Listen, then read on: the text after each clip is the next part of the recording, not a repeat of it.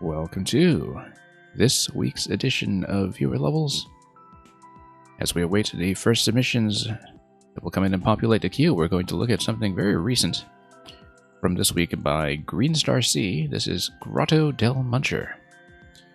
Explore this forgotten cave with some hungry munchers waiting for a snack. Well, we're not going to be at a snack if we can help it. So let's see how this will go.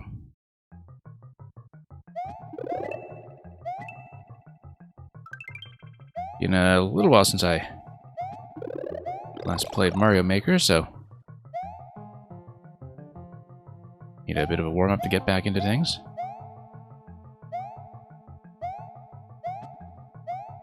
And yeah, just going to take it fairly cautiously. I do like the way that the artwork kind of lines up here in terms of the segment that I'm accessing now and the parts that are not so accessible below. These boxes are going to be too high. Whoops, nope, bad idea, bad idea. Let's go. Should have jumped it. Really should have jumped it.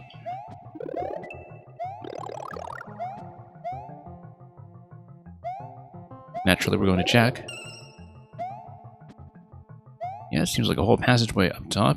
Don't know how accessible that will be just yet, but we'll soon find out. Whoa.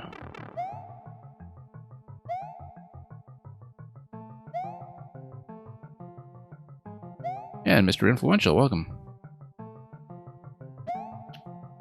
Yeah, Mr. Influential, I'm not too much of a world record speedrunner, but we can certainly give that a try. I'm definitely not much of a fast player, but won't say no to looking at that. Xeon2143, Dread was fantastic. I did manage to finish normal mode with 100% on my first run. And yeah, we wrapped that up on the 5th sitting, I think. I did manage to clean up all of the Shine Spark puzzles that had stumped me earlier in the run, mostly just from remembering the GBA mechanic with the slopes, which had kind of slipped my mind last time I had played it before I eventually swept the map. This is a bad idea. We shouldn't be doing that. We shouldn't be rushing that at all. We should be using the snake block to block the munchers, obviously.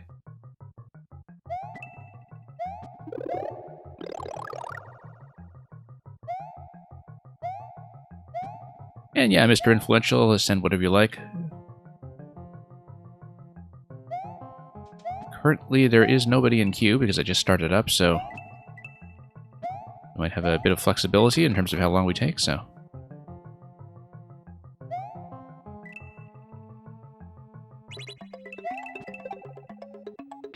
Alright, let's actually do this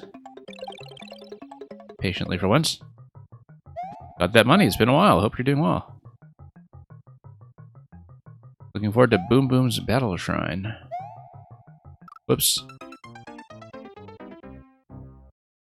Yeah, just trying to get some Mario movement back in my fingers after having taken a bit of time off this game to get through Metroid Dread. I think I still know how to jump.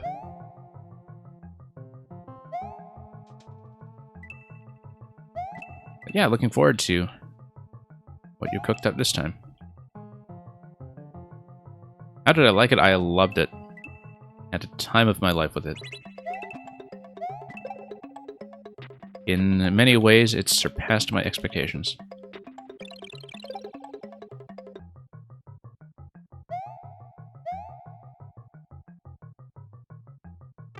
Whoops. Oh, okay. Nice little safety drop over here. Let's go up anyway. And... oh, okay, I see. Nope. I wasn't expecting that block there, as my movements were all planned around the expectation of actually making it up top. You haven't made anything new in a long time. Yeah, I guess you would know whether or not I've already played Boom Boom's Battle Shrine, then I think I might not have.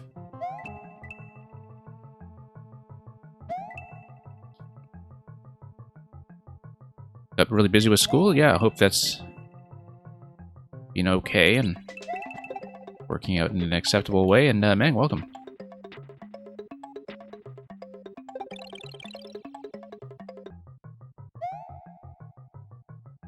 Yeah, here we spent most of the past 2 months or so playing the levels from 5 and 6 YMM. Yeah, we're going for that 50 coin as a matter of revenge. Not as a very successful matter of revenge, as you can see. Did I hit that block on the right side? Oh, I did, okay.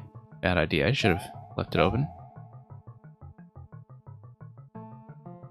And Mang, thank you for your MangMang69 maker code. We will almost certainly be continuing the Goomba level, the CC Replays Goomba level, and making up for that series of failures last time. And Luca, welcome. Whoops. Scroll stop on the right side. It's going to break with something. And yeah, I got that money. I made one. Theorymon also had one out this week, in fact. And I haven't played it yet because I'm a week behind due to Metroid. But was really glad to see Theorymon get something in this year as well. From our old maker crowd. And yeah, hopefully you do have a good time with mine when you get a chance.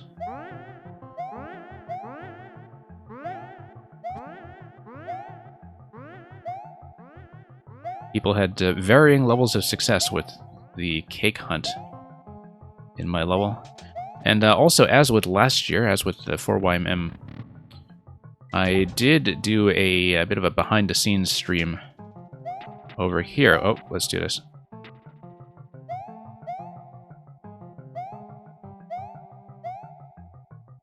For those who want to look at the level in the Maker's Eye view after the fact. And Document, been looking forward to that submission. Whoops. After we get a bit dunked over here.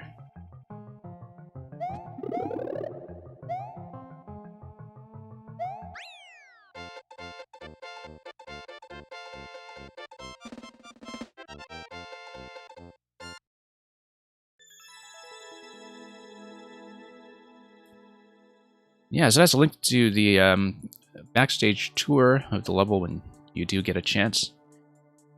If you want to tuck that away somewhere, but I can always remind you of that later if you're curious.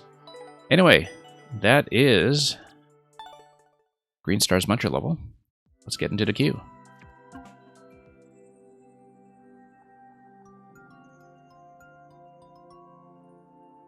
As always, there's going to be some casual alternation between next and sub-next. And we'll just try to manage things in a reasonable fashion.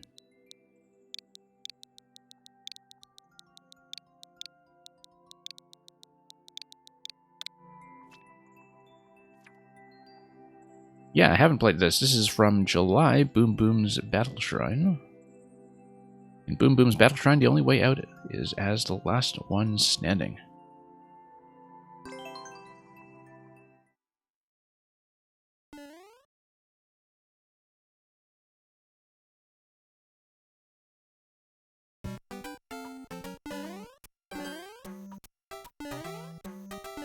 And, okay. Pretty much there to tell you that you're going to be dealing with the P-block markers for fire everywhere. Whoops. No. We can get up here just fine. Although we could have respawned through that pipe if we, for some reason, wanted our extra hopping element back. 5 big coins as always. Yeah, yes, that's right.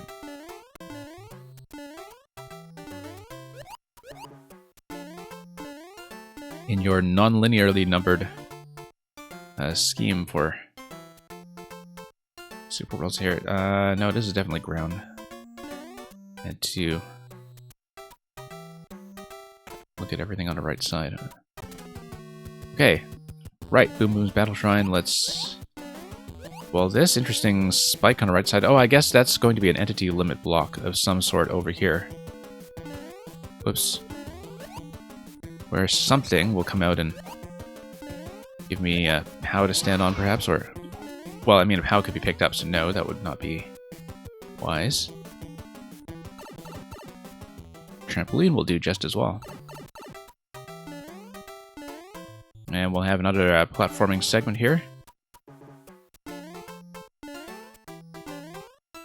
Yeah, the seesaw semi-solid overlap here. Just enough of a fit to be interesting.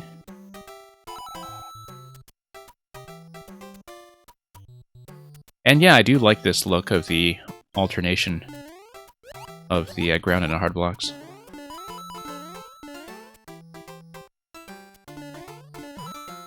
And here we go.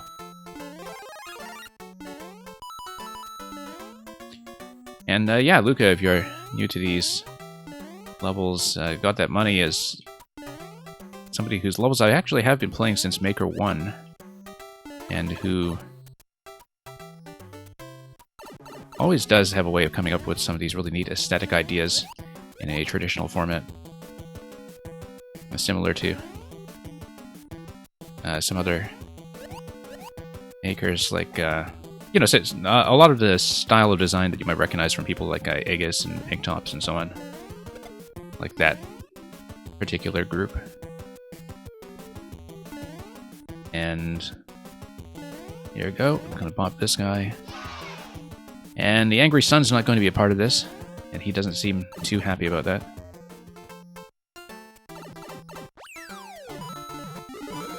And yeah, Document, of course, you found that instantly recognizable.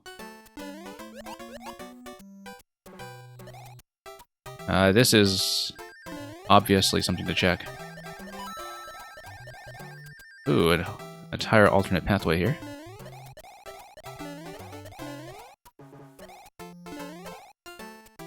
And this seesaw is going to be nice and stable.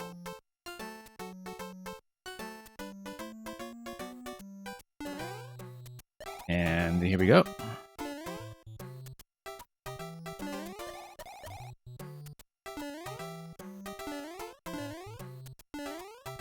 And we'll hop over here. I like the alignment of these trees in the background right underneath this, by the way. Nice use of the palm tree doodads.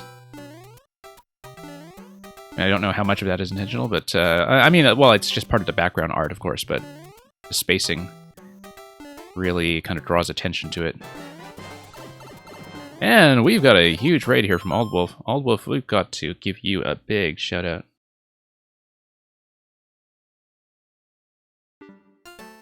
Aldwolf, hopefully the Maker levels were good on your side. I saw that you were also doing a viewer level stream. And getting those numbers prepped for partners soon enough, I hope.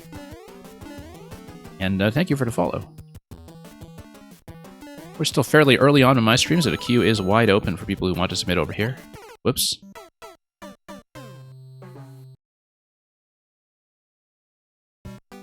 And thank you for that, Doge, wow.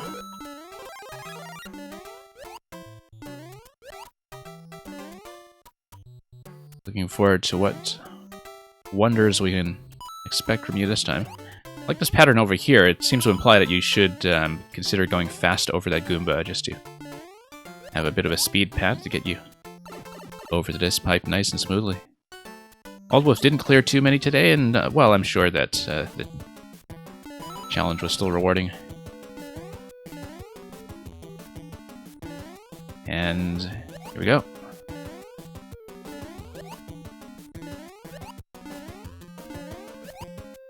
That's the thing about viewer levels, I guess. The clears will come and go. Whoops. Hop around this guy. Come on. That was maybe misreading him a little bit. I was expecting him to swoop a smidgen earlier. Yeah, and they're quite nice, documented. Just very simple entity-based rooms for the most part. All of them are actually with the trampoline exit set up the way they are. Just a very subtle use of that mechanic and something of otherwise a very traditional flavor. With lots of room to spare for decoration, as you can see, just something I always envy about traditional makers. With all those munchers up top as you drop in that you barely see, for instance, but that act as a bit of extra filler in the ceiling. Nice to have room to do stuff like that. Whoops. When you're not spending everything on, I don't know, detection setups or what else. Okay, is it going to be based on a boom boom limit? No, it is just based on the general enemy limit. Here. And as we would have expected from all the other rooms, of course, and from the entity blocking mechanism at the end, with trampolines being on the same budget. And yeah, Glitch, thank you for redeeming Skip the Queue. We'll do yours next, and it will be sub-next after you. Just to keep the order moving.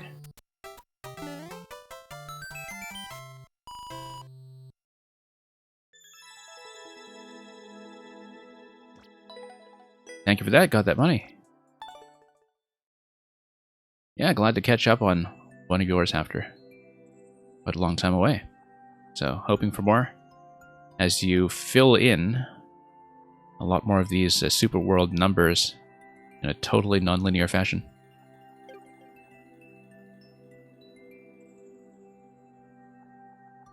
Okay, we're going to redeem glitches, skip the queue. Just one moment while I just manage things accordingly in the back end.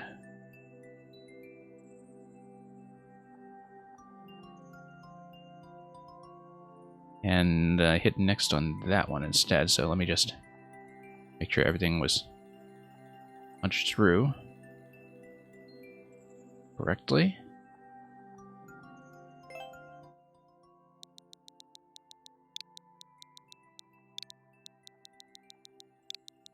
MS9 to SG E and F. Uptown Bonk. You apologize for this, and there's a Boss Blitz contest. I wasn't aware there was a Boss Blitz contest. It sounds very much like our kind of thing, so 1.5, 20-ish seconds if you're fast. Let's see how it goes.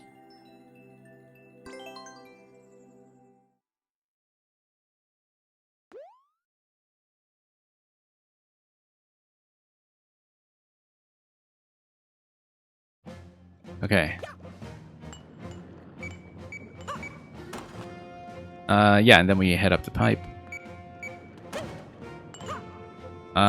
Probably want to spin up to that, in fact.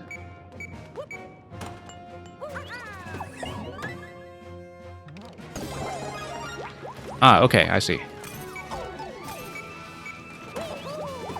And then we want to use that mostly self-preservation. I don't know if I had a particular purpose for going up there. I was, of course, thinking about that recent Persia level where the pipes put you within range of some kind of off-screen trigger, and I guess it is an off-screen on-off trigger, in fact. I'm thinking of Persia's 6YMM level, which had that pipe mechanic. Yeah, we need to run back and forth and kind of go over this way, I think. And then, yeah, and then we drop into the right side while thinking about what to do with the icicles.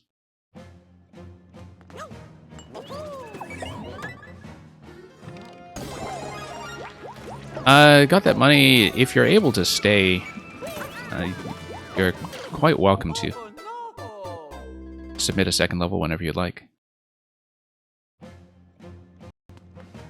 But, of course, if you prefer to hold that for another time, that's perfectly fine as well. Whoa, that was missed input there. I was hoping to prepare to spin, and I was still traveling.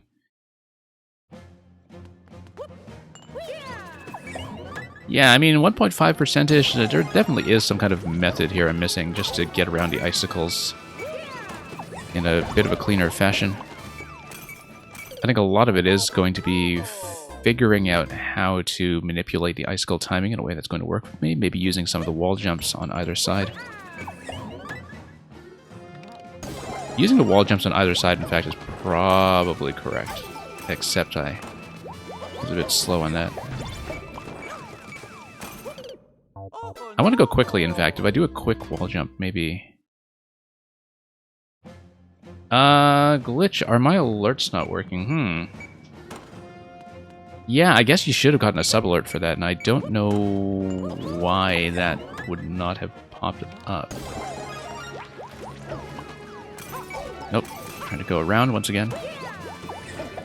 Yeah, I'll check that afterwards. I don't know why my alerts would be bugging out today, if so.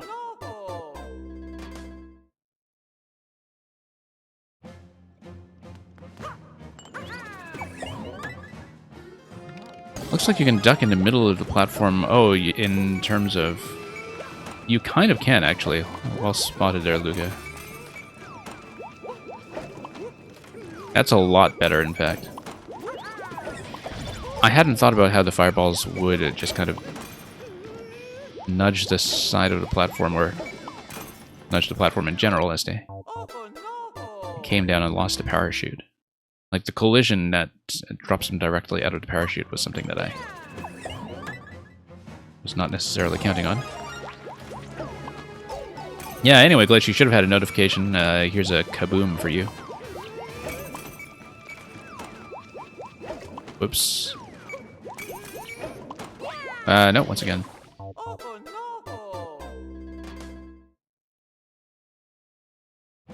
Hardest part of the level is the up. Yeah, the fact that it's a little bit off-center.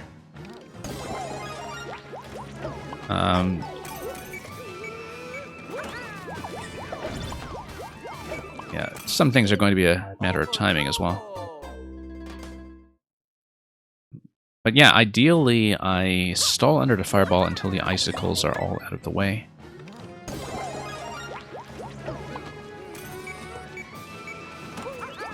Nope. And when you're tall, you have to account for that with your positioning as well.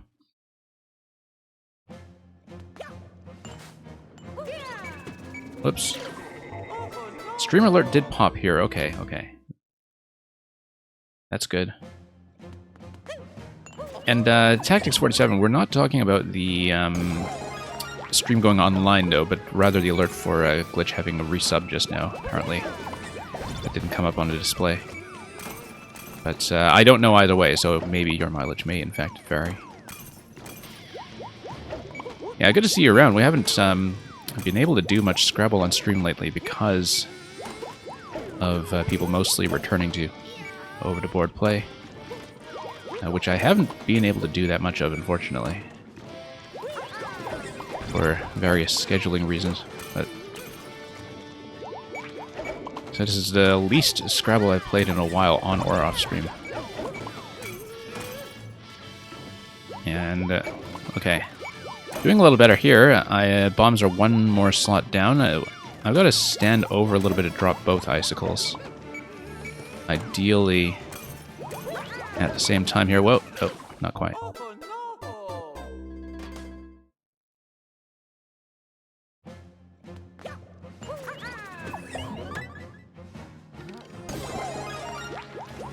And yeah, really glad to see you back. I'm expecting that my streaming schedule will be somewhat altered or reduced by the time we get into November for a couple of reasons, but we're making do with what we can. Okay. Yeah, that's the thing. I said I really do have to nudge both icicles at once. There we go. Nope. Once again. Just hitting the R button a little prematurely here.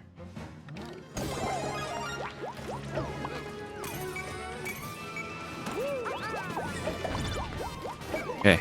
Let's not stand too close to the center. We do need to drop both icicles.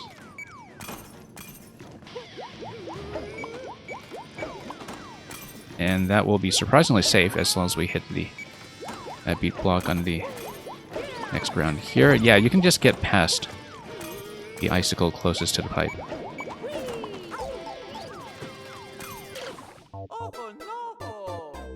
Yeah, I did plan that jump with my 2-tile height in mind, and so, as you can see, that was just a little bit off. Entirely from being unexpectedly hit right at the end. Because you do need to plan your jump distances a little bit differently depending on whether you're big or small, so... no. Once again, just a button order issue.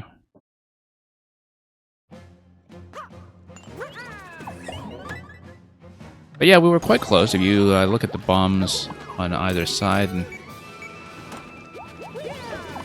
I would assume, just given how quick the record is on this, that that's pretty much all there is to. Whoops. All of this on the hole, so... Yeah, one bomb drop away, really, on our best attempt so far.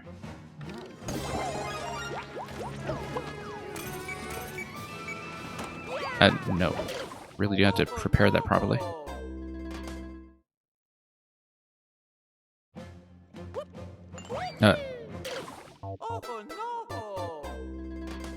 Yeah, muscle memory needs a little bit of fixing here. And yeah, Luca, I know you can duck, or rather move while ducking. I actually have been trying that to reposition myself under the icicles, but my movement is not quite precise enough to do that well. I have been doing a little bit of it to try to move out of the central position. Whoops.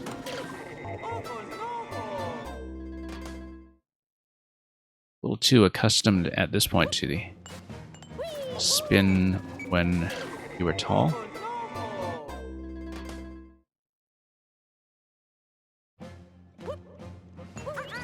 There we go. Just need to be very snappy about that.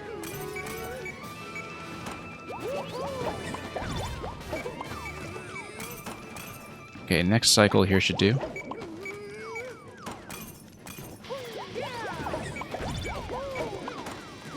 Okay.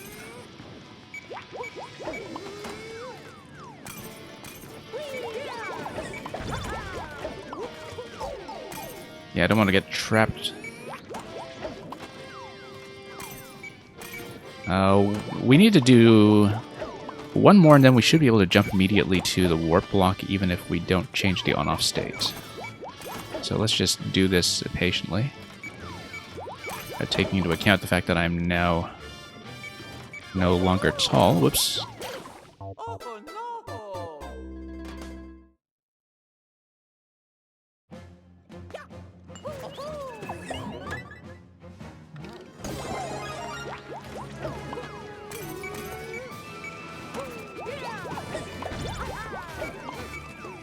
Okay, let's go back here.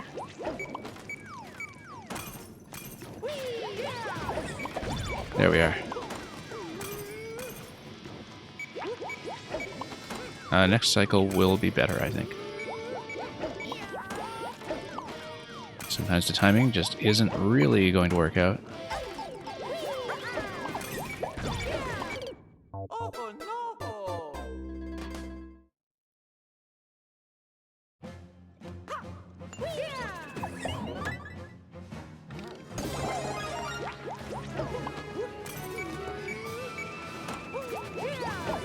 Okay, back around we go.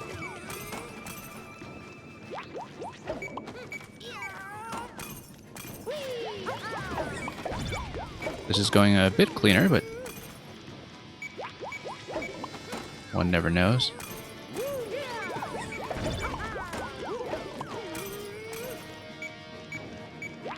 Nope. Once again, just getting a little bit jumpy with the inputs.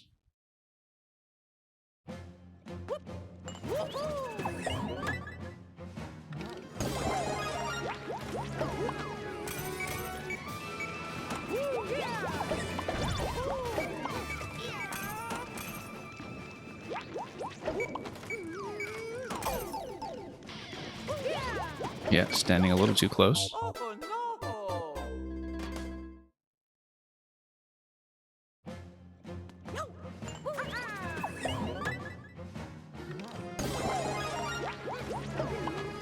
Yeah, maybe I should go a little further out to try to avoid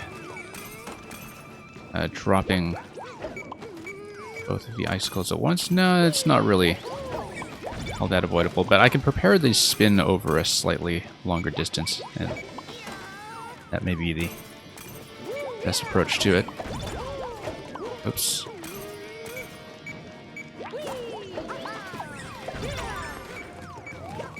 There we go. And here we are. GG.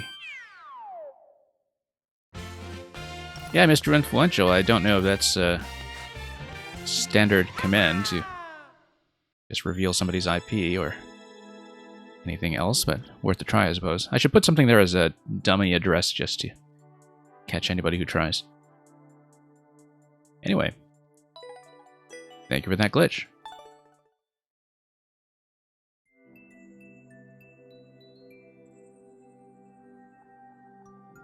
Yeah, that's as long as it needs to be, I think. I think the number of interactions that you need to do is just right. Not too long and not too short, just given how much of it is about finding that consistent pattern and manipulating the icicle timing in a way that suits you best.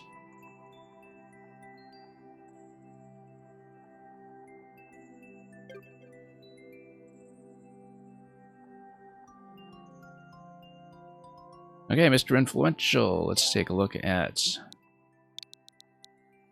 the thing that you pulled, whatever it was. And as you said earlier, so this is not something of your own, right? This is something that you've decided to field as a challenge. Japanese level with 1 clear. You know what? I'm going to point my translation engine at this, just to see if that gives me anything useful whatsoever. Well, this might be interesting if you just pulled it off the new tab, because I never really play Endless, right? So, the description just says hint timing, apparently, and I have no idea what the title is trying to say. But yeah, 46 seconds, looks fairly tractable. Let's see. Yeah, I never really play Endless or the new tab or anything like that, so this will be a bit of a change, perhaps. A total unknown. Okay, so yeah, you have beetles trying to drop in immediately. And then this will be just fine, of course.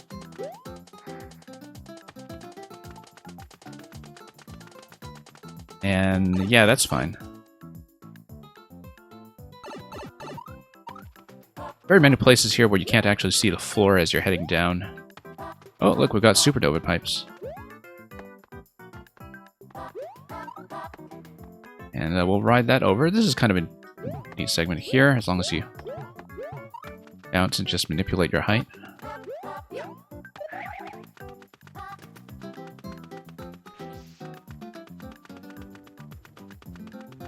And...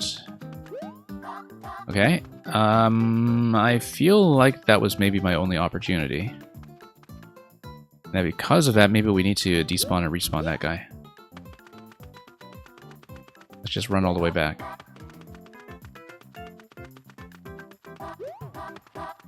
Unless the columns on the right side are narrow enough to do wall jump plus twirl. Once again, I can't actually see what I have down below for ground, so let's not risk it. And yeah, let's play this cautiously.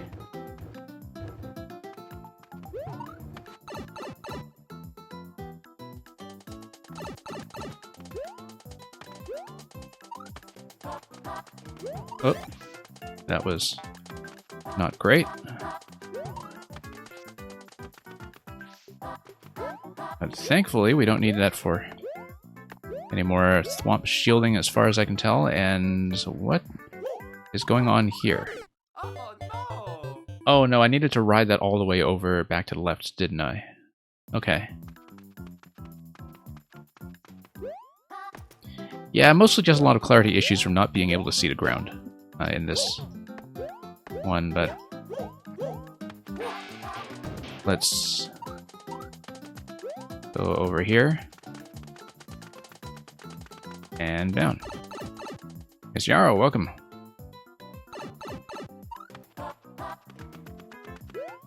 Ah, so you did wrap up the Deer Hunter level that you were talking about. Looking forward to that. Whoops. Literally a moment to go, okay.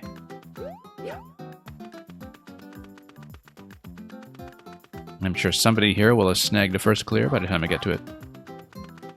So congratulations to them in advance. Whoa. Oh no!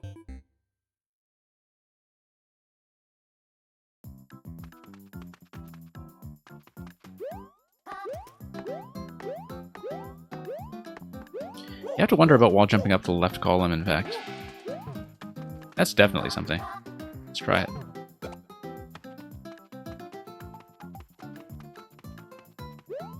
Wonder if it does anything for me, or if it's just as design oversight. Maybe it is a dev route, given what we've seen of this level so far. Would not surprise me in the least, given that we just have a bottomless pit at the very end. It totally is a dev route, look at this.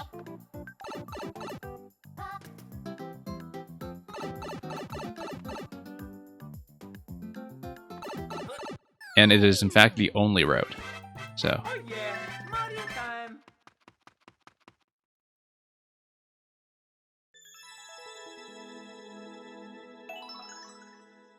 hey, we actually beat the existing clear rate. Miss Yarrow, yes, we do have a replace function.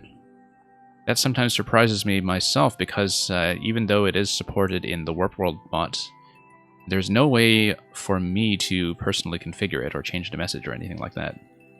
So for me, it's also an undocumented feature. Mr. Influential, you did the level legit only to get that? Well, that's apparently not how you play the new tab meta, but congratulations for trying. Indignation Judgment, yeah, we'll read 112 before we move on to the next level. Let me figure out whose code is next, first of all. Let's mark this as a win.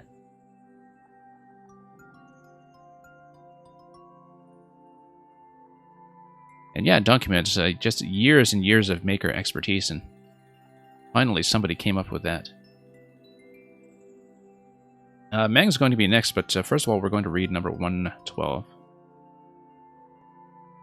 You cash in the reward request from Indignation Judgment. I think I've done this one on stream before, but let's do it again, as all of these are quite a lot of fun. So, William Shakespeare's Sonnet 112. Your love and pity doth the impression fill, which vulgar scandals stamped upon my brow. For what care I who calls me well or ill? So you or green my bad, my good allow. You are my all the world, and I must strive to know my shames and praises from your tongue. None else to me, nor I to none alive, that my steeled sense or changes, right or wrong. In so profound abysm I throw all care of others' voices, as my adder's sense to critic and to flatterer stopped are. Mark how with my neglect I do dispense. You are so strongly in my purpose bred, that all the world, besides methinks, are dead.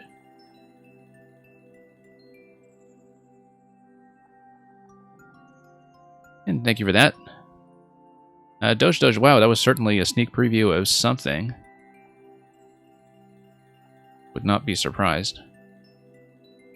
All of this early playtesting and quality control that we sneak off the new tab whenever somebody sends me something from it. Yeah, document, it stopped R. Let me put that in, that's what it was. Mr. Influential, congratulations on the world record. And let's take a look at Mang. Or shall we say, Mang 69.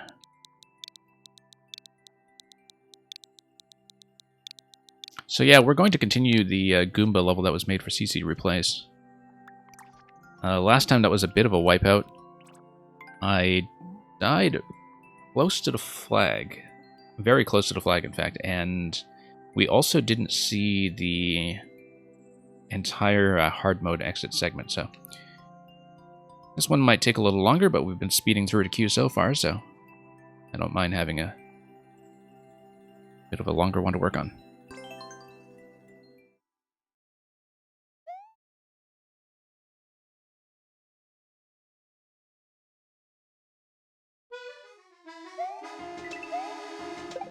Okay, there we are. And just need to refresh my memory for how any of this works. One coin over here.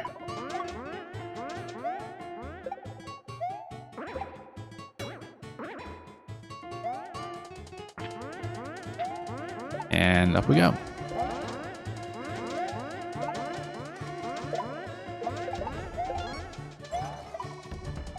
Okay, 2 coins over there. Yeah, and we have to not, of course, lose to the icicles. Yeah, I needed the helmet, I think, for this hard route, but so let's just keep playing just to relearn the rest of this level if I can. Punch this guy.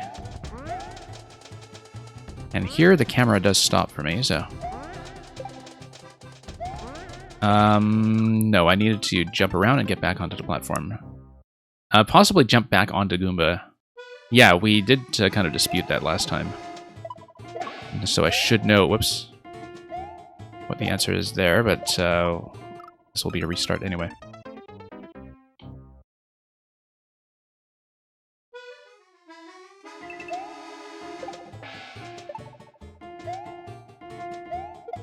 Okay. Up we go.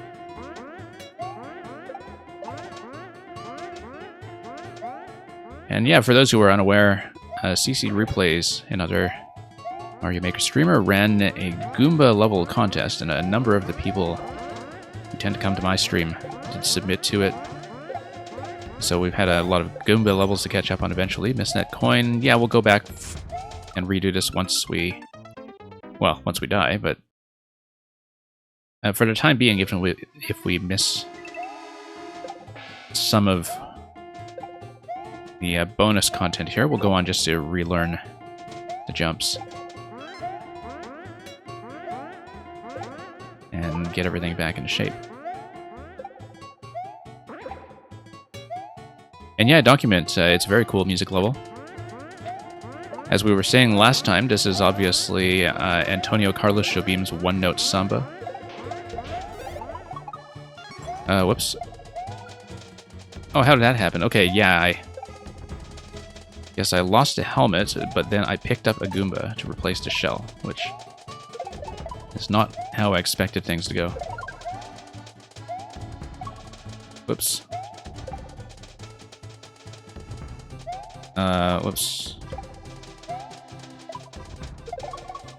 We need to clear some space here, I think, just to get the pattern going again.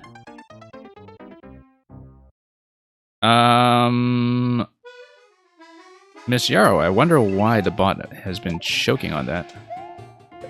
But Warp World has been a little bit glitchy, perhaps. If the bot does not properly process that... you can try it again, but if the bot does not properly process that, we'll just handle it manually when we get to you.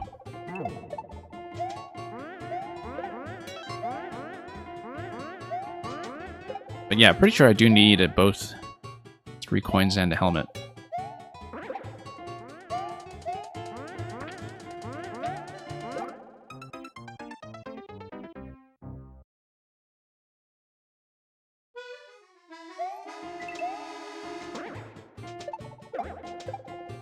And yeah, Ms. Yarrow, I have no idea what's going on with that. You like the bridges sticking out of the naked pipe. I don't know that I even noticed that. It kind of looks like the bumper has 2 feet on the side, doesn't it? You know I've been playing too much Metroid because it reminds me of the side hopper enemy from Metroid. Both the original and Hidden Zero mission.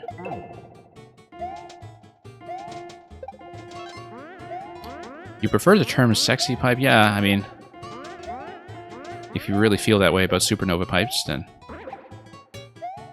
more power to you. Whoops. Total miss.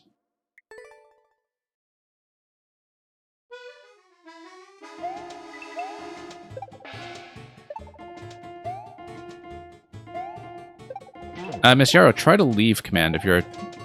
I know the semantics of the commands are totally nonsensical because, like, you would think that the opposite of add is remove, right? But it turns out remove is just a maker command and leave is the viewer command.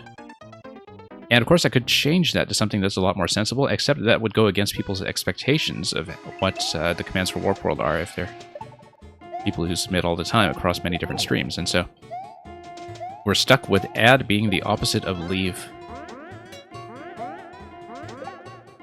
And it's a disaster for everyone involved. Whoops. Just whacking those Goombas from the side.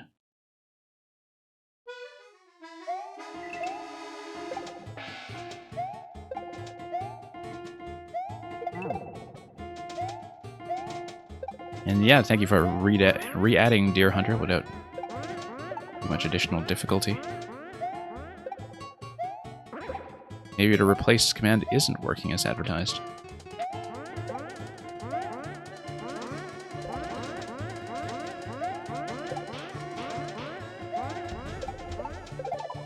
Whoops.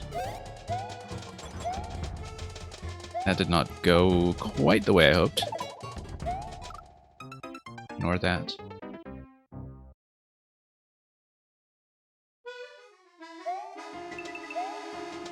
It's a very lacy bridge.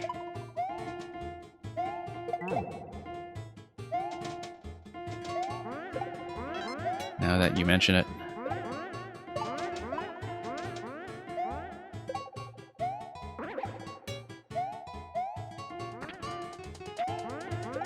I mean, on some levels you just look for secrets. On this one, you look for Victoria's secret.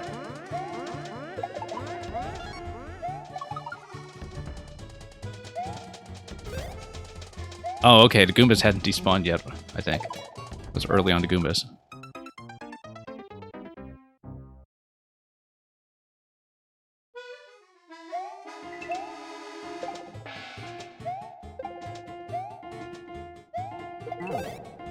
Wow. Surprised I was having so much trouble with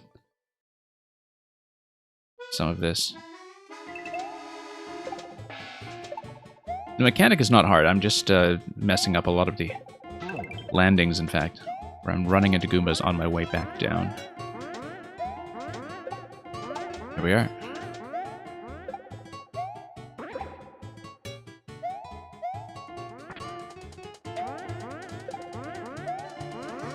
Okay.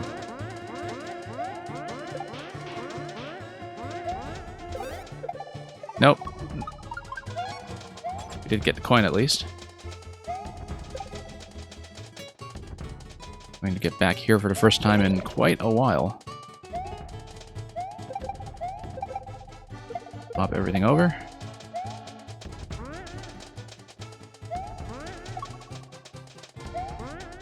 No, we should jump on top of the Goombas instead of trying to shortcut that. I had successfully shortcut that before, but it's not a very comfortable timing, and so there is an easier way. Let's up throw here. Nope, too late.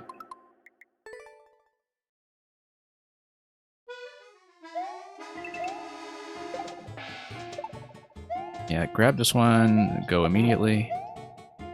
Much better that way.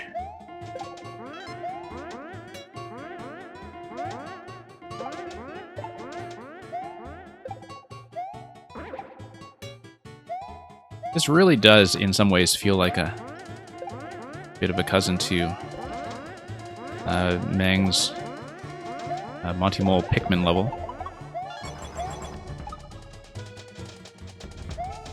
I don't know, something about it just strikes me as a little bit similar. Just having all these little guys to jump on. Oh, whoops. Wanted to jump on that guy. That was not quite working the way I liked.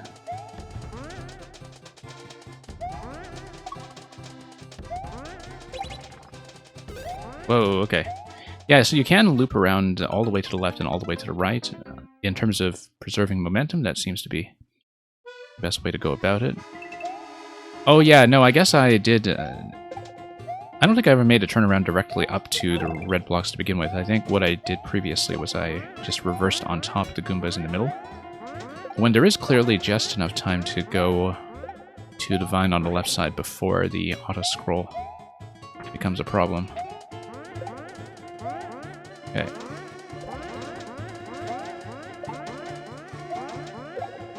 Nope. Missed a coin.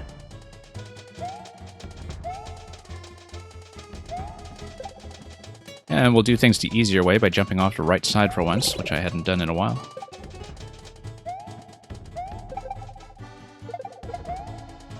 After so many attempts of just neglecting that. Nope.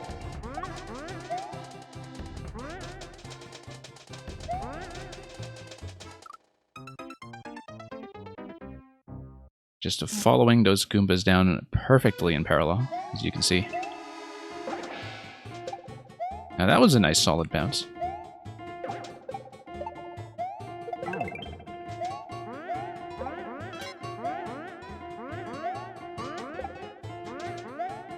Over we go.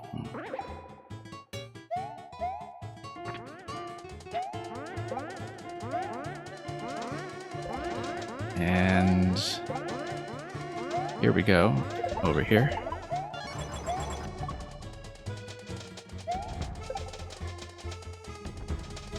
Ignoring what I said on a previous attempt about taking a vine first. Why am I stuck up here? Oh, just a D-pad input. Push this guy, and let's go.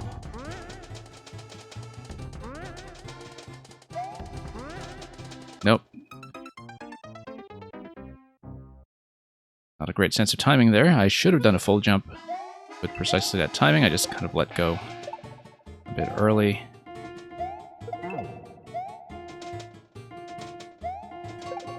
One does have plenty of time to read that timing accurately.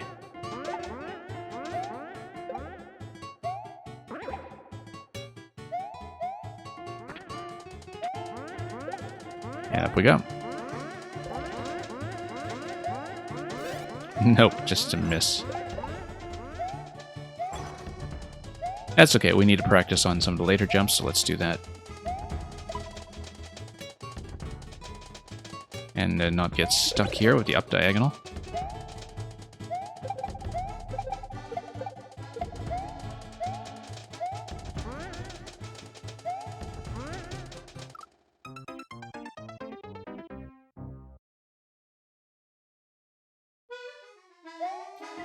Well, there's plenty more where that came from.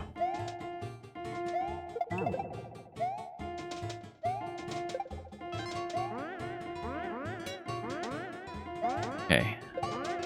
Hop on all this.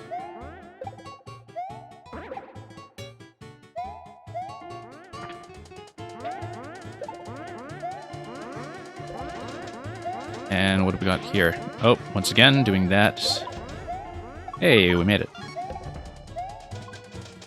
Even if this attempt doesn't go anywhere, that was particularly stylish. Next GM, welcome.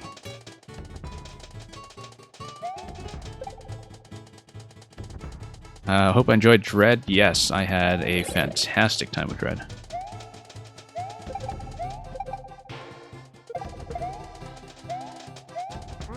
Yeah, I just did 100% on normal.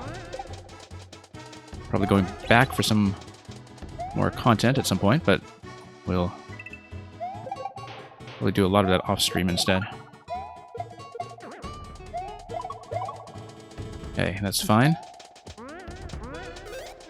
Whoa, okay.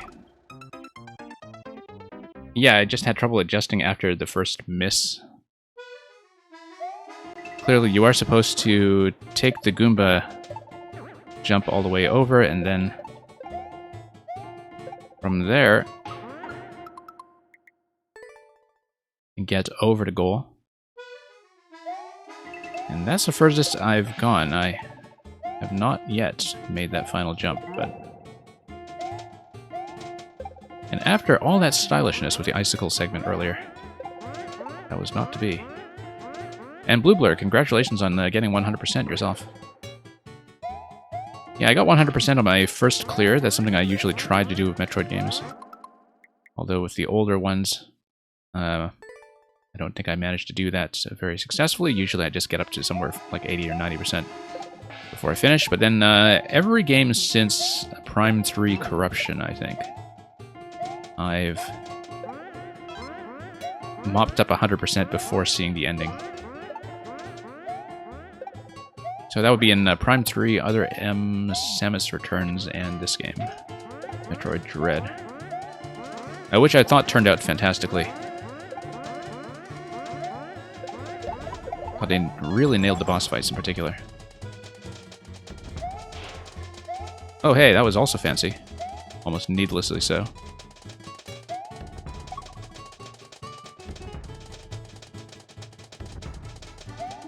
When do I pretend to play the last week of 6YMM? Likely on the Monday to Tuesday and Tuesday to Wednesday streams in this coming week.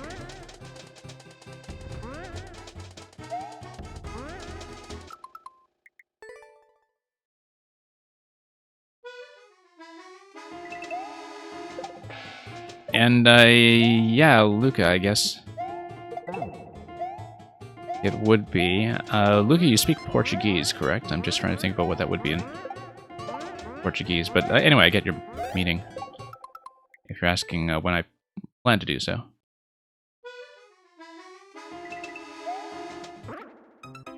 Yeah, Meng, false cognate in terms of... So a cognate is when you have two words in two different languages that sound very similar. Or that sound like the same word. But sometimes that can be misleading because...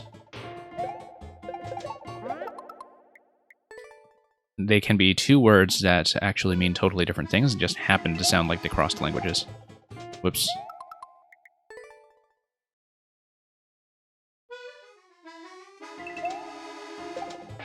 Actually, Meng, I think we have the bot up and running today, so... Yeah, so that would be the linguistic meaning of that. That it has the common ancestor in terms of words having the same root.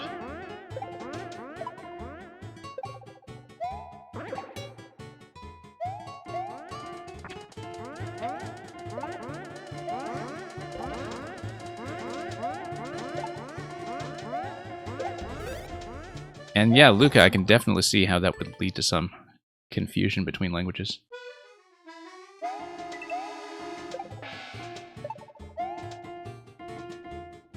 It is a lot like Colgate toothpaste, which also does not really transfer well between languages, especially when you have toothpaste in your mouth.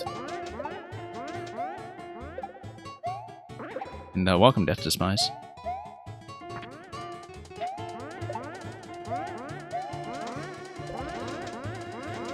Gotta love that minty fresh linguistics.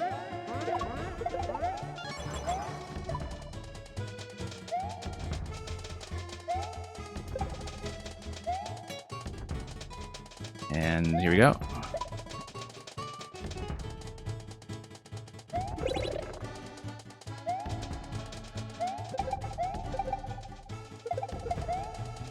Yeah, it's like a false Colgate.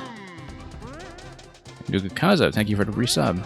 I'm glad alerts are working again. There was a sub alert that misfired or didn't fire earlier on, so whatever problem that was got sorted out, it seems. This problem here with my Goomba timing did not get sorted out. And it's going fine. Thank you for the latest submission.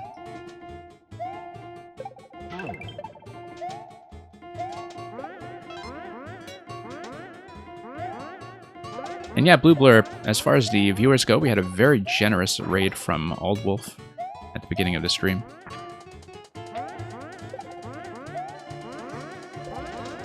And Old Wolf, another very fun Mario Maker streamer to watch. You don't know him already. We missed a coin, of course, but... I mean, we're going for the true ending anyway. Well, sure, let's practice some timings. And, oh, I didn't finish what I was going to say about the false Colgate. I guess the true Colgate's mythical return will come as soon as the supermarket manages to restock.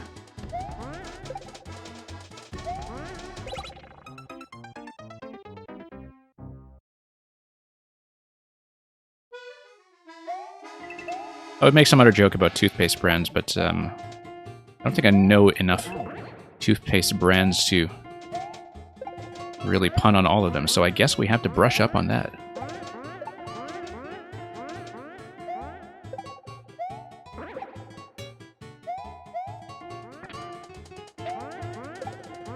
Up we go.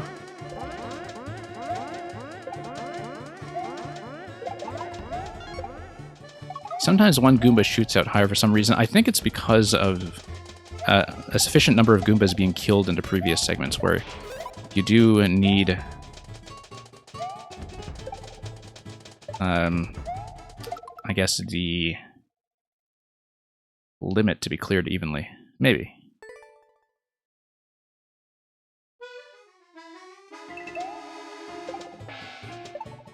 I don't know what else it could be.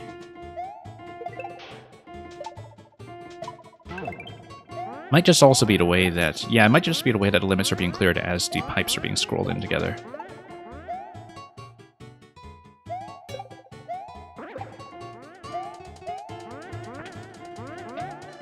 It's already pretty nice how well the timing on the Goomba fountain there works most of the time. I was about to say, you can probably just fire a Goomba at the right and grab the coin that way instead of using the shell, but maybe the spacing isn't quite right for that, and as you can see, we didn't manage that anyhow.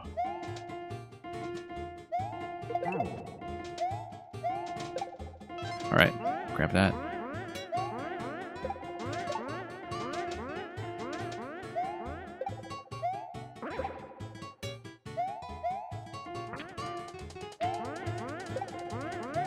And yeah, just need to target my landings a little better in general.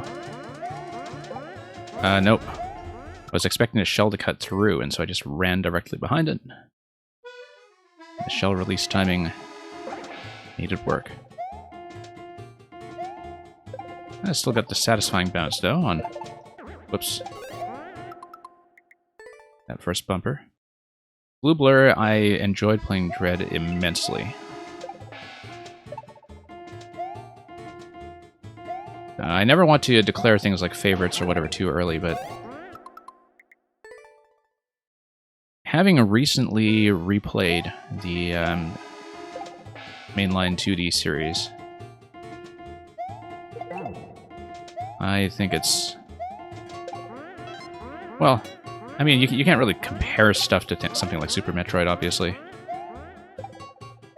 and do any kind of like head-to-head ranking. I think there's no particular point in doing so, but I think in many years' time, when we have some distance, it's going to be very clear that Metroid Dread is a major Nintendo landmark, in the same way that something like Tropical Freeze or 3D World were. You know, just in terms of being this like really polished modern summation of one of the big classic series.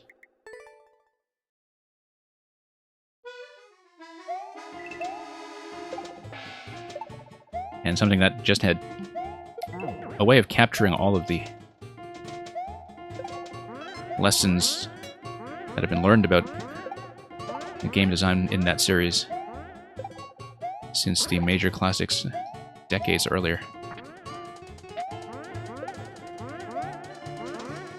And yeah, Document, I was thinking about that with the Goomba as well. I've tried it a few times, and unfortunately, it's kind of hard to do that safely while trying to get off the icicles at the same time, so The few times that I've attempted to throw a Goomba there, I just haven't been able to do so successfully. And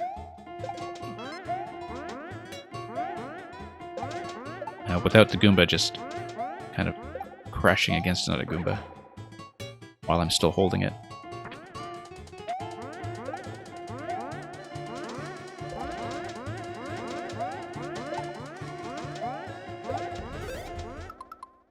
Next GM, you're saying Breath of the Wild status? No, I don't really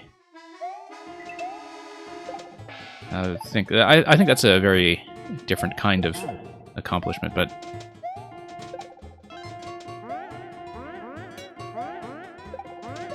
in that, in many ways, Breath of the Wild was a huge, clean break from many of the conventions that had come before it.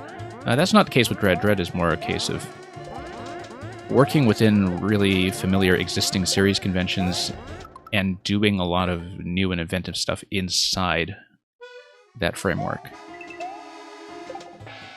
And so to me it feels much more like something like Super Mario 3D World, for instance, where it really rewards familiarity with everything that had come before it, but at the same time you don't need that. Like, there's no real prerequisite to know the series, except for maybe some of the Shine Spark mechanics.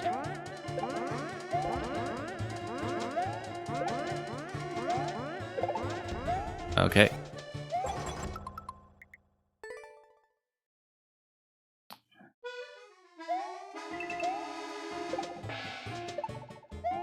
But yeah, it's very much a game that's kind of a summation of everything that came before it.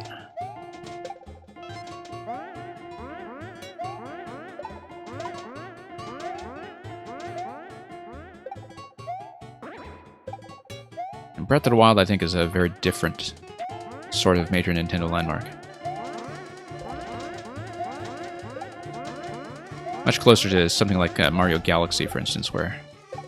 oh, yeah, as you can see, just trying to get into throwing position there, and I was just crashing there.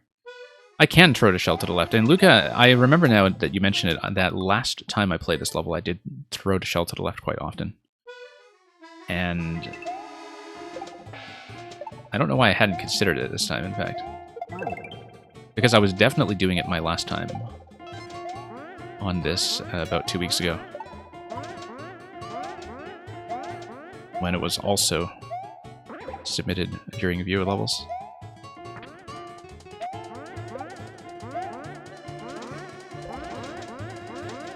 I have to pick up the shell accurately to begin with. Yeah, the one-way panel does all that work for me. That is so much cleaner, in fact. Okay. That was an intentional punch from the bottom. It is significantly cleaner, in fact. Just wasn't even thinking about the one-way panel.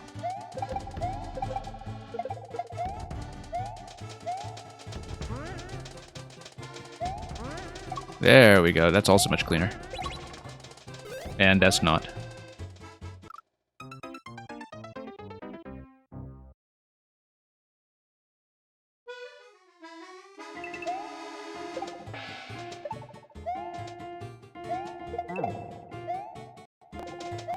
And yeah, that's the thing, Blue Blur. I mean, I've been playing this stuff long enough to remember when the first reports of something called Metroid Dread were showing up back in 2005 or thereabouts for the Nintendo DS. And so to not only have the game finally materialize, but turn out so well, is just this very satisfying conclusion to something that had been, you know, one of those ongoing, dangling question marks of Nintendo lore.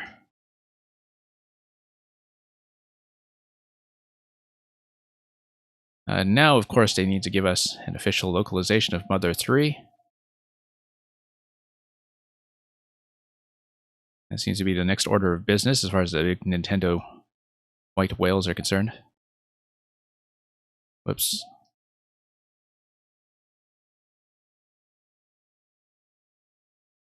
I am considering maybe streaming the fan translation of Mother 3 at some point. It is a very high quality localization. from everything I know about it. I've dabbled in it before, but didn't actually get around to finishing it when I looked at it many years ago.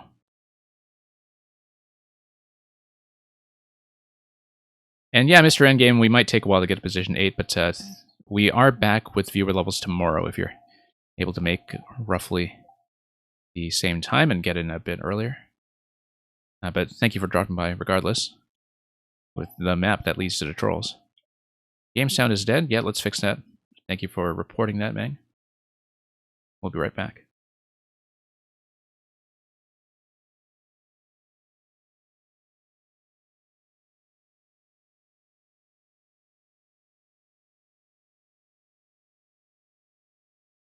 Yeah, I hadn't had too many of these sound mishaps recently, but we'll hopefully get back up and running. So you can hear all the Goombas boinging this way and that in this music level.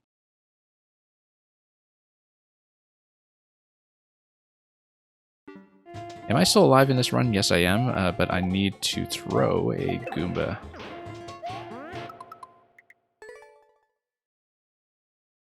Sound should be back in operational now.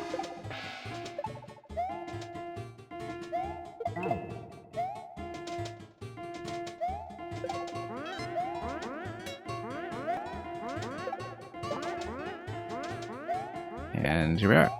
And thank you for confirming that, Donkeyman.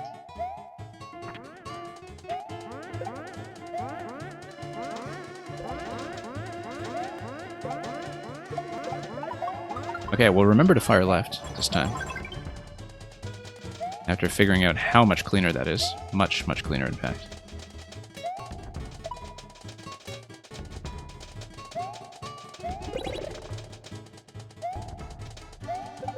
I don't think I'd commented previously, by the way, on what a nice fit the Delfino Plaza music is for this. Okay. Look at all those Goombas just kind of branching out on the cliff side as they fell back in there on the left side. Okay, we have time, don't we? Yes, we do have time. Let's watch this. Felt a bit of auto-scroll pressure there, but if we don't feel auto-scroll pressure, we can properly time this. And yeah, you get that high bounce in the Goomba now, which worries me a little bit, but...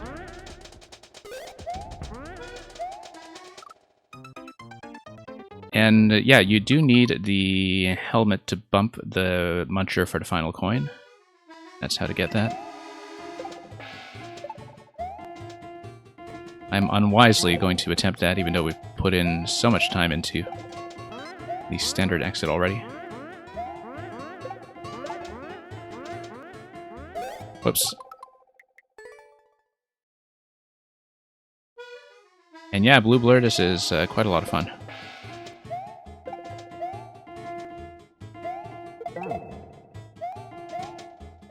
You'll have to remind me, Mang, if CC Replays had actually played all the levels in the contest yet. I know he was kind of part-way through when we were doing these 2 weeks ago. But I haven't kept up with his stream, so I don't know whether the Goomba levels have all been properly assessed.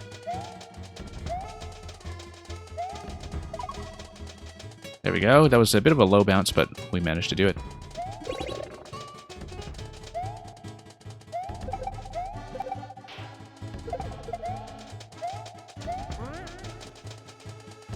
You think he finished them? Okay, I see.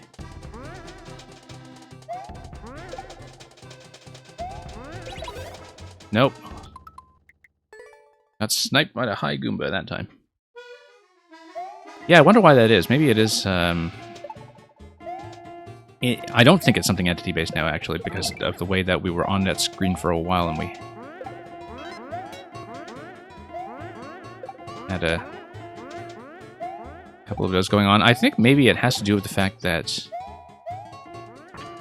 the Goombas were scattering in some ways where some of them were dying and others weren't, perhaps. But we shouldn't be at limit at that stage, so I wonder how that's going.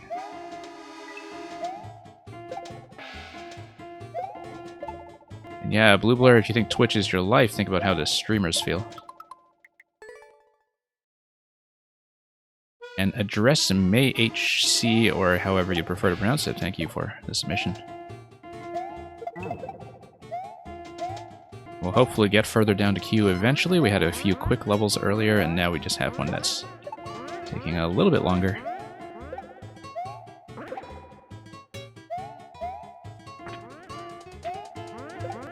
And yeah, Mang, obviously I do intend to clear this with the key door at the end, but if I don't manage to do it this stream, then we'll make it happen at some other point for sure. I'm a little behind on some of my Mang hard modes, in fact. Didn't get the true ending on the hammer level either.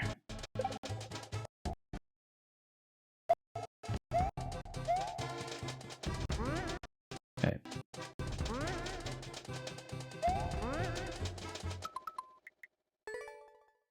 Some Goombas really do just want to stand out. They're not like the other Goombas.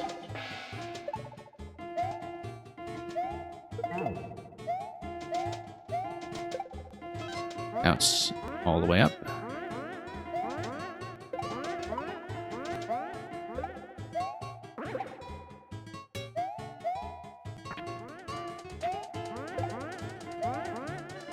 Okay.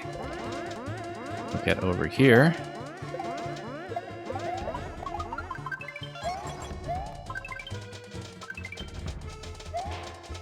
And punch a guy from below because we like doing that. Apparently.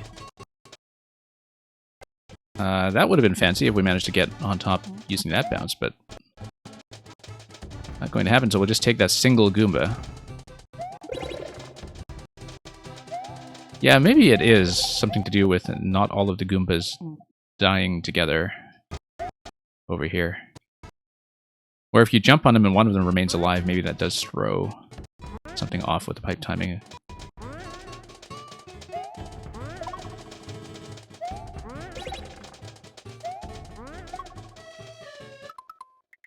Cut a little too much momentum on that jump.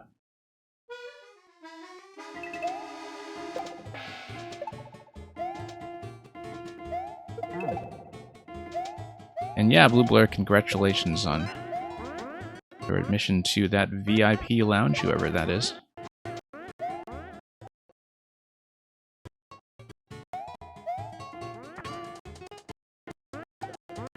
And okay, we'll hop up here. Nope, we're in trouble. Are we in trouble? Yeah, that didn't quite go.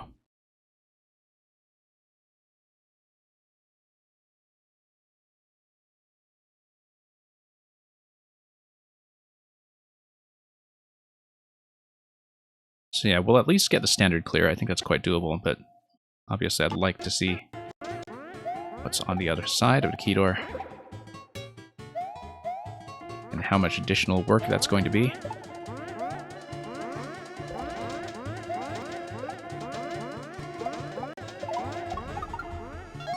Here we are, doing things the easy way for once. Oh, sound's been kind of glitching in and out? Yeah, I'll keep an eye on that. Thanks for alerting me to that.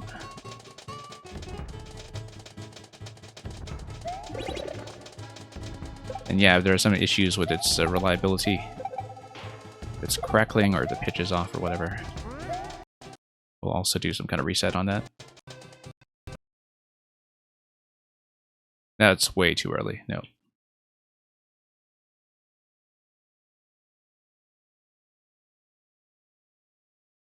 Yeah, this style of timing obstacle with a long lead time is something I do have a fair bit of trouble with, as people would know if they've seen me play other levels with challenges in that style.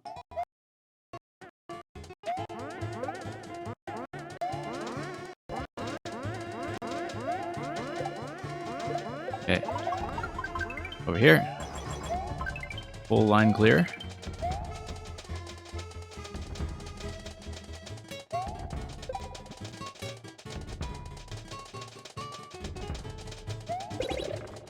And here we are.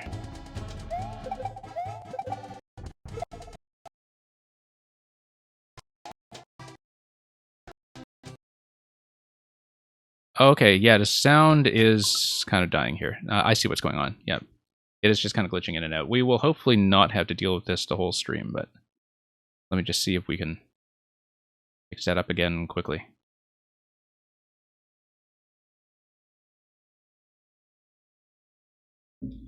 We've definitely had some disaster streams in the past in terms of sound just cutting out every few minutes, but we'll hopefully get the fix to stick.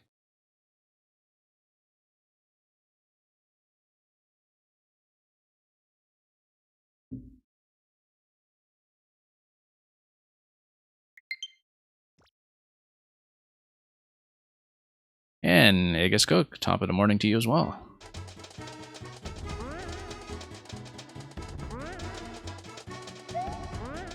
Okay, here we are. Doing that for once. Okay, from here it's fairly straightforward to the goal, I think.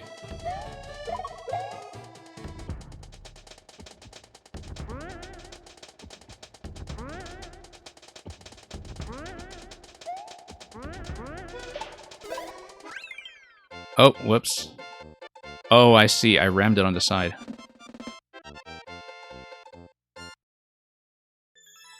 Okay, no, I see what happened there. So the top Goomba ended up on top of my helmet. I bumped it with my helmet. It went up and to my right side.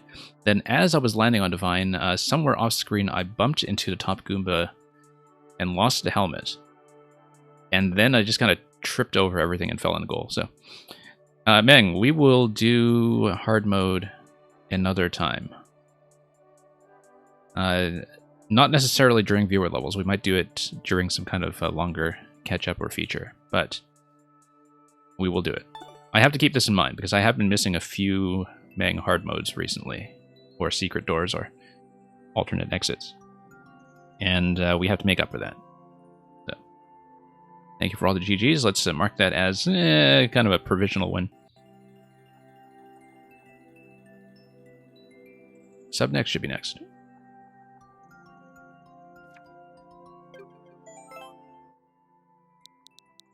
Document is present and accounted for.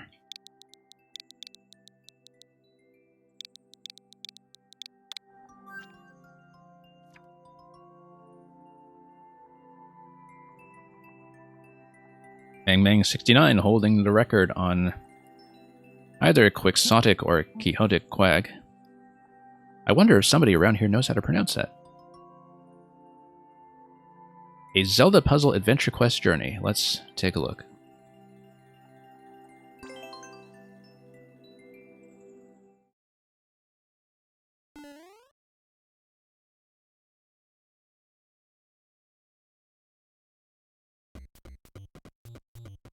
Okay. On-off switch over here, and that will block this. And then something will come up the top pipe. Correct? Yes, correct.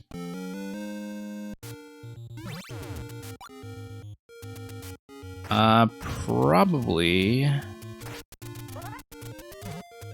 Let's see here. No, you just hit your arrow from over here, and then you can probably just bomb this, in fact. If you really wanted... Yeah, no, just bomb it. I wonder what happens if I just escort an extra sword with me. This looks like an arrow shot. Whoops. Nice, generous diagonal shot for once. Oh, interesting. What's going on here with the Muncher on this track? I see that we want to drop something down to right side. But that we want to remain on screen for it as well. Boot. I see, we have to be fairly quick about it.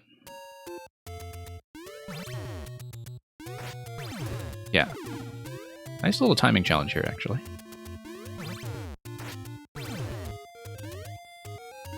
And then we'll take it. And miss. That's okay. Moral victory.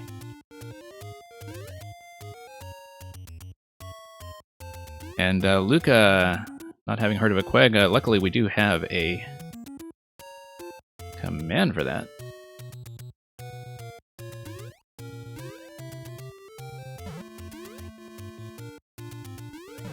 I guess... Wait, hang on. Should have paid attention to how that spawned over here. Scroll back. There's no on-off switch on top of that, so... I need to respawn something in, maybe? Let's see. Oh, interesting. Did we see the POW previously? POW bounces to the right side. Hang on here.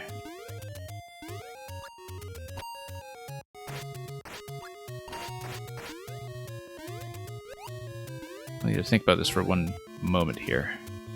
You come in, and then, yeah, one pipe spawns the trampoline, one pipe spawns the POW. I think it is possibly something entity-based, but let's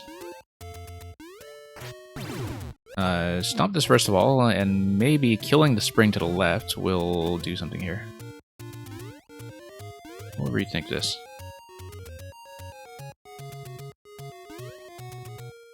Oh, probably shouldn't have gone back here, but that's okay, we can...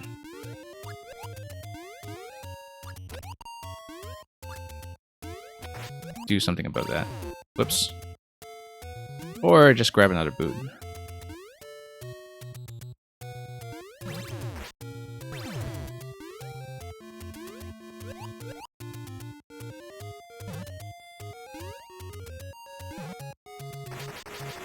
Wonder if it is something obvious. Or if you come down here and... yeah, try to hit the POW with something like an arrow shot before it gets bumped. You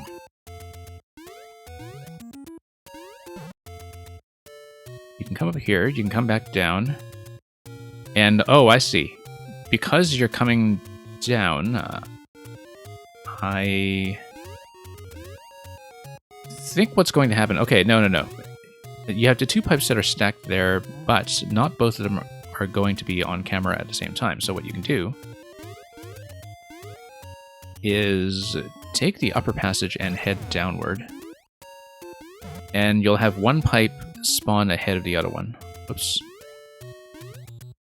We need to do this again now. I think I understand it correctly. And yeah, see you around, Mr. Influential. Hang on.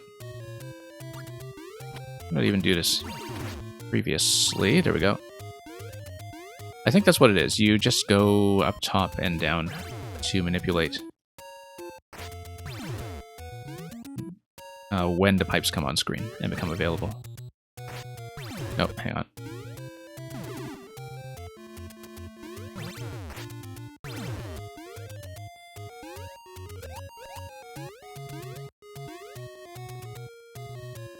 There we go. And yeah, maybe keeping the boot. If you were able to get up there with that one-time enemy as a kind of bonus. Let's not get up there yet. I do want to see what's over here before we proceed. Yeah, we will need that. Ding dong.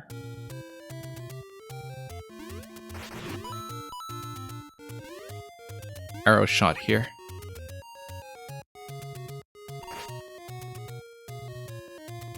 And yeah, camera position is going to matter. I guess we need to probably stomp our way down to beat the timing on the arrow. Or just head down this way. Nope, that's going to be late as well. Let's think about this. I do want to get the POW... it's not going to stay loaded anywhere. I think I do just want to be the target as much as I can. Here we go.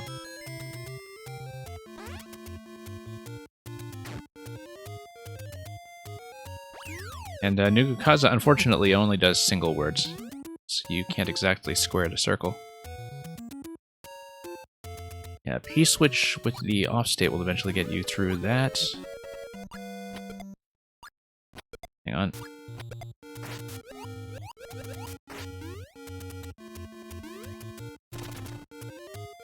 Okay. This is obviously something, right? Yeah.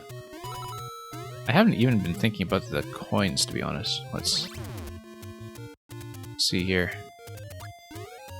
Now, could I possibly need this guy? Unlikely. Oh, whoops. Anyway, likely we're going to time out here. Very few people thought to jump there. Oh, for the arrow shot, yeah. I mean, I think sometimes people take markers a little too literally. Just as a habit in this game. That could be part of the problem.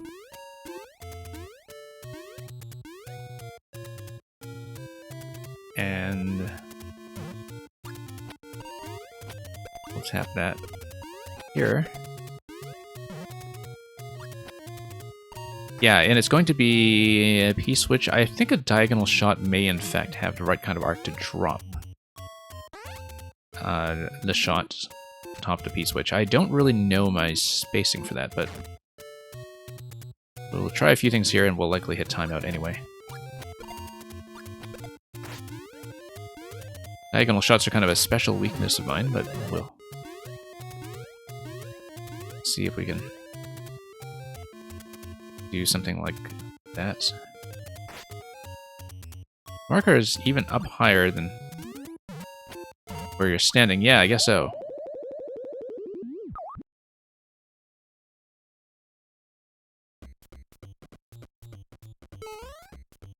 Whoops.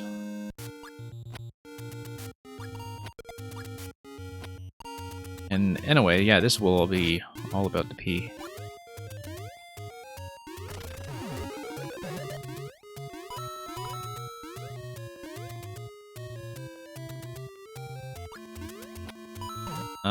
The right arrow seems to tell me that maybe I should just fire horizontal shots from the apex of this jump here. Yeah, as you can see, that actually does have the right timing to hit if I just go a little bit earlier on that shot.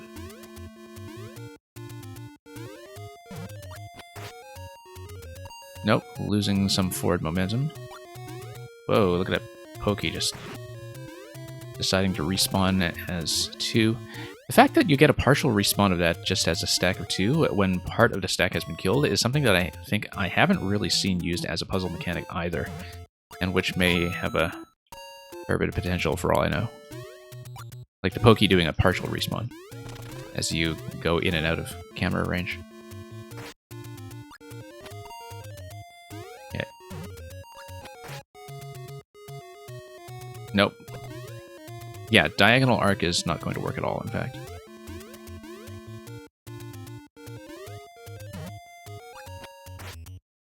There we go. Just needed a bit of an adjustment there. Whoops. Yeah, I should have considered that. He switched down here. Okay, yeah. Just gates that off.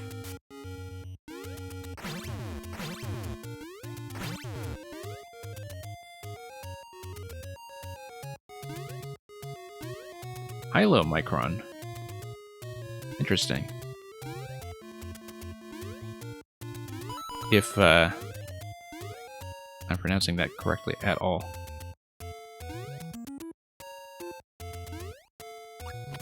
Okay, on-off switches over here.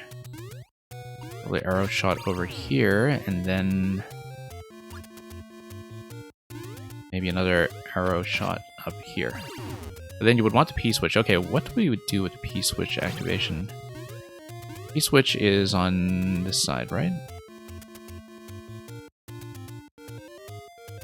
50.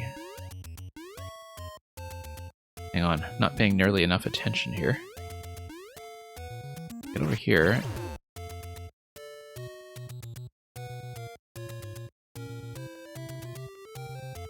Yeah, P-switches need to be open. Can I somehow move the P-switch? Or, oh, no, I think I just blocked this guy, right?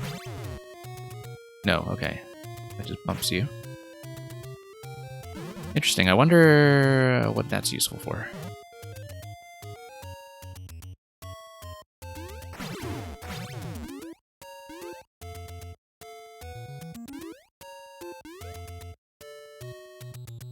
Anyway, you're within range of the P-switch over here. Ground tiles are obstructed up top. Oh, this thing here, yeah. Does nothing, except you can bomb it, and if you bomb it, then you can get within range of something else entirely. Right? No, you actually just probably need a sequence of bombs and shots, except that doesn't solve the P-switch issue. Hang on. Let's rethink all of this. What is the sequence here? I need to come down here with the P-switch activated. I don't think I have the means to move the P-switch unless I can jump up there somehow. Oh, I can see if anything respawns in that location now that it has been blown up. Just by going out of view and scrolling back in. No, I can try to maybe respawn through this door now that the block has been destroyed. To see if anything differs. Nope.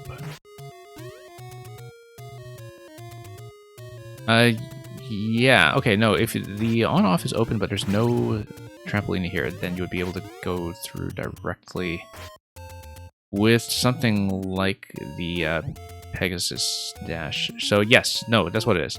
You have the P-switch, you hit the P-switch and you do the Pegasus Boots Dash all the way across. That's the solution. Yeah, it just took me a moment to process all that. And the on-off switch state here is going to be important as well, so. Whoops.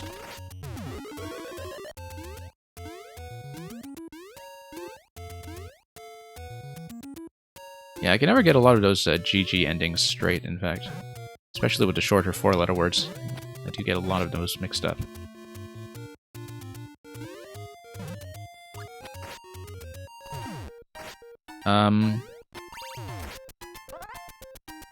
We're gonna get chased by the mole. Oh, I see. Yeah, you need to take the shot, but then you jump the mole, take the shot while the pipe is off screen. The pipe needs to be off screen, and you need to start the dash here. If the pipe is on screen, it's going to spawn and block you.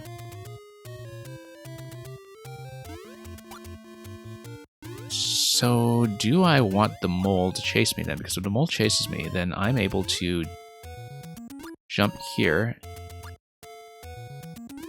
But I can also do this, and then when I come back, it will not have spawned yet. Okay, no, we don't need a mole. So we can, whoops, redo this attempt.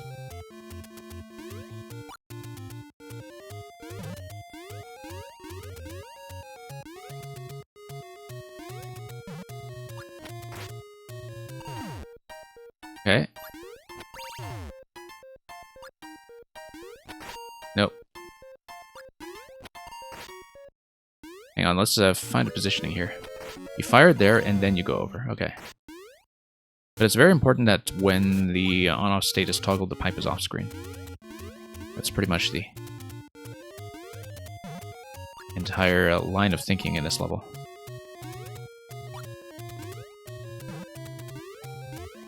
Hang on. Wait. Let's over here.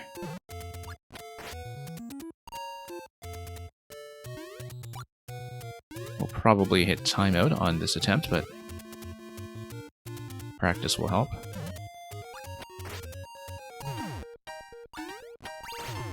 Okay. Come on, diagonal shot. Please cooperate. Nope, too late. You need to hit the first shot then.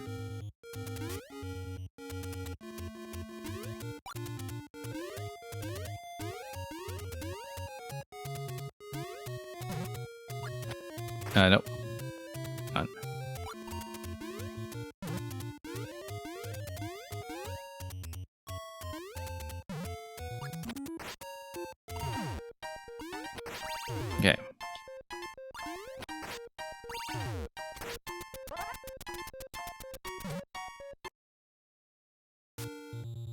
That's not going to be it then.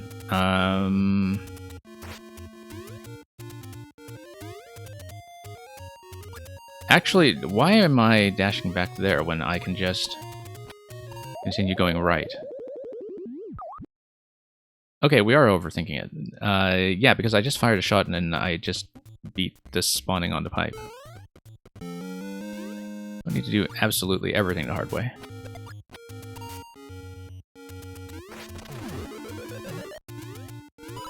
I did like that bit with the Monty Mole chasing me earlier, though, with the spacing working out just so.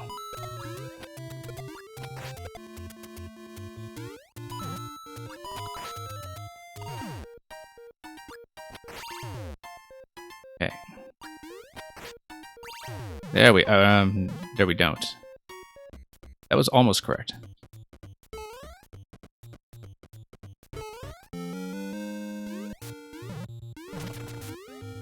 Almost.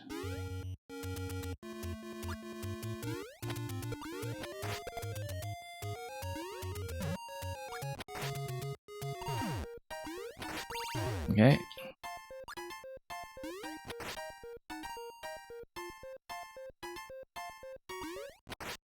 How did I miss? There we go.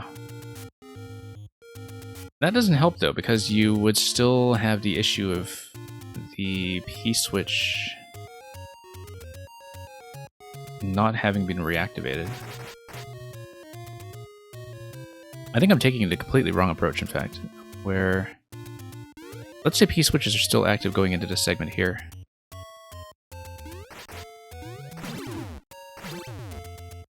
Only thing I can think of is actually just going up this pipe, and maybe if it's available, then there's a way to refresh the P-switch.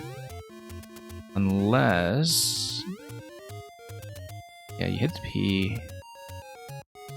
Yeah, because if you get all the way here, there's no way you can do all this back and forth while the P-switch is remaining active, right? Like, at some point, you're going to need to redo the P-switch, and this thing also looks awfully suspicious, so...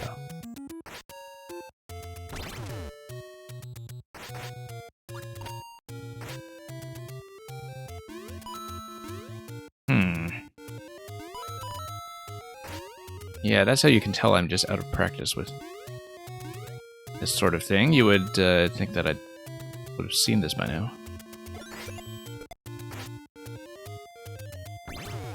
Going P-switch over there.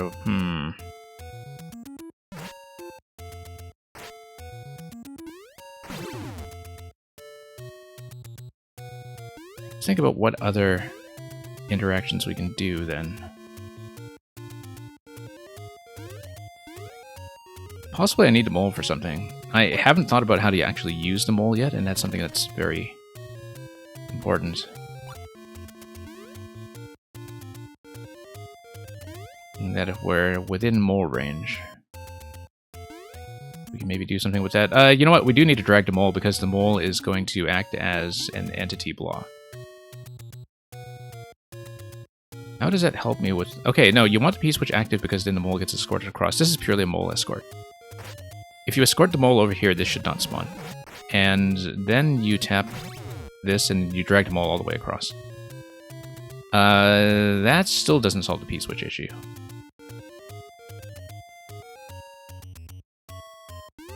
But the mole coming over here to this location, for instance, should do something for me. Come back over here. And... yeah, we'll rethink it. Okay, so let's try to leave the mole alive this time, then. And the Pokey, for that matter.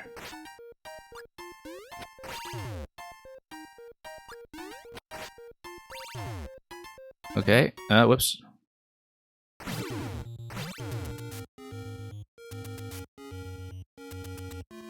Yeah, if I go quickly, I should be able to do this, drag the mole down, and maybe there's some kind of P-switch activation that happens from that.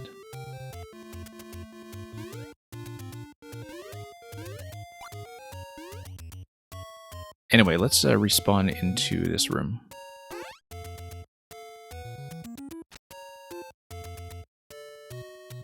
Yeah, dragging a mole across is absolutely correct. It's just a matter of whatever else we can do with it. We might even want to drag the Pokey, in fact. Just leave everything alive. Hang on.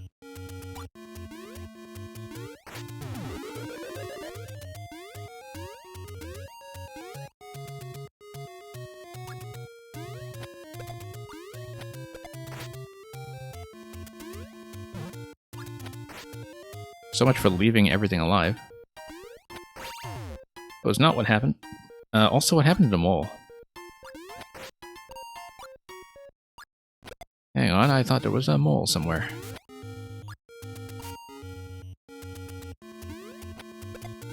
Yeah, no, the Pokey travel time is going to be too slow to do anything useful. It probably got blocked, in fact. Yeah, so we do get rid of the Pokey. Drag the mole over, keep it alive as long as possible, and just see what happens.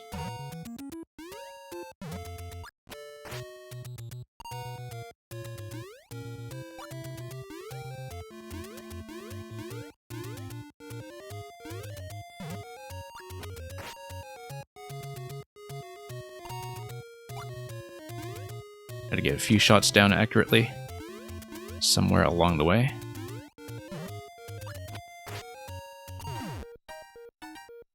Where's my mole?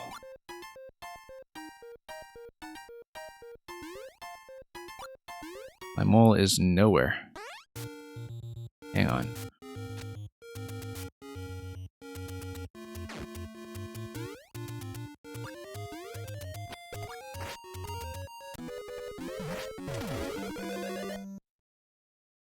Well, keeping the mole alive is the best insight that we've had so far. No, let's not do that.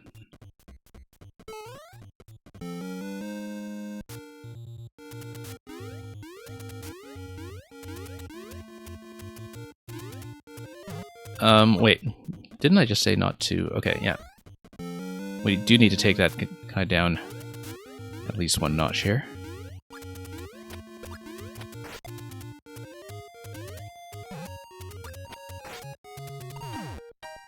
Where's my mole? I have no idea where that went. I think we need to do some entity counting here, with the mole not appearing. And think about where the despawn location could have been. Yeah, let's kill everything just in case here.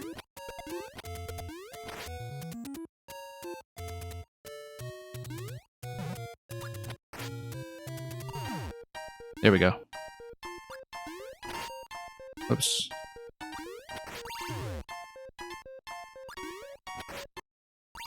Nope.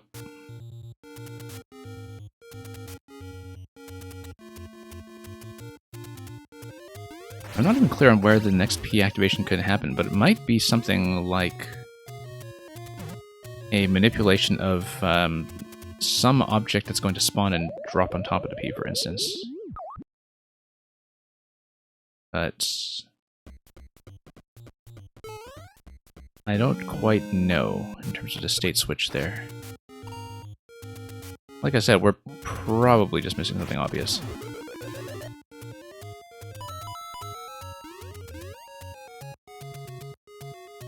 Tunnel vision is a thing that happens.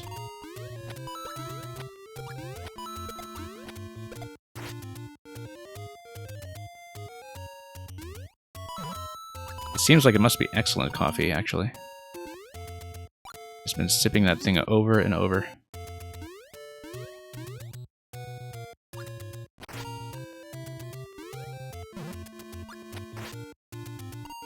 Hang on.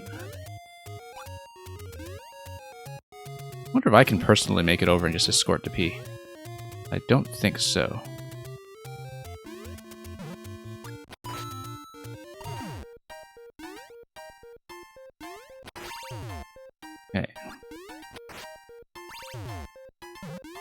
Nope. Hang on. Tap and make it up as soon as I can. Now, if I'm going back over here, once the P-switch expires, where does the mole go? It only goes as far as this location.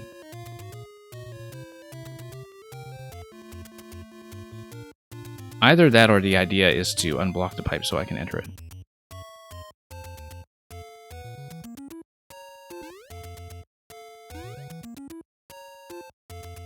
I'm actually not clear on whether I've tried that.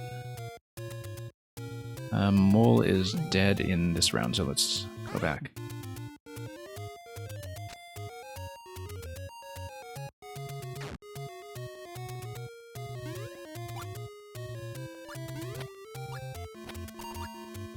Whoop.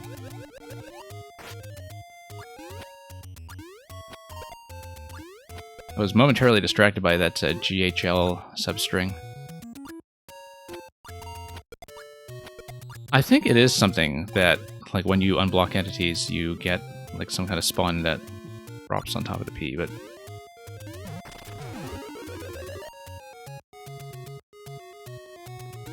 maybe I'm not thinking properly about the loading logic here, or no, the Pokey just kind of comes down and drops from up top, I see. Curious. Oh, whoops. Hang on.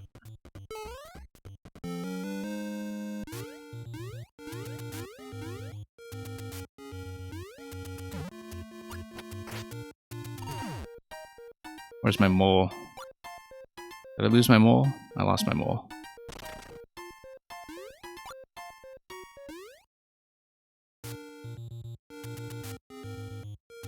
Maybe controlling the mole is just enough of an issue that it's not actually part of the solution. The answer is a hidden block with a P-switch inside. Yeah, I thought as much, but...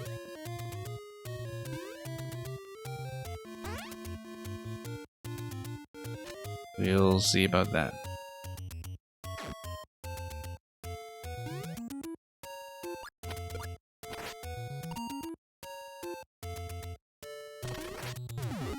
Okay, this guy's gonna move up. And we need to not go too fast here, I think. We have been scrolling in and sprinting all the way from the left side, and that affects the mole position in a way that I would not like.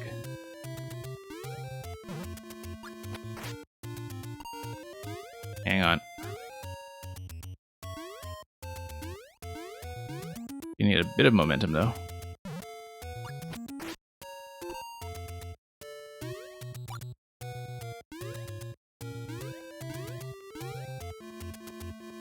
Okay, never mind. We'll do it this way. Hang on. Surprisingly difficult to land this.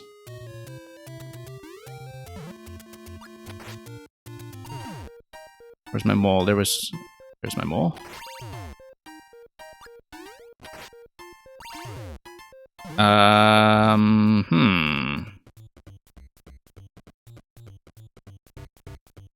What did I kill that made that not work? Or maybe it just doesn't work to begin with.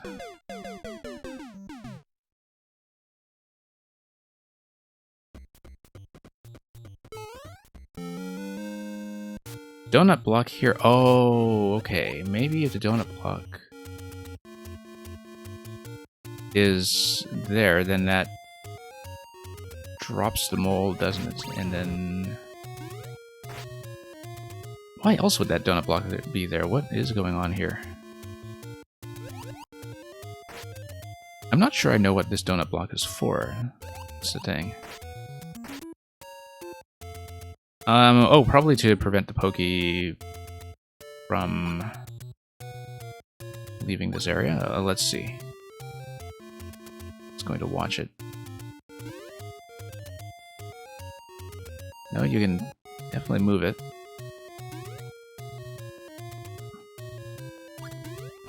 Yeah, that mole and I are in this together, it seems. Yeah, because you take this, you go up here. P-switch has been activated at some point. P-switch would turn the coins into bricks. That does not seem to do anything useful.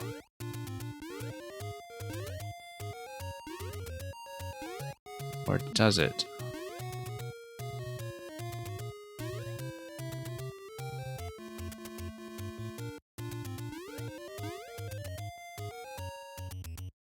I mean, I clearly need some kind of P-switch reactivation.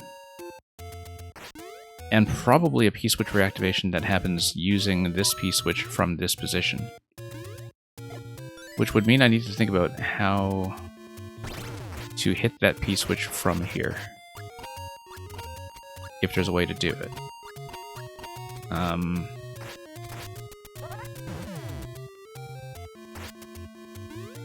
And I don't know that I see it, unless you just have to get here quickly enough. That something is maybe released on top of it.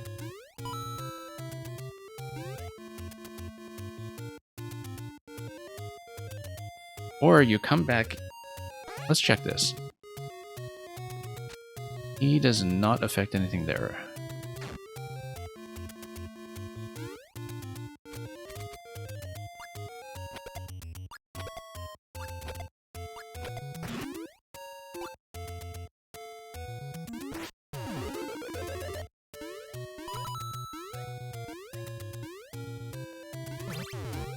Yeah, this enforces the on state.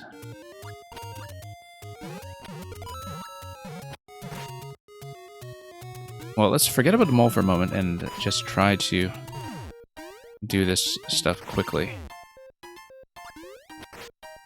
And see what quickness gets me. Whoops.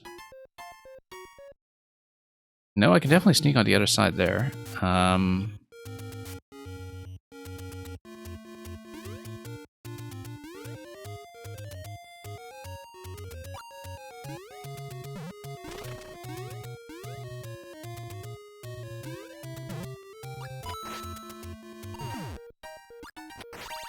Okay.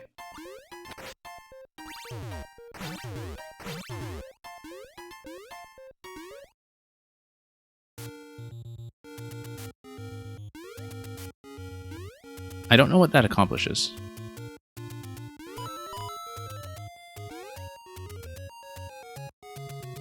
This looks like an arrow shot here, in fact. Oh, you know what? You just need to do the whole thing quickly. You just need to do the whole thing quickly. It's not actually anything other than a speed challenge. Yeah, okay, I see it. I didn't even notice that left arrow sign until just now.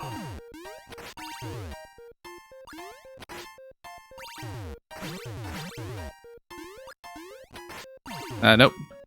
That was a mistake. I need to fall through.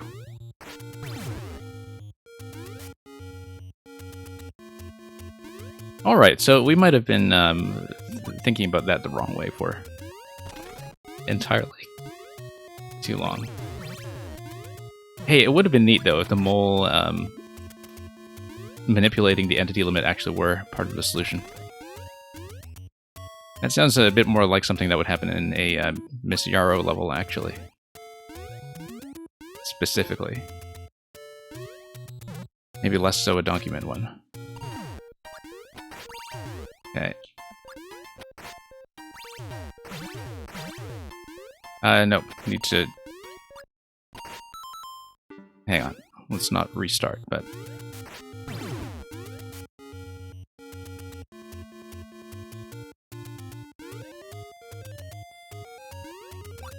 Yeah. I do wonder why the mole was disappearing on me all that time, but it probably was just that donut block.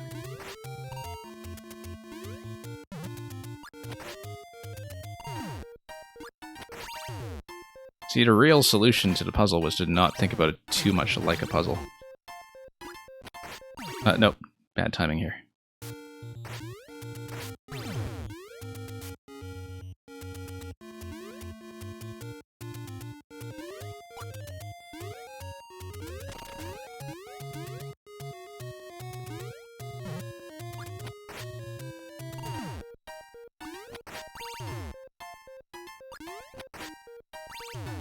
Okay. Nope, too slow. Positioning that aerial shot. is giving me a little bit of trouble here.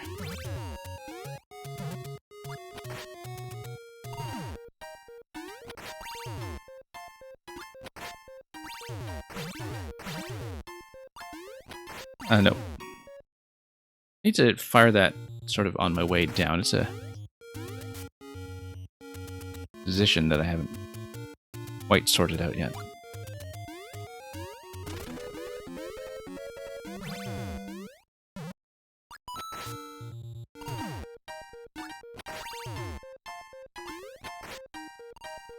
Did I just miss? I just missed. Okay.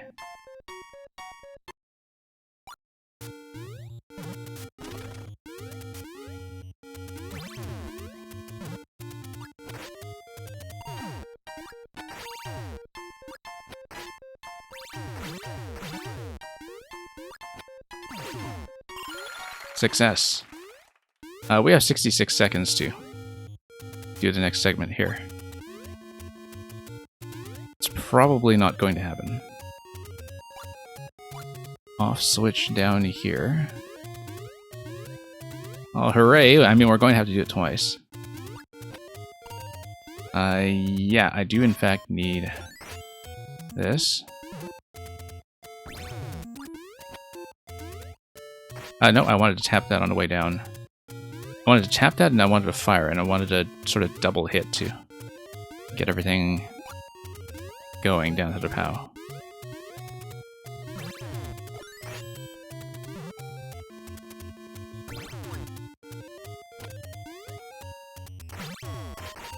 Yeah, it's going to be fire once with a sword, fire once with the bow and arrow. And yeah, we'll redo everything up to that point in just a moment. Don't know how much of a time delay I should have, but just firing directly to the right should solve that just fine. Okay, here we are again.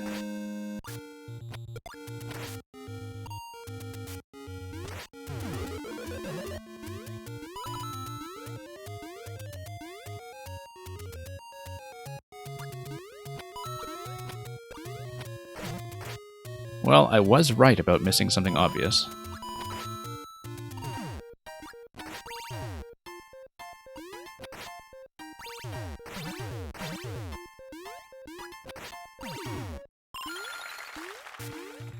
Success.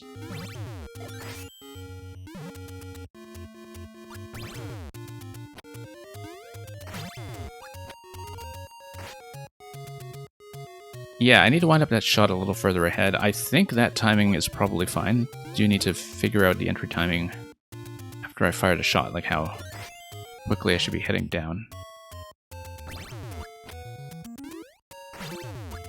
Nope.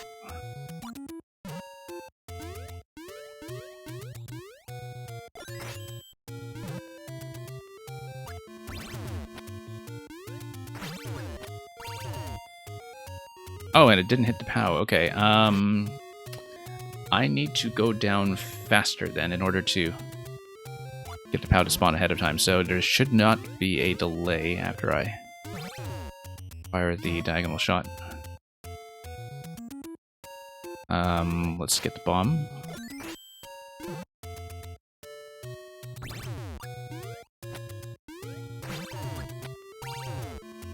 No.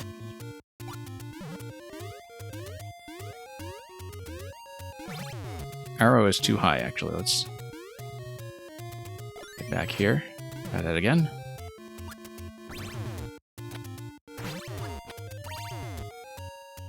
No, that's not going to work. Let's see. Maybe I should just try it with the previous timing. It's just a bit of a fluke that the POW was not spawning quickly enough for me. Whoops. I don't know, the POW comes out pretty late, though. I think we probably need a much higher shot, or maybe something else entirely for the lower on-off switch, like a bomb, possibly a bomb throw. Possibly a bomb throw. Except you won't be able to do that on the way down. Does need to be an arrow shot.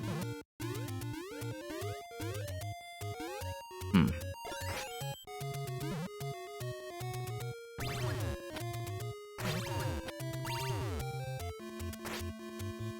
Or I just skip that one entirely and just try to go for this switch down here.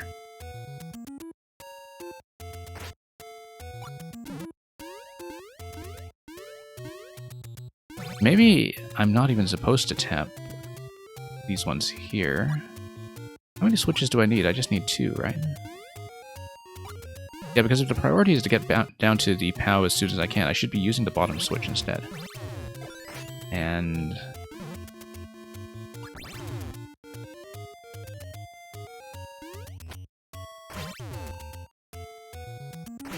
oh, no. Okay, how did I lose that arrow? It hit something.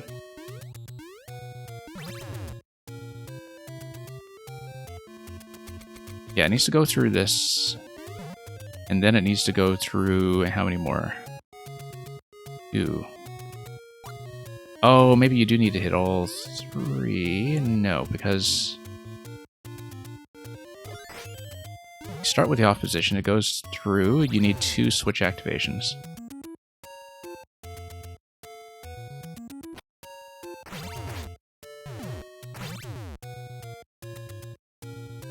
Yeah, no, that's too early. I do want the lower 2, maybe.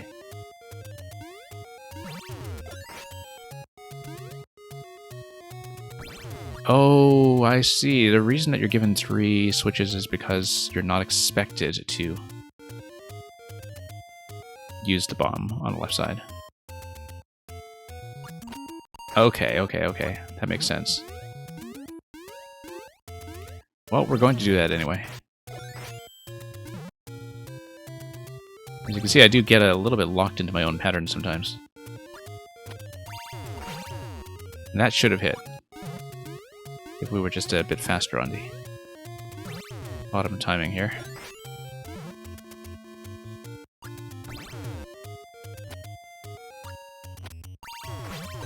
There we go.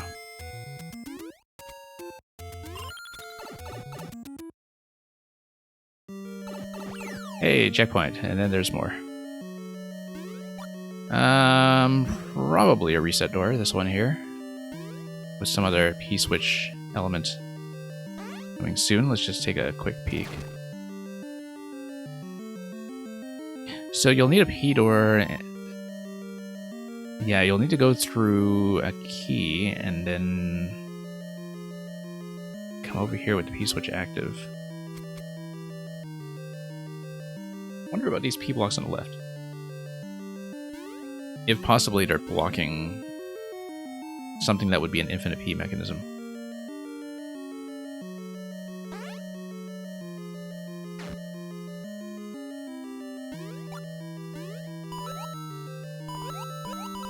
And, yeah, lift going down and up. No, you can just fire something there. Whoops, and miss.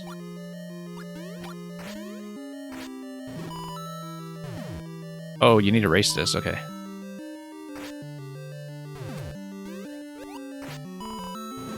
Well, that's not going to happen at this stage, but...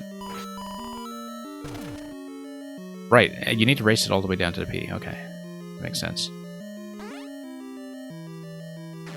Wonder about that stump, then.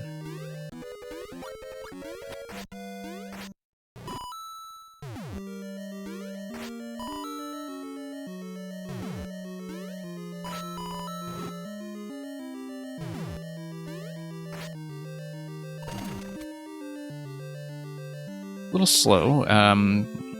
We can definitely improve that in a few places.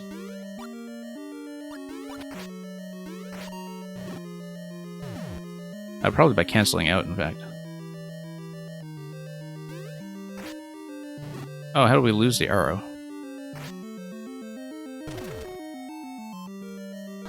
Yeah, we should cancel out. We should not lose so much time on the ground.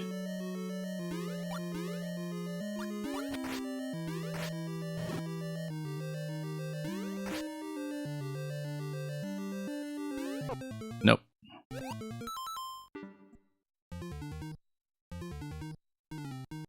starting over would not be the best idea. Okay. But then what's the key all about?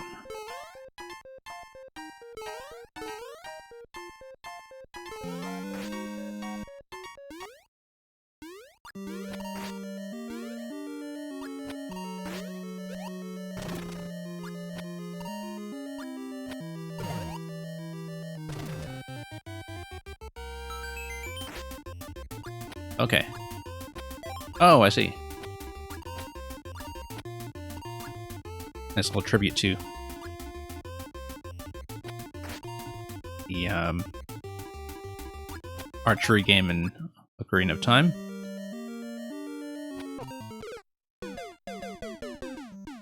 Perfect timing on the timeout there.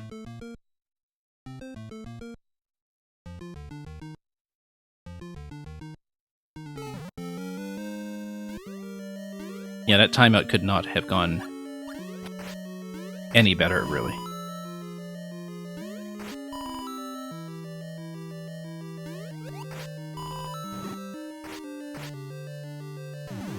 I know.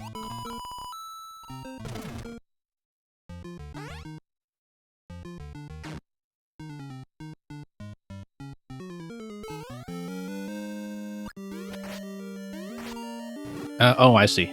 Okay, I just missed a shot entirely. Well, let's just take the whole thing down and follow the arrows. Expended animation. Look at the pipe that's on the left side there. Okay, that's when you go through the key door. So we now know what's on the other side of the key door, having passed it and finally taken notice.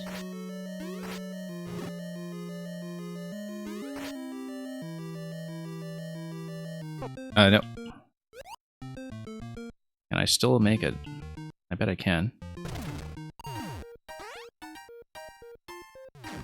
Well, nice to have a bit of lenience there, I guess. Whoops.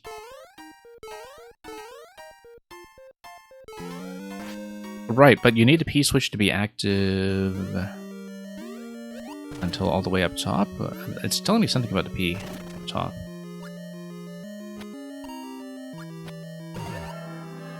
No, but you can only hit the POW once the P-switch has expired, so let's do this game here.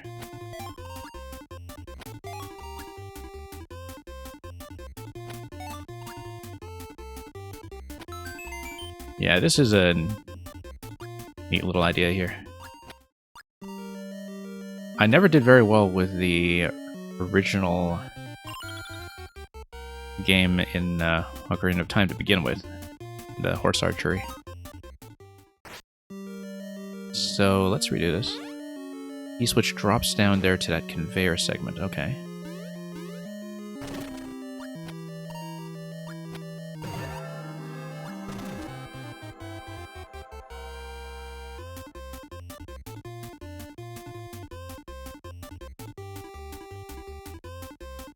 Yeah, because then we'll need to hit the P-switch on the right side. Yeah, I really quite like the Buzzy and Clown Car movement here, in fact. I think the idea is that you drop something on that P-switch, because that would freeze the conveyor belts.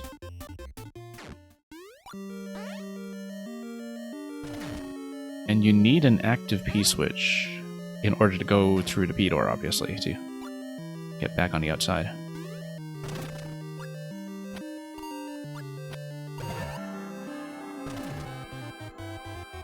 So we'll try to do that.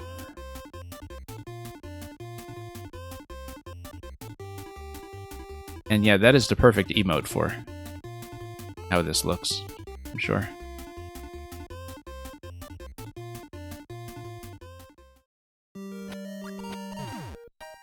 Hey, that works. That's probably much too early. Much too early. As we can see here.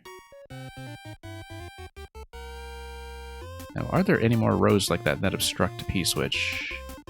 No. So it just needs to be after we drop through that road there. After that point, we can tap the P-switch whenever we like.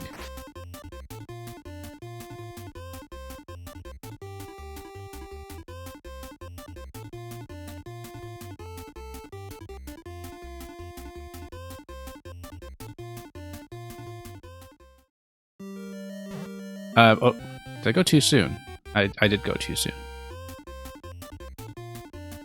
I'm just thinking about, like, what the appropriate location would be to drop an arrow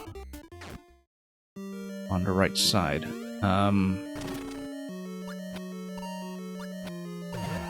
Guess I should have looked at the conveyor more closely as well. Conveyor goes left, so once the P-switch drops down there, do you run into problems? Or was that under a semi-solid? I didn't actually get a good look at that. I probably should just do a ground pound to try to beat the P-switch over.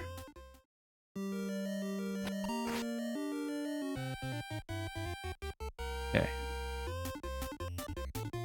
Let's try to catch it.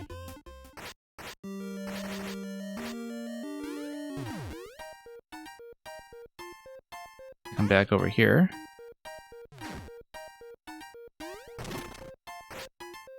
Probably blocks to stump if we get in here this way. It does not block to stump, but we can stomp. And yeah, it was a muncher that was behind that gate. Here's Boom Boom. Whoops. Said. Here's Boom Boom.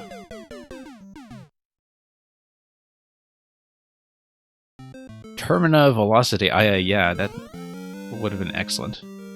Certainly for this segment.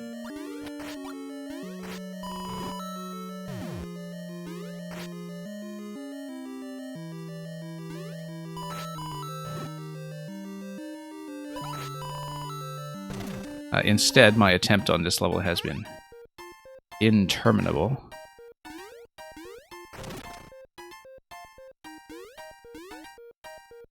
I totally died to the Boom Boom puzzle. We've been dying to some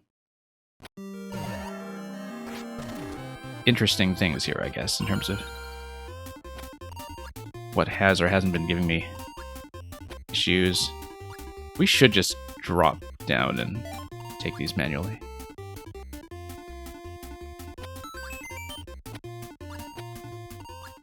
Yeah, let's just do it.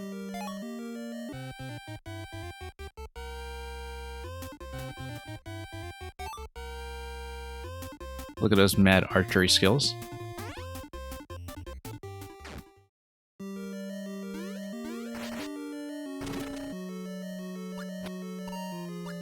You see, I don't think it makes me feel better that it was a puzzle. I mean, if it was a Boom Boom puzzle, I would expect myself to be quite a bit more successful.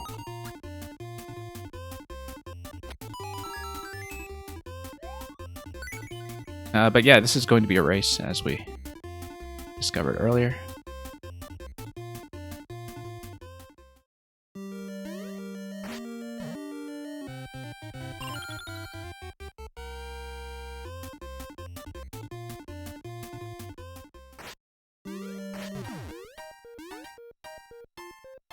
You know, for some reason that reminded me of the bit with the one scene that is shared by Bugs Bunny and Mickey Mouse in Who Framed Roger Rabbit, where they were kind of contractually obligated to have equal screen time.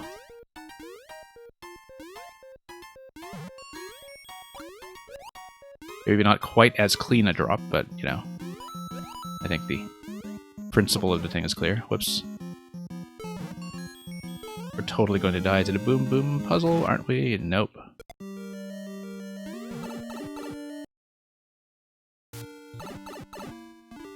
This is definitely going to be a flagpole. Naturally, I'm going to look around here to see if we can do anything else. Ta-da!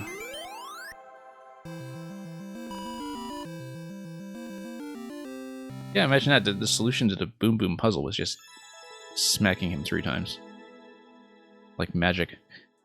We didn't really get very close to Mang's record. I think about half an hour of that time was that room with the bowl. At least half an hour. Maybe that was a bit unexpected, but Anyway. We made it. And it turns out the secret code was 3. Yeah. Imagine that, looking for the 3 button on my controller.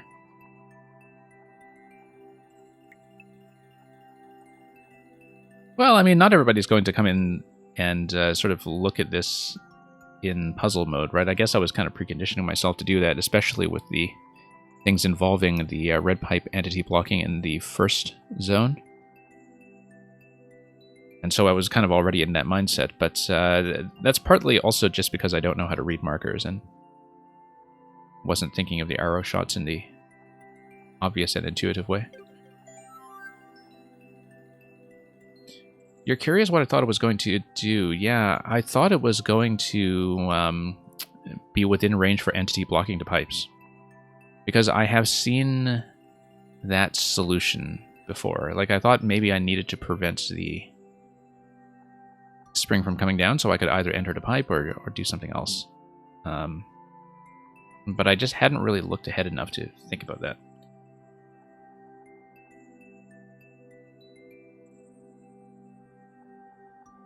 Anyway, grueling victory, but we made it and earned it.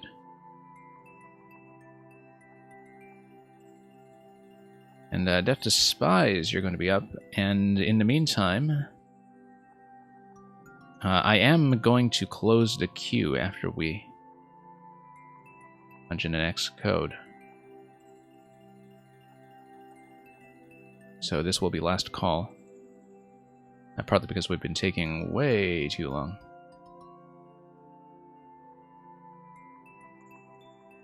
But yeah, we'll wait for the check-in here from Death to Spies, who I believe is here in the chat list. But yeah, there we go. And we'll be closing immediately afterwards. I'm hoping to... one thing that I was playing around with when I was running Metroid Dread last week was I'm hoping to eventually at least move my start time up by about an hour or so. I don't have anything to confirm just yet, but we'll have some scheduling changes for sure as we get into November. So hopefully we can get a bit of an earlier start in and accommodate people who are in North America a bit better. And yeah, I kind of suspected by now that maybe Death to Spies actually does like 80s music. Something just gave me that impression. So we'll get into this Duran Duran Rio level in just one moment, but first we'll close.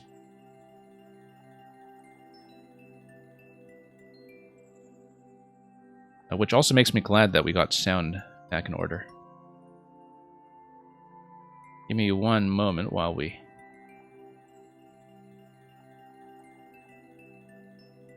do this. And as I manipulate my stream title, I see nobody has taken debate on the command. But let's make sure Warp World is displaying accurately.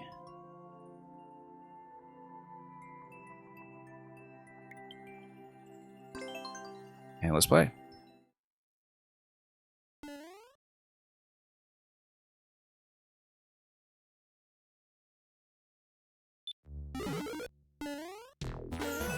Okay, poison mushrooms, as always. The thing that strikes me instantly is some of its melodic resemblance to the opening notes of Arcade Mario Brothers. I never made that connection before, but you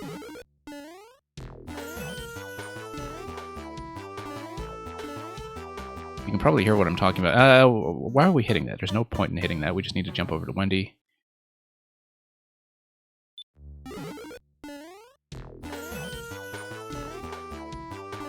In condition to just hit everything recently.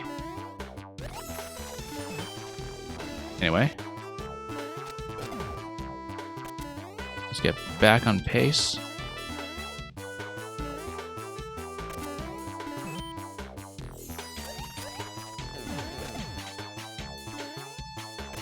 definitely feels like I'm falling a little bit behind on the auto-scroll, but we'll make it through and get checkpoint.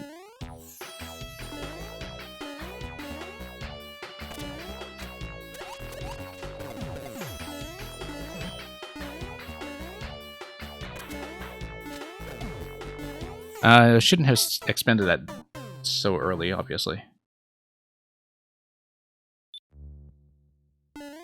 I think I was distracted by how funky the bassline sounds in this section.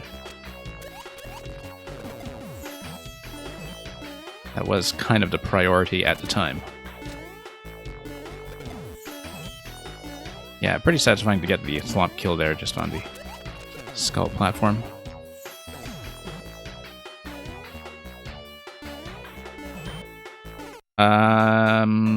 Yes, I don't know what I thought was going to happen, but obviously we just get across and do short hops all the way over.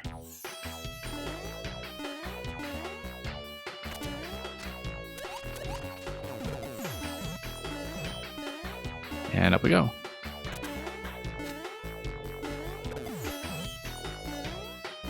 Yeah, that forward momentum into the thwomp interactions here give this level quite a bit of its own character.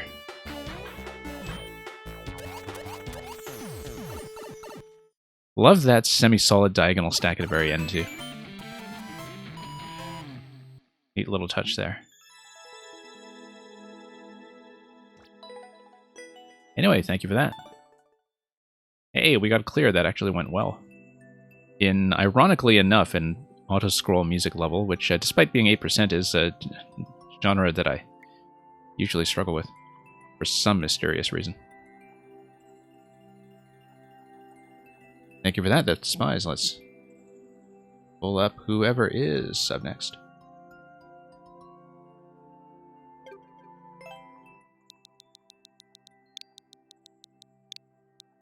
Now just watch as we step into a Miss Yarrow level and counterintuitively think about platforming rather than entity limits, because we've just been a little bit scrambled on that over the course of this stream. No, this was the Deer Hunter music level.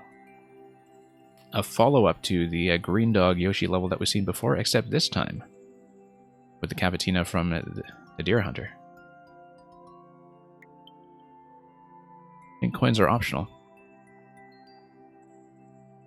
So I'd made this quip before when I heard that you were working on a Deer Hunter level, but I wonder if the ending is going to involve any RNG.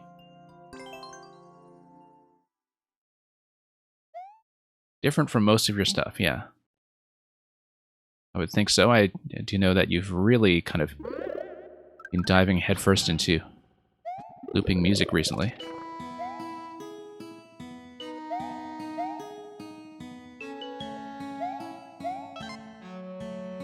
Anyway. Yeah, I was kind of wondering how you would space out the tempo in this track at the kind of speeds that you get with Mario Maker Auto-Scroll, but we're going to have a couple of different on-off states here, obviously.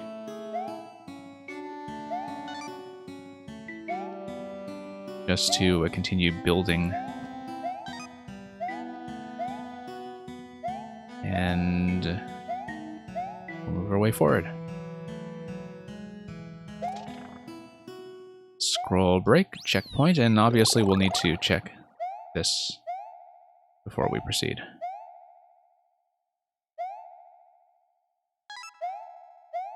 Okay, 5 coins so far. That seems like it should be what we're dealing with. Okay, because I hit checkpoint first, I need to remember that if I respawn at checkpoint, I need to go up and get that coin. I will almost certainly forget.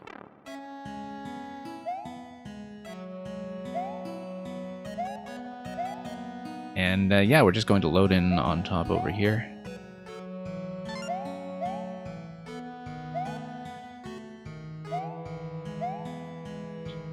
Whoops. I missed. You know what, let's just start over, because this time I'm going to remember to grab coin 5 from before the checkpoint. And that's going to simplify things a little bit.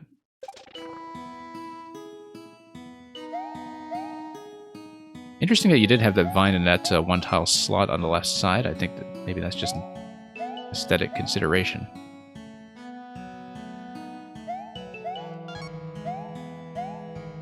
Anyway, let's get over here. Hit the switch toggle.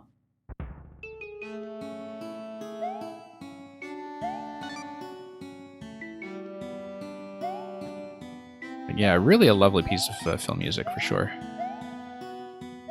It's been a long time since I last watched a film. Really, really long.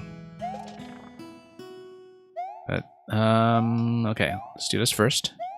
0.5. And then we'll hit checkpoint.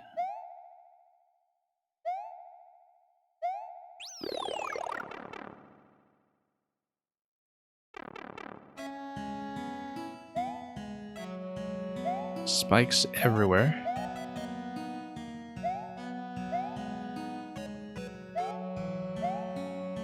Yeah, let's grab that. And be aware of slots like this one here. Let's not grab the safety coin yet, obviously.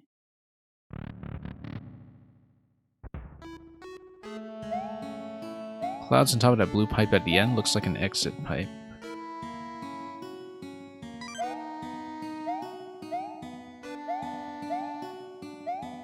Whoops, there we go.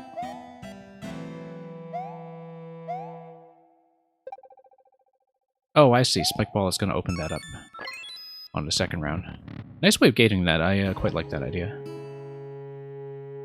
Since you're going to be looping back with the state switch here anyway. And there's the egg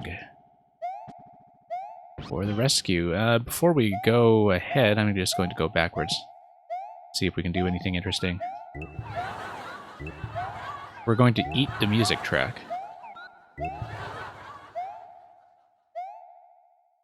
I'm glad you do have a sound effect there to acknowledge this kind of behavior.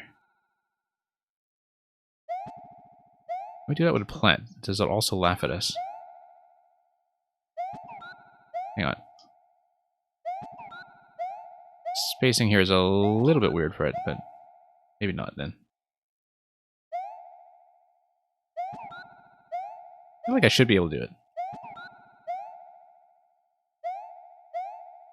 We're going to spend entirely too long on stuff like this.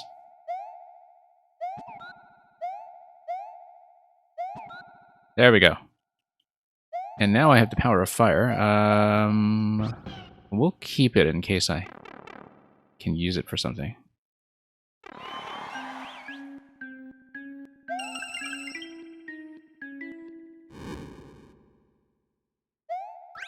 There we go.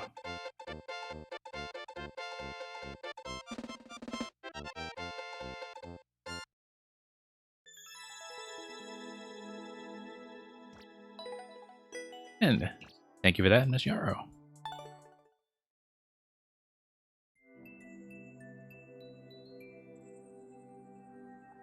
Yeah, nice little coda there going up to the goal screen. I suppose it would have been neat if we could melt some ice and do something with that, but that's a very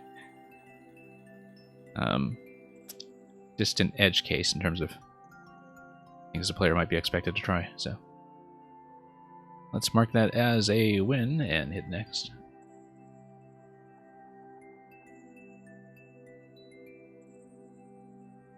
Doge Doge wow.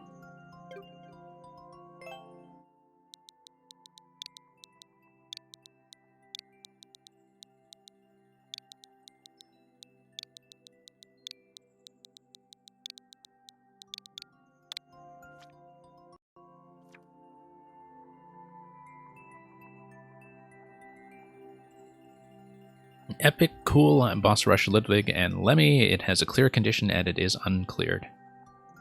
All Lemmys are required and there is an easy puzzle at the beginning. I never know whether to take any of that seriously, actually, given that Doge Doge wow has a way of being a very deliberately minded artist that says all lemmings are required, for example, and the clear condition requires 7 Ludwigs. So we know not to take everything too literally here.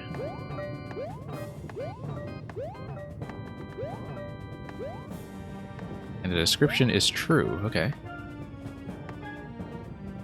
I mean, we're eventually going to have to find out what this is, so... Interesting. Wonder about the star, if that's very much required. Let's bounce a bit more accurately, obviously.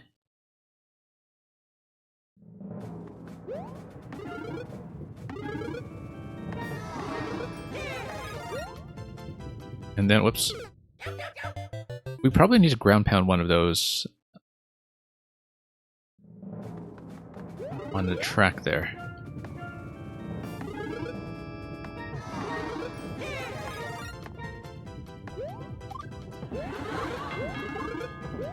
Okay, Fire Flower would get you through to the P-switches. You'd be able to grab a P-switch. And what would that do for me? Let's see. Because I'd be able to snatch P-switch away from that location.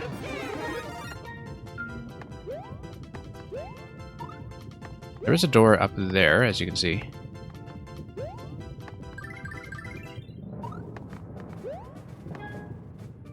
I'm just wondering if I can hit one of those blocks from below, such that it would spawn a Fire Flower that's actually obtainable, because currently I'm only really able to ground pound it and survive.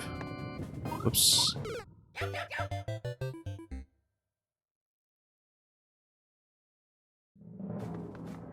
But yeah, eventually we'll have something leading up to the top door.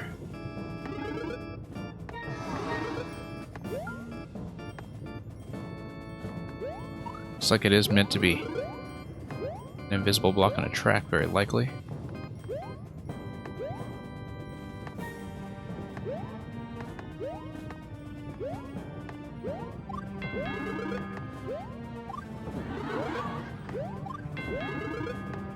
Okay, that actually worked, which surprises me. On that corner position.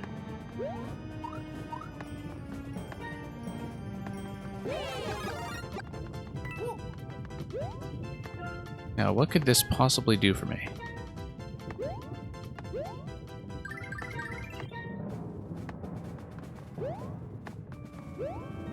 E-switch, maybe it'll drop something from above. Let's think about this for a moment. Oh. Could be something buried under the lava. No?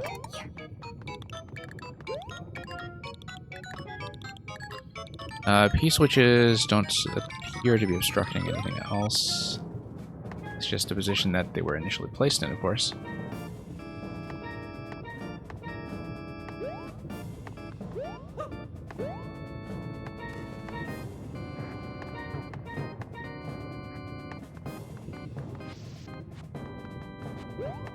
Okay.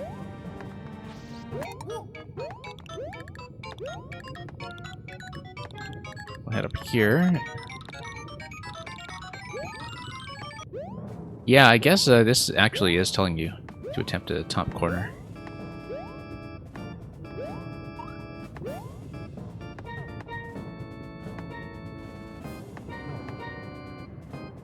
I mean, very hard to tell if it is going to be something a little bit crazy and technical with P-jump. I assume that we drop the P on top of one of these and then P-jump on top and get an extra tile of height in order to hit something below. Nope. Try to P-jump then? That did not go. Alternatively, we can just soft drop a P like this. And not nearly enough height.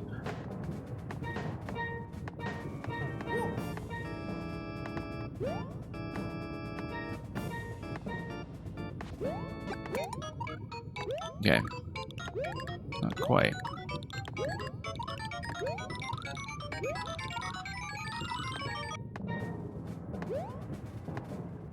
Triple jump, perhaps. Also, you kind of need forward momentum for triple jump, and that's going to be it. Let's see what else is going on over here. Wall.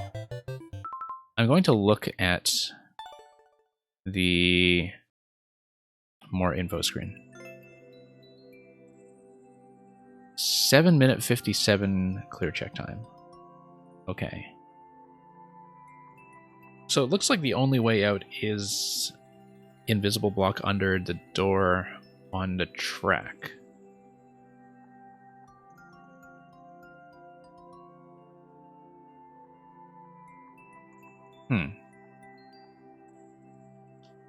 Because I don't see any other way to do it, unless, of course, there would be something like a vine taking you up to that position.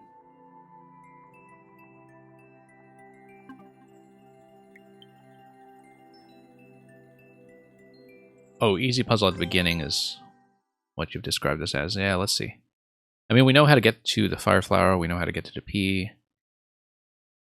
We can also just stack lots and lots of P switches, actually. If you just stack 6 P switches on top of each other and bounce them, then... Oh, okay. You can do that, too.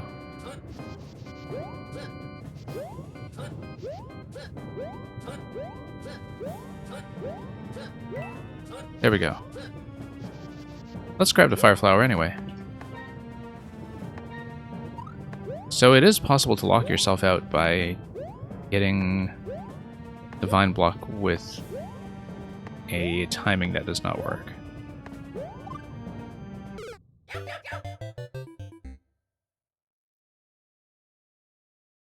No, because I was thinking of getting through here to the P-switches and just building a tower of P-switches. Yeah, no, that's the issue, is that the blocks there are invisible, and because of that, you don't know, necessarily, whether you'll hit... actually, no, it looks like... If you look at the placement of the star block here, whenever you go in through that tile, it is going to be blocked. So you kind of need to be off to the side a little bit, instead of hitting dead center. No.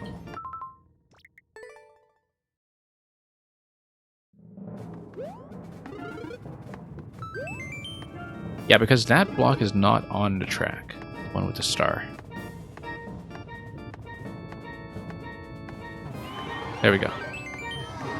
So you nudge it like that.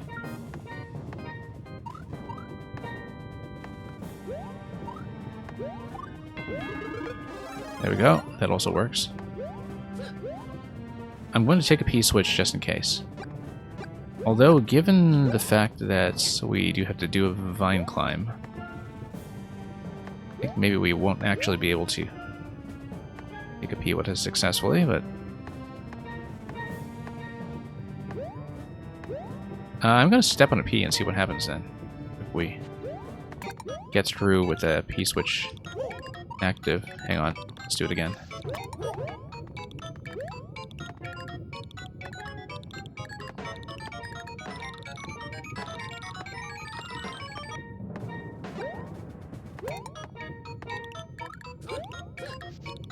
Oh.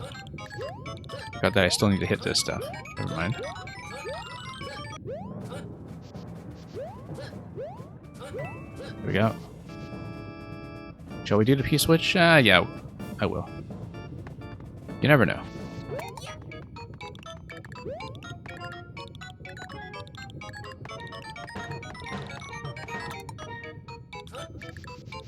Okay.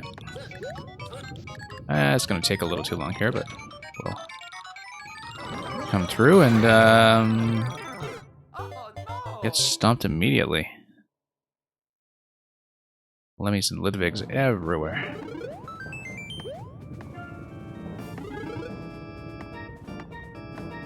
There we go.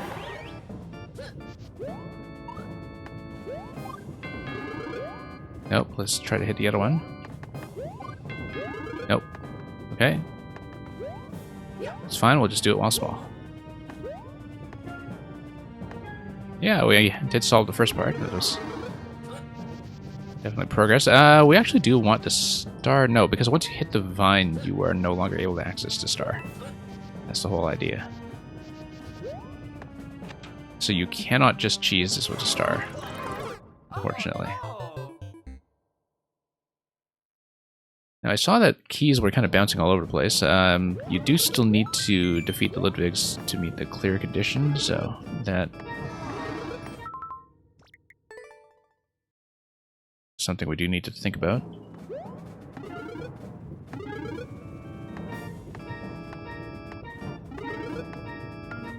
Yeah, as long as we don't hit the central block.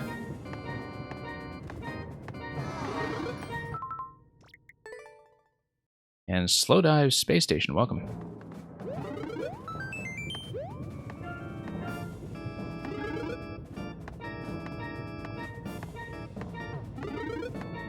Okay, let's try this again.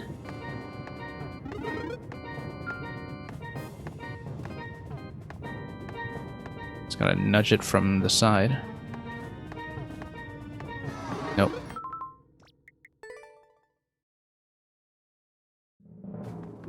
Yeah, even if we don't really progress past the Ludwig section, at least we did get through the first part unaided.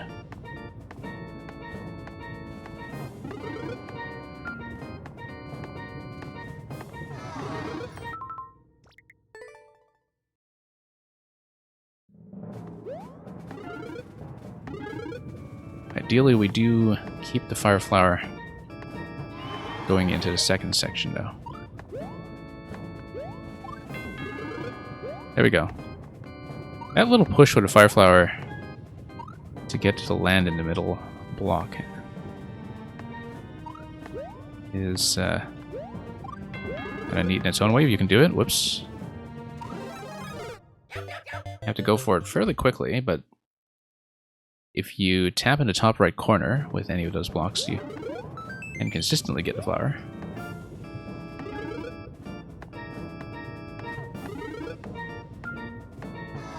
No. Does require a hard restart, of course, if you don't manage to do that.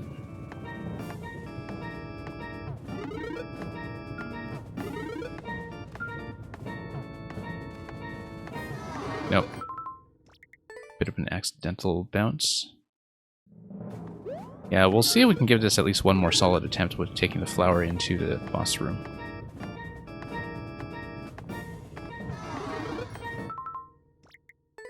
I think a clear is obviously pretty unlikely.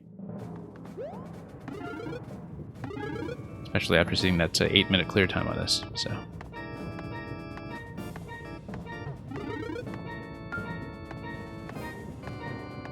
8-minute clear check time, I should say.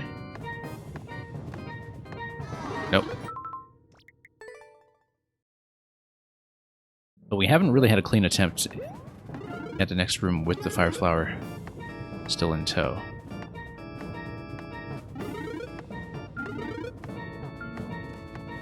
There we go. Nope, too early. Nope, too late.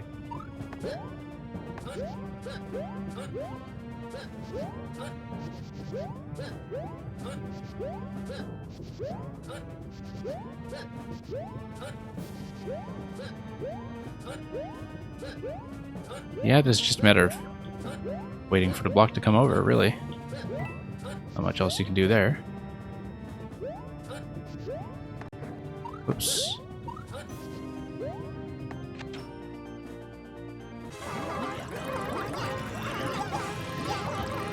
Oh no! Why did we see so many keys earlier, though? It's like the keys were inside the blocks.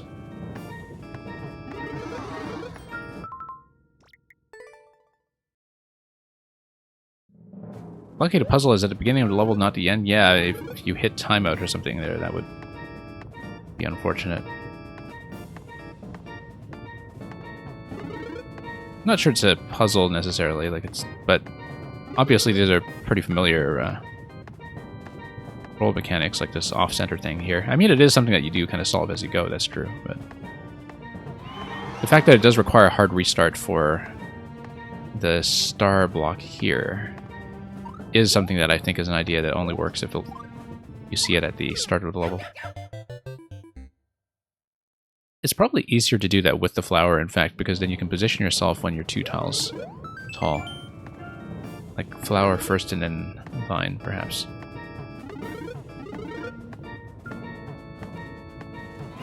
Here we go. Do that somewhat consistently. Nope. There we are.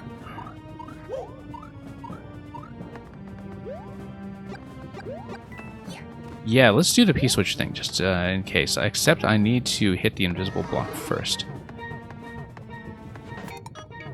I said I need to hit the invisible block first. Let's do this. Except that, as I discovered earlier, I don't think getting the P-switch into that room does much for me.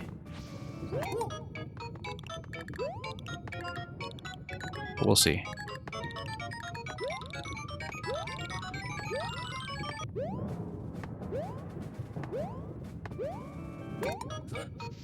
Okay.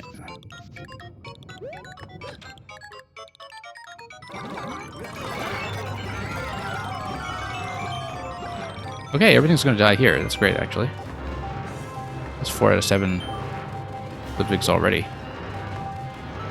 So now the trick here is to not get crushed. And not get hit by Bowser Fire on the way over.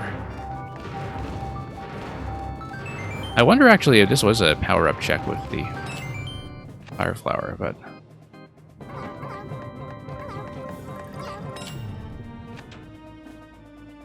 I should have all the keys I need.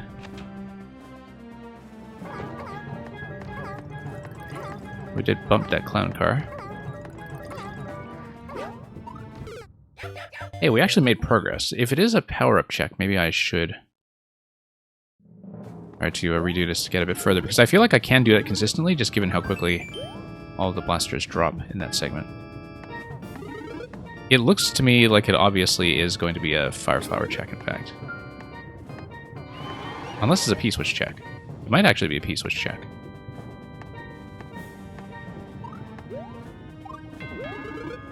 If only I'd done any of this consistently. I mean, obviously to get the P-switches you need the Fire Flower, so... A P-switch check and a Fire Flower check are kind of equivalent here, but yeah, no, you need a P-switch to drop all the blasters, get the quick kill on everything.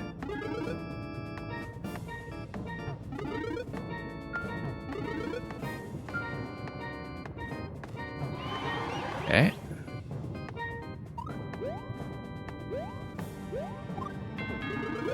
Nope. Nope. Timing's all wrong there.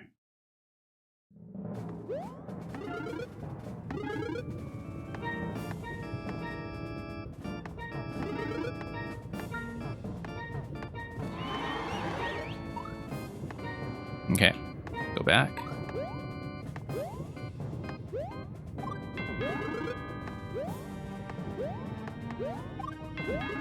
Nope.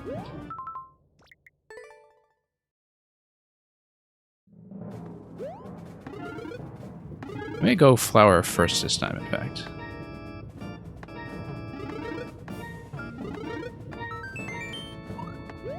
Because if a flower doesn't go, nothing else goes.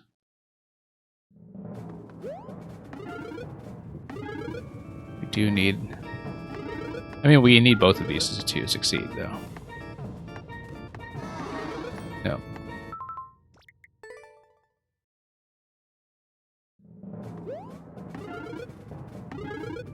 Well, we progressed pretty far. I mean, I don't know how many people you've sent this to.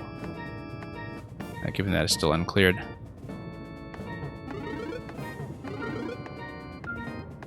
Or what the current record is in terms of progression.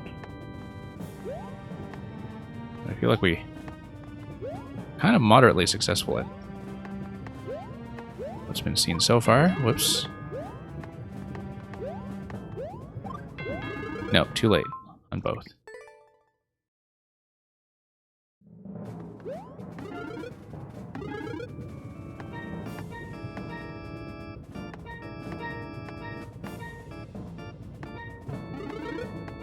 You can fight the bosses without the P-switch if you really want to. I don't want to.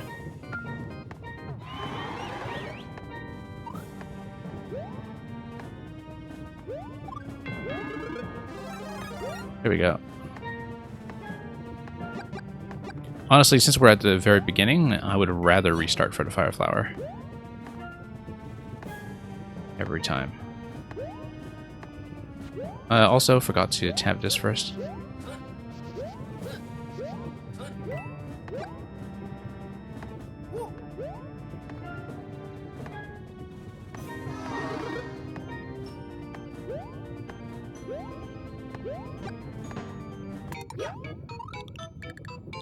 Nope, hang on.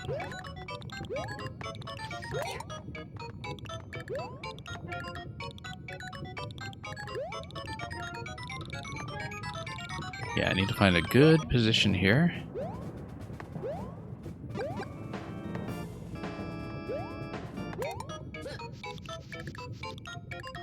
He jumped that. Whoops. Nope, let's do it again. Lots of opportunities to retry with the P-switches, of course.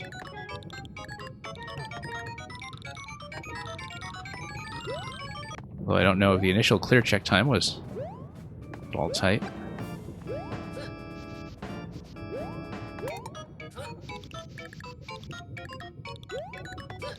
Nope. I was trying to go through a door and the up input took me up fine instead.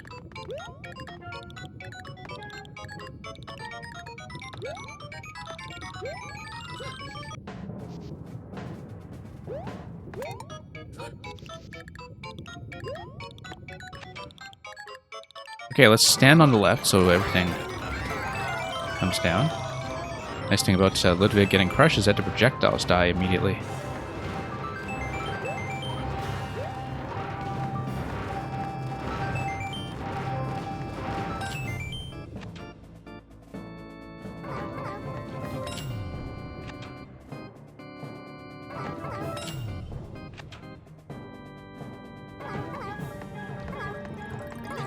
Okay.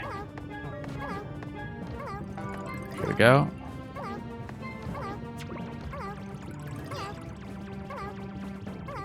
L. Bowser L.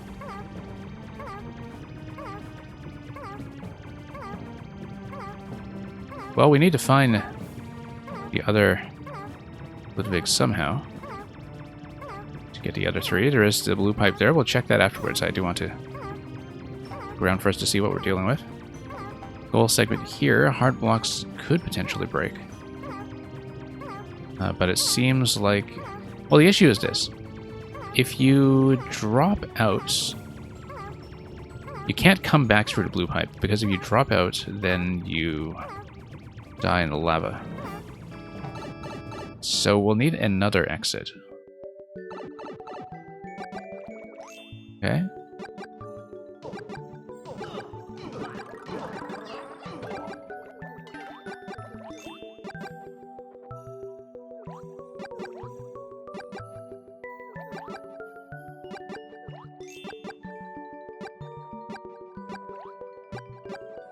Okay. If we stay nice and high, should be able to do this.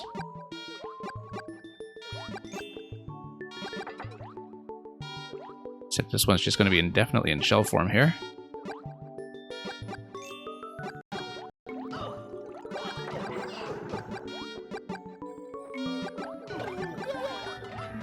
Okay, we have to mine the projectiles, which are going to come at me from below, and we also need to mine the bloopers.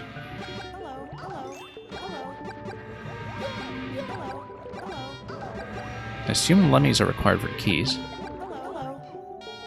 And... Oh.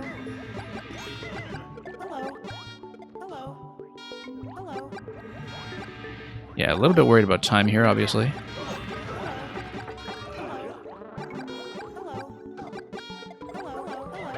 Yeah, really, if we can get the key switch down quickly in the first room, there's quite a lot of improvement in time that should not be hard to make.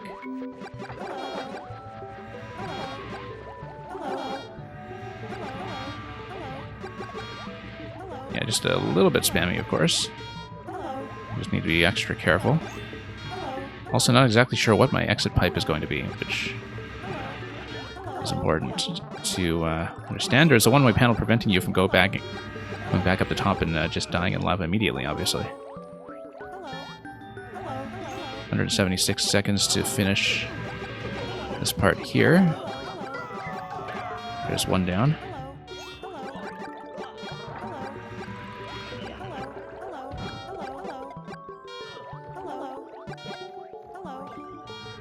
And we've got something else down.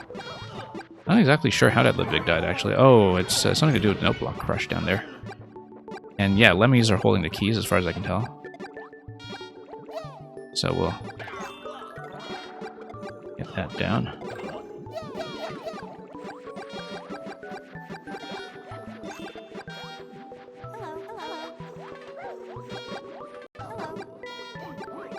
Okay.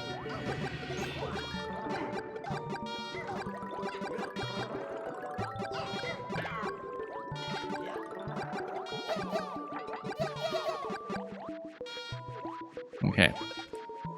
There we go. Clear condition is met. Do we have enough keys? Let's kill the last Lemmy just in case. You do tell me it's required, and I don't want to run into key issues if we get out of here unprepared. Yeah, that's key. I only see 2 keys. That's slightly concerning. Shouldn't have there been more. Okay, getting in through the twisters over to the key door is now going to be the next obstacle. Sometime within the next 70 seconds.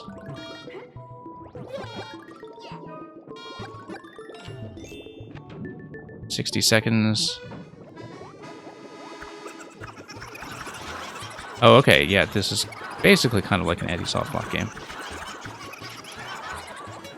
I need to get the twisters to push me under the blocks. I want to ride under block track. Good thing we played Green Star's level earlier today. That reminded me of this mechanic. And then we'll have one other key challenge. I'm going to be short by 1 key, I think. I don't know how. Because I thought I had killed every Lemmy, but I'm going to be short by 1 key.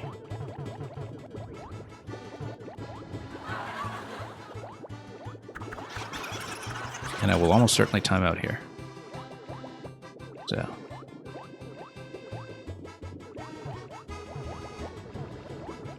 Yeah, I do need to kind of push forward through those twisters. 12 seconds. I have enough keys, but not enough time. 3 seconds. Ah, P-switch, okay. Oh no!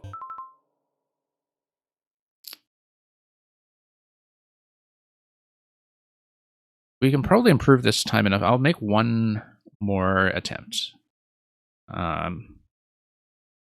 Like one more decent attempt. Like I won't count the block resets, obviously, at the start, but like this is long enough that if we don't play the start really cleanly, timeout is going to be a huge threat, especially the way the ending is structured. So.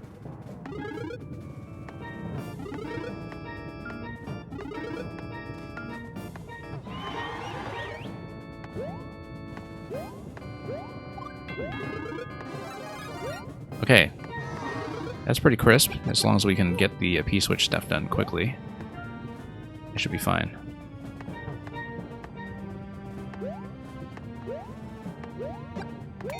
Nope, forgot to hit this.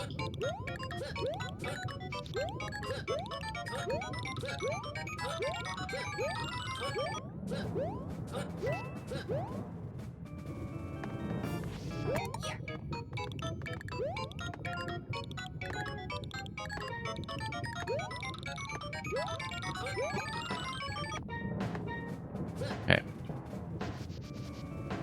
Block on the right side is going to be better. Fewer issues. Divine as you get into the door. Okay. We'll let the crush happen.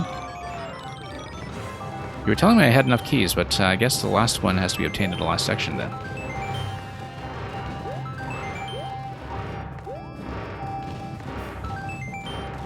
Also felt like I was lucky to escape the bloopers while keeping the fire flower.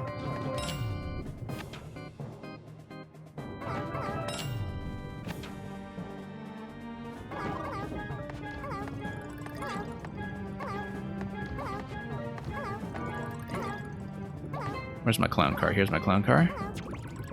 We'll skip Bowser. And we'll get into the water fight with 400 seconds or so.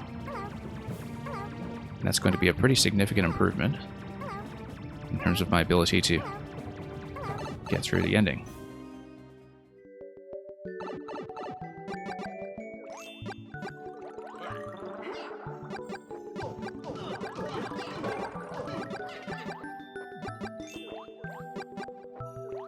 Let's not get whacked from up top, obviously.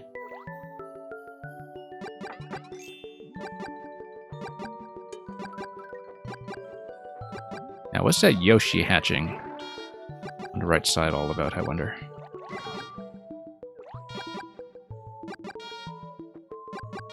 Clearly has some stuff going on off-screen.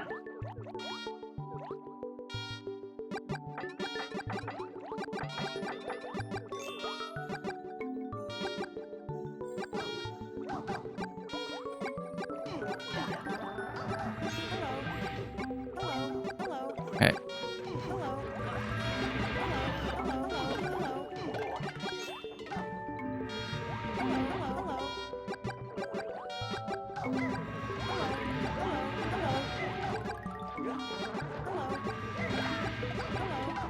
And, yeah, I mean, this is mostly just not being too careless about getting hit by projectiles.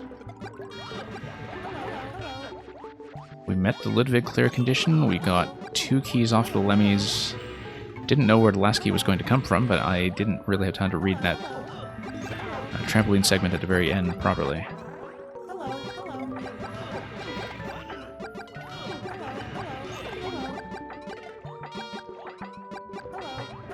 Okay, 300 seconds now. We are still way up on time compared to the previous attempt, so not too concerned.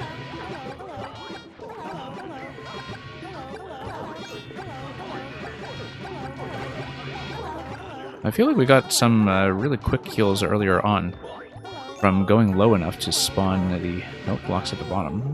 Though I think we're already being bounced on, so maybe that's not it. First clear time? Oh, I don't know. I don't know how many last-minute trolls you have at the very end, so... Well... We'll see. I mean, I don't know yet how badly the sideways trampoline segment is going to go. Seems to be a pretty fair attempt, though. So even if we don't get to clear, I'll be pretty satisfied with the progress I made here so far. Given that a lot of this stuff is not going to be obvious. Unless you take the time to really poke through it. Anyway, Ludwigs are all down. Let's make sure Lemmys are also all accounted for.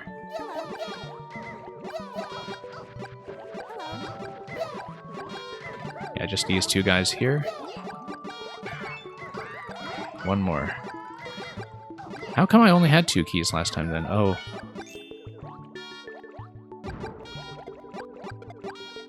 Okay, now we need to deal with the Twister. And the blooper pipe, for that matter. Oh, whoops. Losing the flower here, not good news.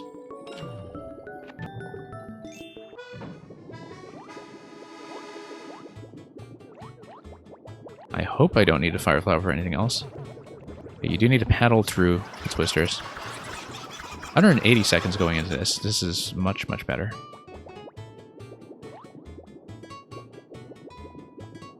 But yeah, we still have some distance to cover.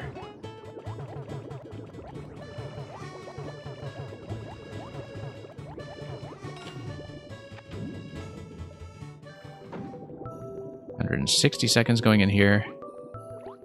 Yeah, it is going to be a lot of bouncing back and forth, and then... P-switch. Well, we'll take the P-switch with us, obviously. What's on this side, though? Spike. Okay, let's not do that.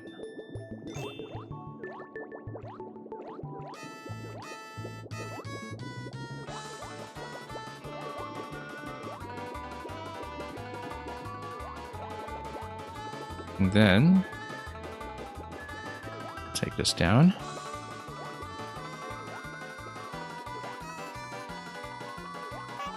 And then, yeah, be really careful here. The P-switch actually does make the swimming easier, obviously.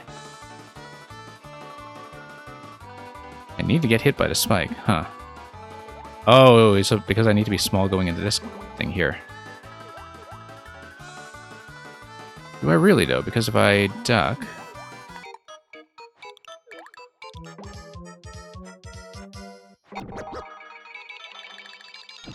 Yeah, no, you're right. Obviously. Hi, I certainly hope not locked. I'm totally locked, aren't I?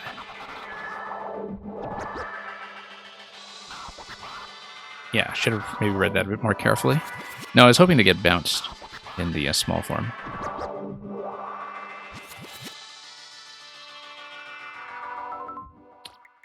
First clear will not happen today. You actually are welcome to resubmit. Just as a matter of time, simply because we are going through a full cycle every time to get to this point. And I'm perfectly willing to make another run at first clear in a different session, though. So let's just tap out for now, and then because we'll need a full 500-second cycle just to get to the last part. That's the main consideration here. But it looks like we were actually on kind of a decent pace in terms of the amount of time I had going into the last part. So yeah, pretty close. I see you actually passed this through to some other recognizable streamers as well who have apparently not made it very far, but who knows? Maybe Sugar Falcon and CC Replays have been doing better than I thought. Yeah, because it's a blue pipe at the very end, you can see that. But then it's a bit of an adventure on the final segment to get down to the X, where you need to wall jump up and then make your way back down. So there's a lot that we haven't seen yet. I don't know if we have time to do it at the pace that I was going at, but pretty close. So thank you for that. We may need to revisit. But I do want to get through the queue today, so we'll abandon it in disgrace, and then we'll pull up sub next, which I believe should be Nugukaza.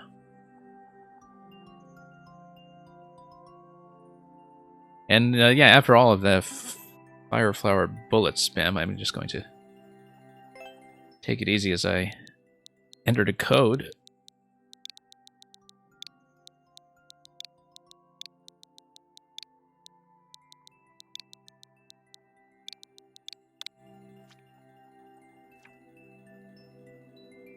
Pokeplume Panic. Ah, yes, this must be the finished version of the prototype that you had shown me in segments previously. So we'll see how well we do. It's 1.1% so far.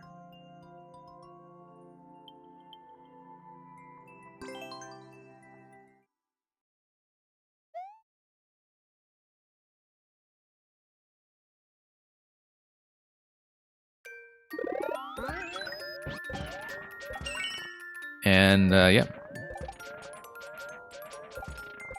I was distracted by all the red pipes up front because I thought, oh, I thought those were originally the test segments, but...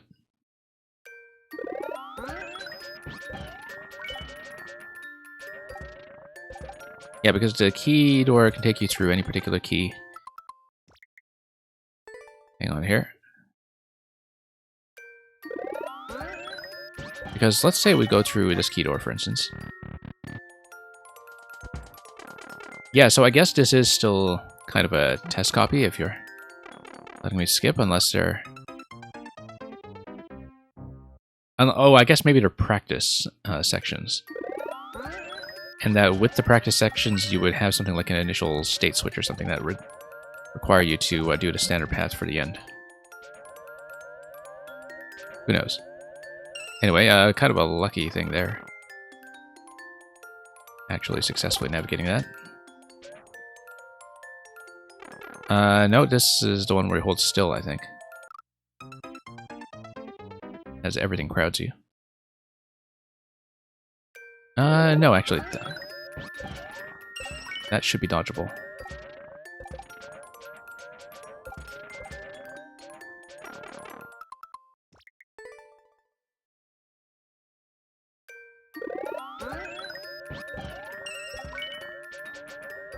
Yeah, because if you're given a key, the key would get you to any of the practice doors, but possibly you need the key at the end to confirm that you have not skipped ahead. Although if you skip ahead with the pipes, I guess that would also be gated with the key door. We can check that, of course, just to see. And yeah, it is with the key door, so... Whoops.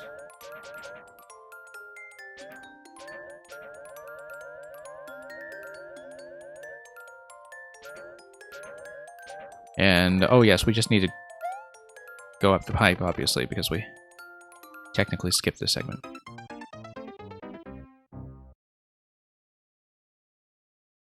That's okay, we'll try to make it through in a linear fashion here.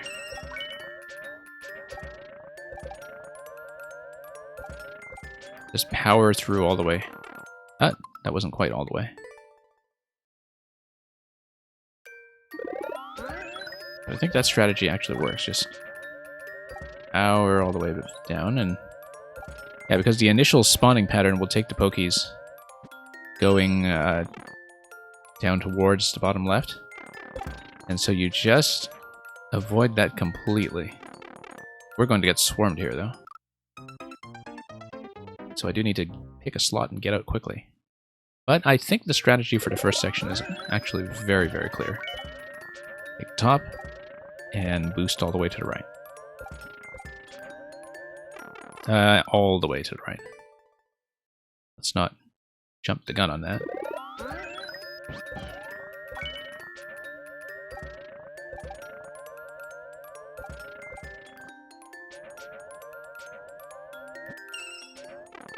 Let's not accidentally plug in the key either. There we go. Just need to go straight down and dodge that way. And then we'll lead all of this around. That went pretty smoothly.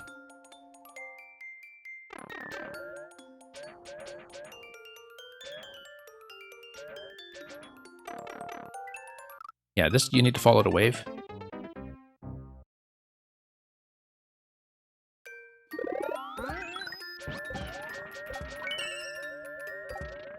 Okay, so yeah, we have strategies in place for at least the first two rooms, and I like that you can find good patterns like that. Obviously, once you get into the sine wave later, you do need to be somewhat accurate, but for the time being, it's pretty lenient.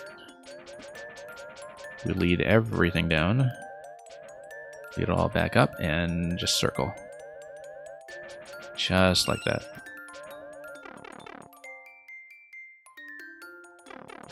Okay, let's just go middle. Pick that and go.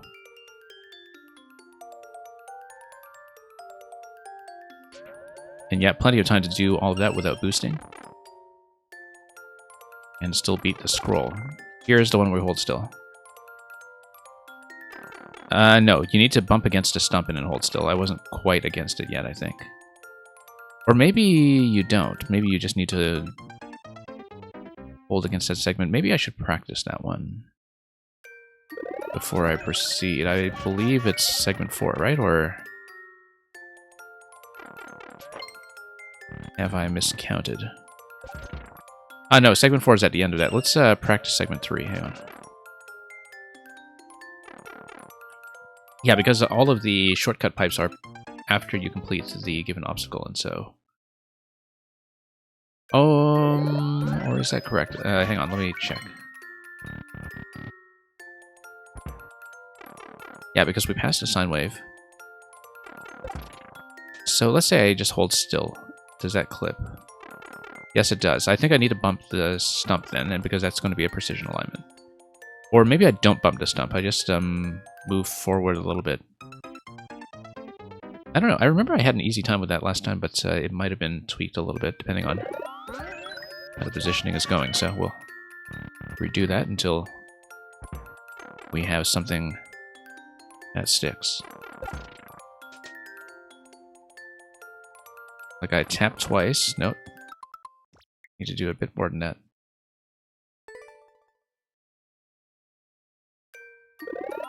Yeah, I can definitely appreciate the presence of the practice doors for that kind of thing.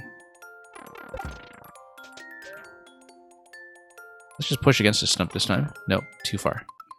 So yeah, you can't push against. You have to just take a few pushes down and actually take that as a precision issue.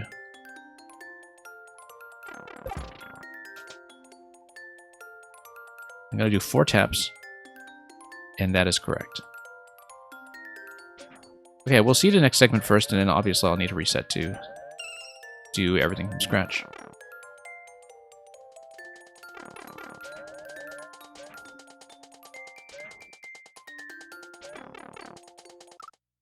And we'll practice that one as well, just to get the timing down. That's going to be number 4 here.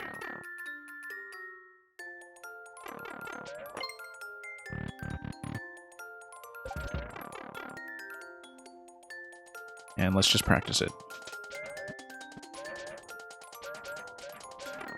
No.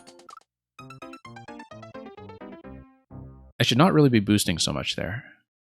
In fact, even if I don't boost, it's okay to let the screen boundary push me, maybe.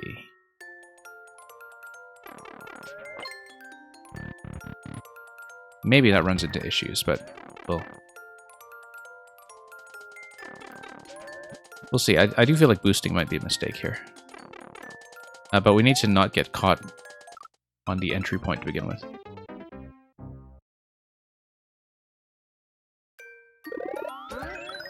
But yeah, everything up to that room, I feel like we have a solid method for.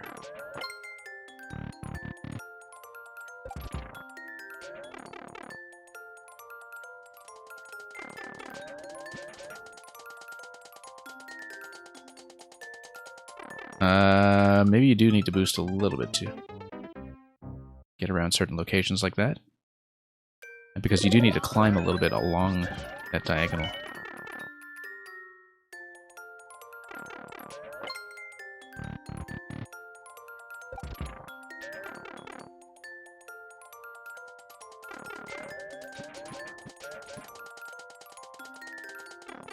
Nope.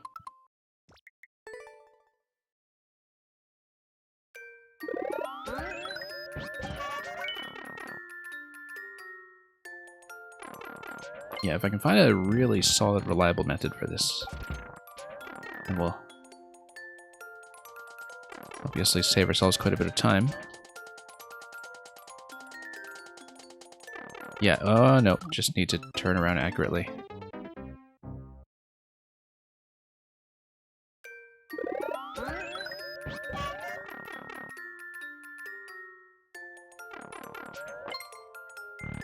TPB.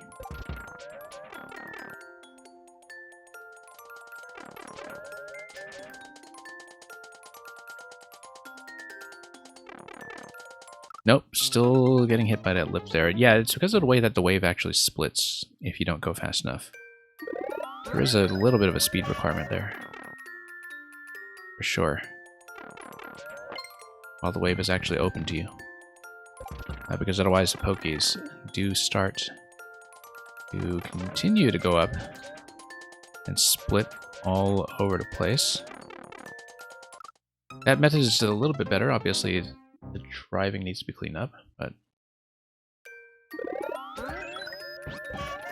if we can get that, then we can definitely get up to that point. It's easily the hardest room so far.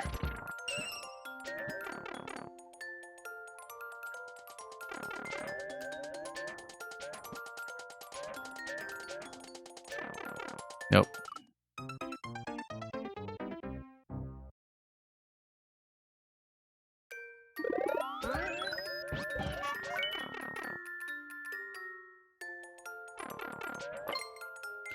Just having a little bit of trouble pointing.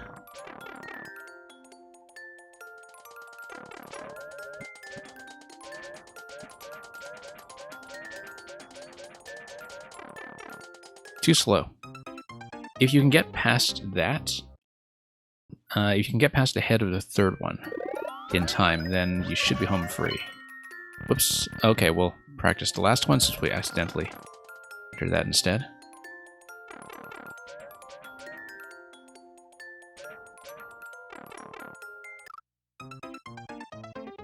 And yeah, that's going to be the exit segment there, so let's practice it. Just so we're absolutely solid on what to do.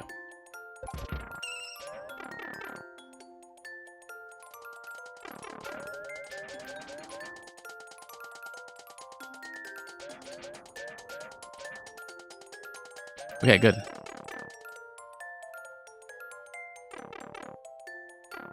Nope.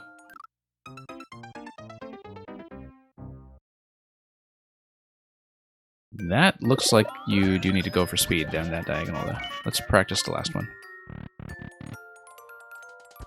So we've at least seen every segment and found a pattern for it, even if we might take some time to string it all together. That seems like it should be fast enough. Obviously need a bit more accuracy here, but...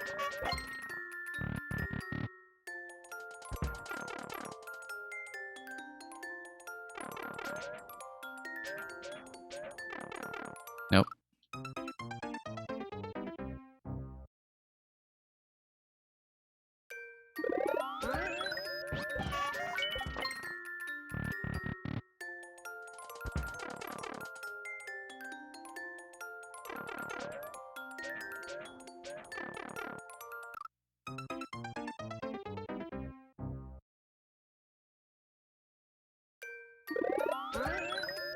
And obviously, you know, even the segment before this one will still need to take a bit of cleanup here and there, but...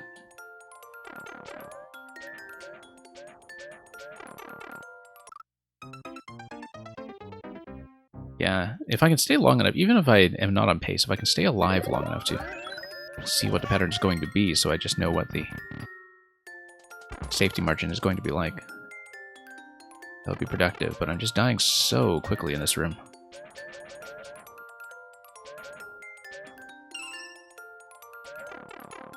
Okay, so that's successful, and then we probably have a key at the finish to get to the goal. Yes, exactly. And right now it's only giving me 1G. And so yeah, let's actually string the whole thing together then. I think I am ready.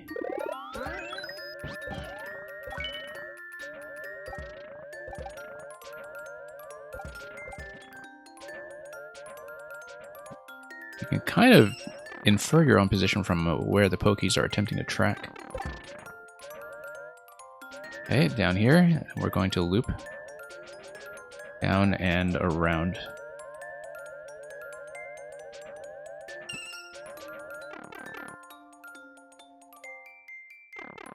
And next, we'll take the middle. We'll take it slowly. Very satisfying pattern here. Next, we're going to let ourselves get nudged down by the block and take 4 taps down. Oh, that might be too much, actually. I had to adjust a little bit. Yeah, 3 taps would have been great, but we could actually tell from the artwork that time how much room was available. Now, here's the challenge.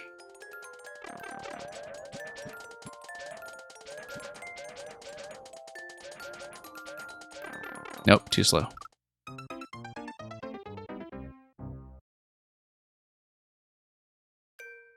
You need to wiggle your way up fairly quickly.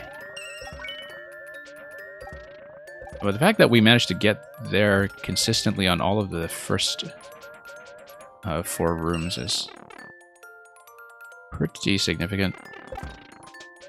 Does make this whole thing look pretty approachable in terms of whether or not the clear is going to be available.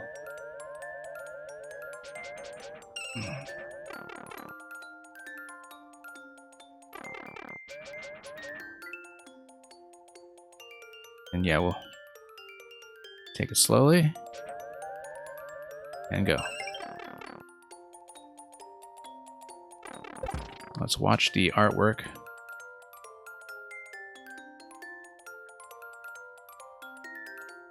Yeah, very satisfying when you do make it happen, that's for sure.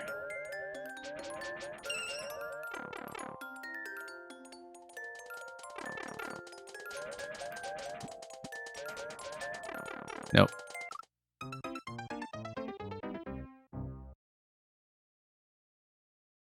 Yeah, easily the hardest room, I think.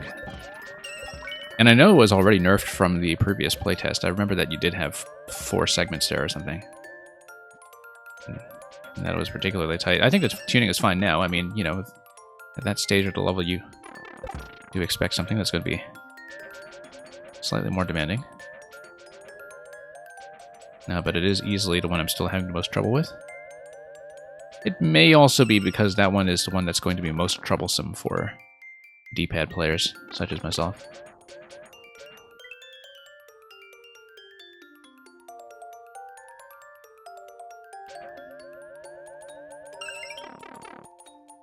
But so we'll head down and see if we can fix it. No, nope. Okay, didn't go that time. Yeah, I pulled back a little bit there, and that was not wise just because of the way the diagonal turn on the P-Balloon's turning radius is going to cause some complications. Wasn't flying high enough that time.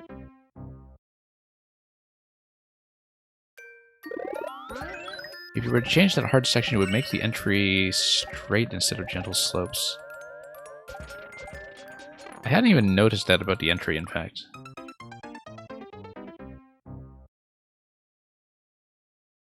But then I think I'm usually just trying to move so quickly into position to get into that pattern at all that, you know, anything more than that is a luxury.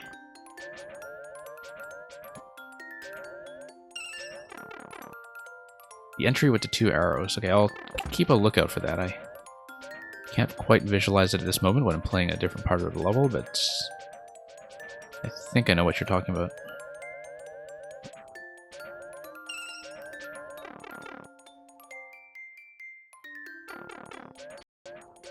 Okay, let's take it easy.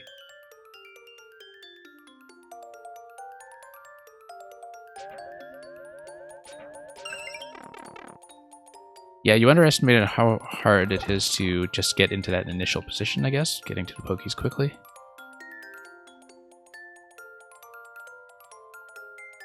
Yeah, that's true, because you do need to drive pretty well to get that done. Oh, this, yeah. Nope. Too quick. I mean, I guess that's partly a camera positioning thing, right? Like, given the level at which you're spawning into that room, you're trying to move the player back down to get them to come back up afterwards.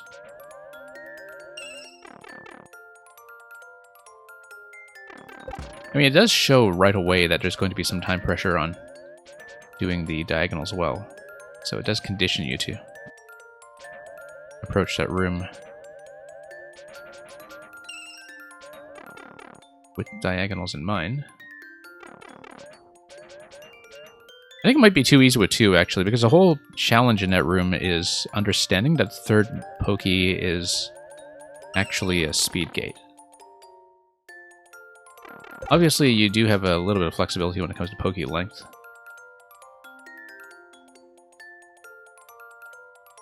Like, I don't think the concept works with fewer than 3, simply because it is a timed gate, and that's the thing that makes it distinct from the previous sine wave pattern. Whoops, oh, okay, just got bumped around.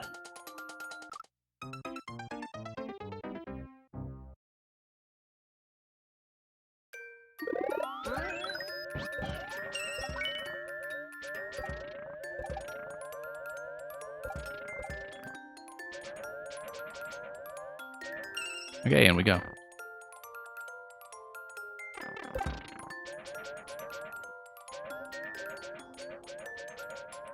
And back up. And over.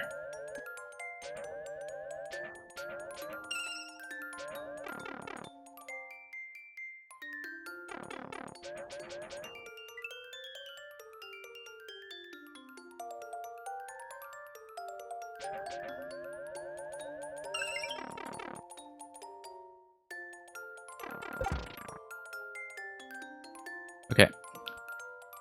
Nope. Not reading the artwork correctly that time.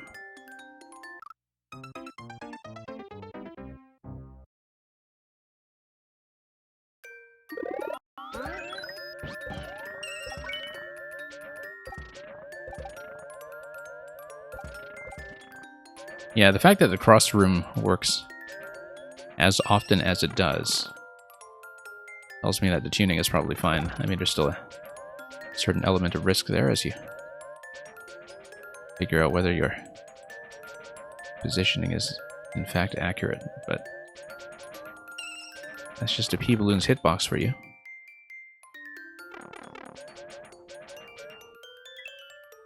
And up. Drive carefully.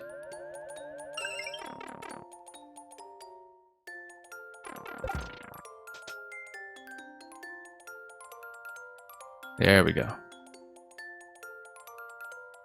Yeah, the bottom dots need to be right by Mario's cheeks.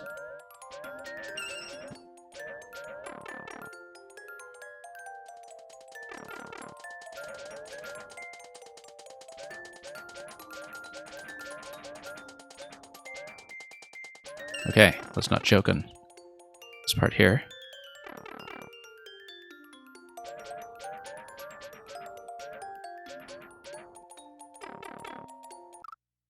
We choked on that part there. Going too slowly, though. Yeah, I can't be too cautious in that entry segment because the timing will not work out very well.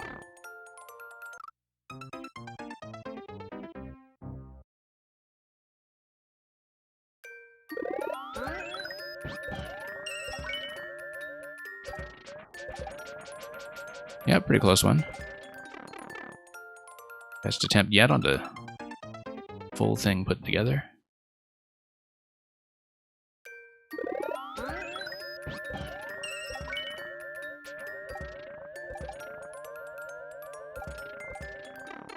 I wonder why I'm no longer outrunning these.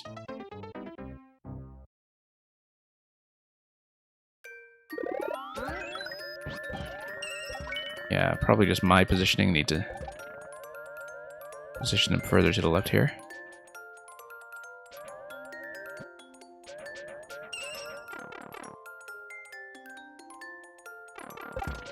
Okay, here we go. This is really quite reliable, this room here. I say as I take a hit. Well, the pattern was correct. And Kulta Turkey, welcome.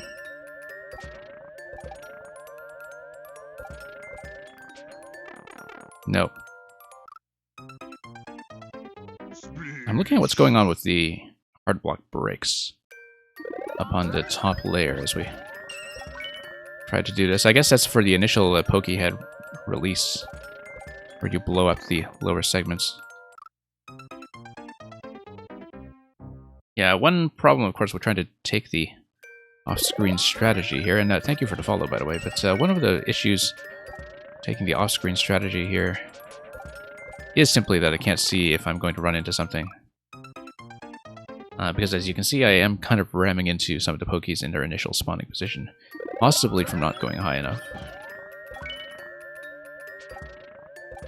Or going too fast such that I'm hitting the hard block boundary as the Pokies are popping out. Do I read stories? Just in general? I mean...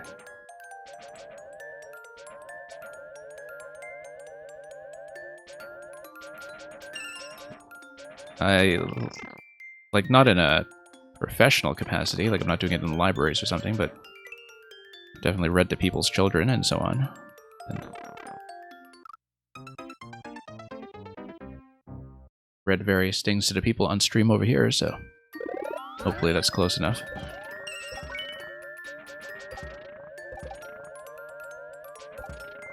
We probably should do some kind of bedtime story stream, in fact. Ah, you write stories. Okay, what kind of stories?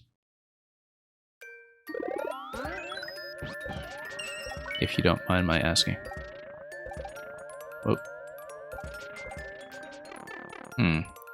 We should actually try to just fly this properly for once. It's a fairly open space in the middle. Depending on how you decide to track things. Then you can actually see where you're going. Or we could just tend back to the top. As before. Fantasy and animal stories, I see.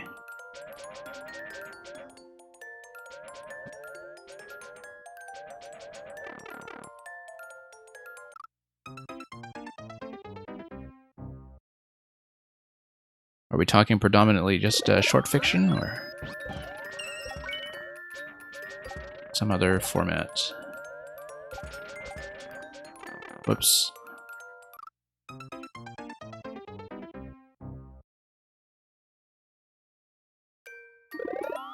But yeah, do feel free to talk about that if you have anything you want to share. Whoops.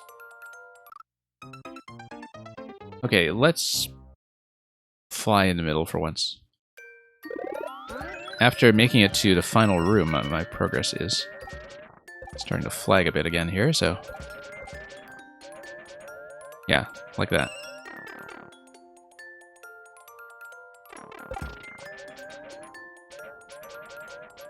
Yeah, we've definitely hit one particular roadblock on this level, but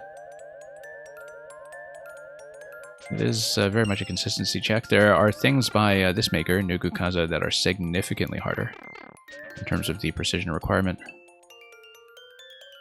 This one is not too bad. This one is fairly approachable for my level, which with the P-Balloon is okay. Not great, but I can survive stuff like this, and this room consistently looks really cool.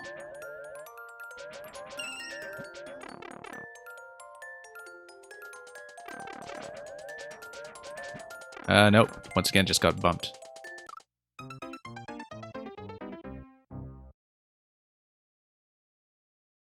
That's what happens when you can't drive.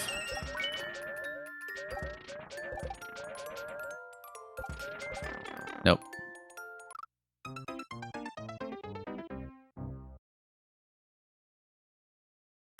Yeah, we'll stay on this a little bit longer. I think I can get it done. So those of you behind this one in queue, thank you so much for your patience so far.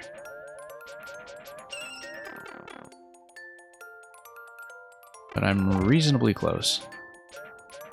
Just that choke on the last room. Oh, forgot to loop around. It's okay. We can do it. Let's draw everything way out of the way.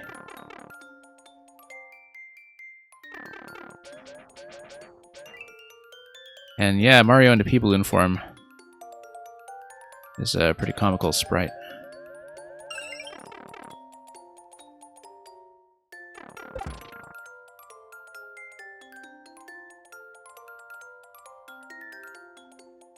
And we'll do this. And head up. Have to not accidentally enter the door. That's a bit of a risk there, I think, if you're not careful. Or is it? With the P-Balloon being what it is. This room. Yeah, a lot of it is actually positioning myself quickly out of the initial diagonal, like getting the right angle out of that without bumping the ground accidentally.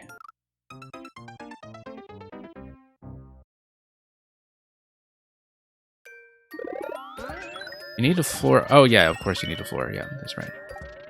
Or the P-balloon form. Yeah, I keep mixing it up with something else. No, you do consistently need it. I forget about that sometimes because of the way the P-balloon interacts with the pipes. That, of course, P-balloon, as you demonstrate all the time, is just used as a pipe gate.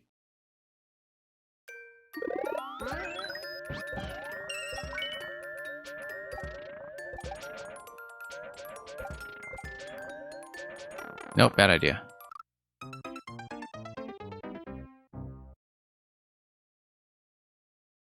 Well, I was doing a lot better in the first room earlier, but then I kind of lost track of how to just take the top row like I was doing before, but I think I should be watching the hard block breaks to understand when additional Pokies are coming from up top, and if I do that carefully, then I should be able to read that without too much trouble. Yeah, off-screen play, of course, is always going to come with its own risks. Now let's go through here.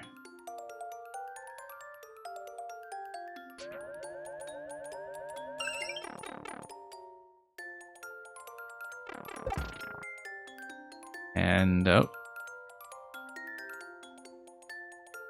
Yeah, I could tell I overshot slightly that time, so... we managed to do a bit of a course correction there. Without bumping anything. Okay, here's the difficult room.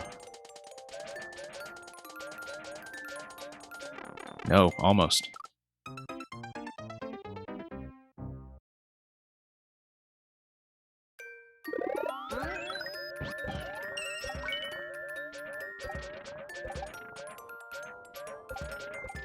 Okay, down. And forward.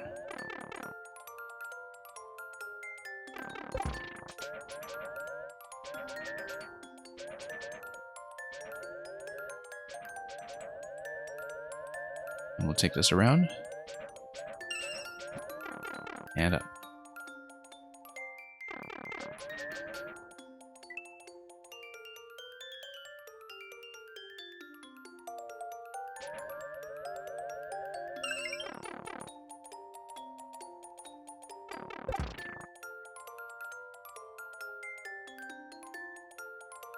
Okay, just need to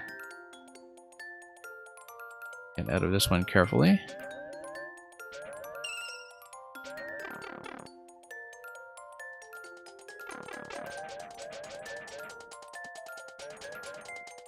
Nope.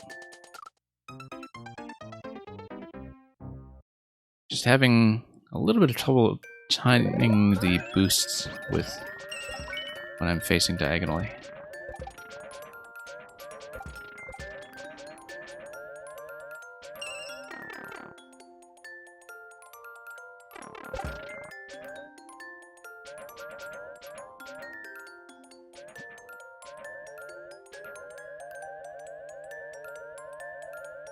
Okay, all the way around.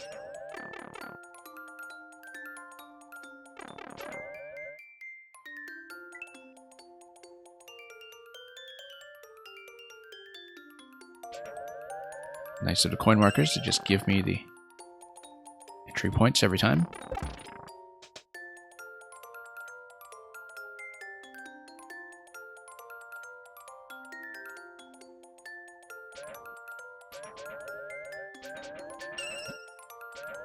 And up we go.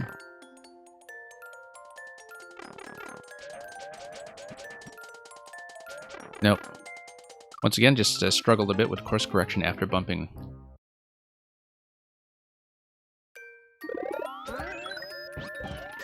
Yeah, because I was trying to correct from the rebound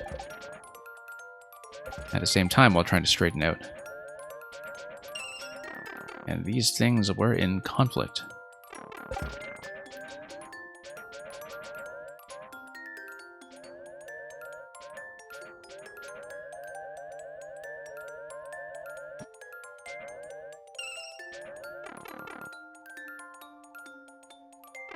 Okay, up we go. And what shall we do here? There we are.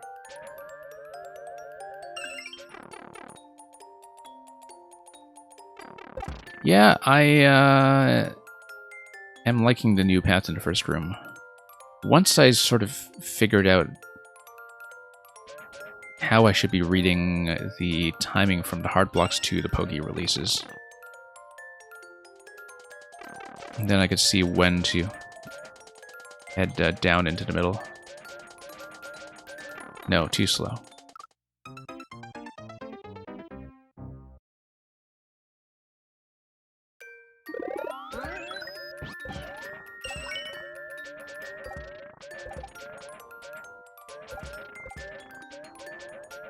Yeah, it seems like the way to relax that room wouldn't actually be to shorten the Pokézol. I think it's more the spacing between the two is naturally just going to be a little bit tight.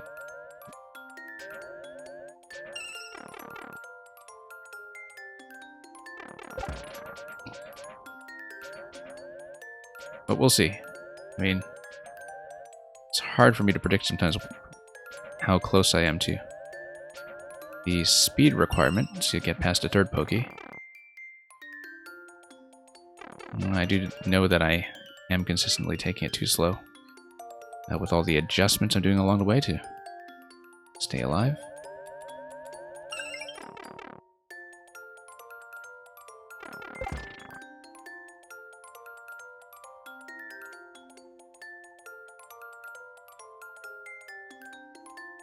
Okay, that's fine so far.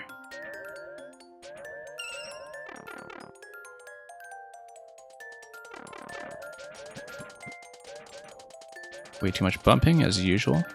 Nope.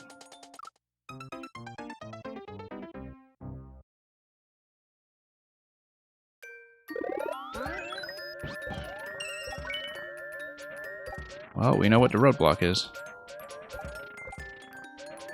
That has not changed.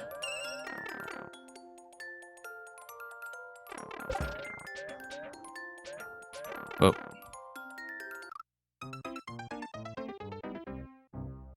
Yeah, well, like we were saying, you'd already nerfed that quite a bit from what it was previously. It also might just be my skill set and the fact that I'm also a D-pad driver.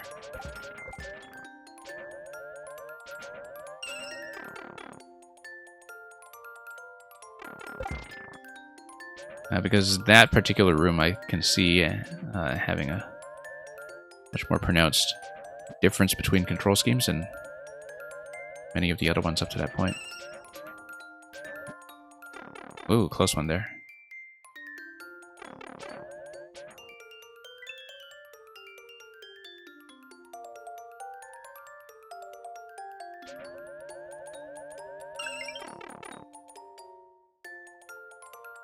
But yeah, it might just be my particular skill set as well, so. It's kind of nice for everything else to be pretty consistent up to that point, of course. And we're going to fight from here for that clear. No. I think we're going to need another sitting with this one. But at least I learned the early segments pretty consistently, and I think maybe I just needed some additional practice with this room as well. Over some additional iterations. I think I can get the clear. I can very clearly get the clear, I think. If that's not a redundant way of putting things.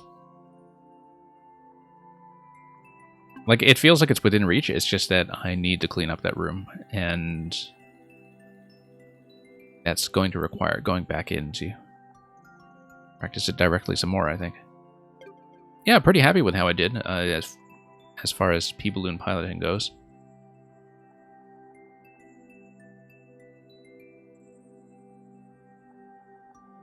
And thank you for that, Nugu Kaza. And thank you once again to the patience of everybody who's been in the queue. I know I closed queue like an hour and a half ago, and that we're finally getting to the people who are a little further back. So the next GM, if you are here, please check in. I think they may have left.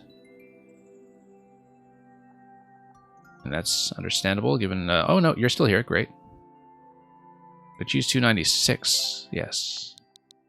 Yeah, that's why I always check just in case, because Twitch's indicator of who is or isn't in the chat can be a little behind the reality. Should be the Great Tree. I'm your work music. Okay, good to know. 296, the Great Tree. Climb up the great big tree. Let's do it. Oh, I see more Koopas. Except this time they're on to Munchers, which we had discussed previously, so let's see how it goes.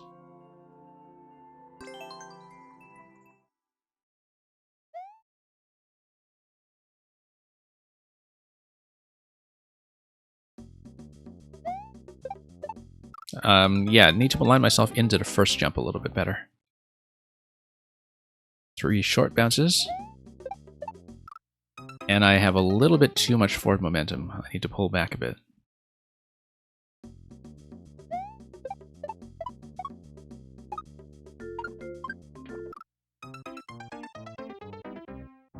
I do need to grab the shell, as you can see with the on-off switch in the up throw later on.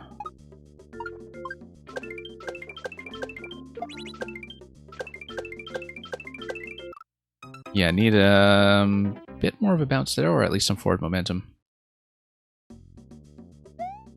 Need to be fairly controlled throughout all this, in fact. Whoops. Not bad for an early attempt, though, just now. And we'll see if it eventually matters which direction we kick the Koopas in.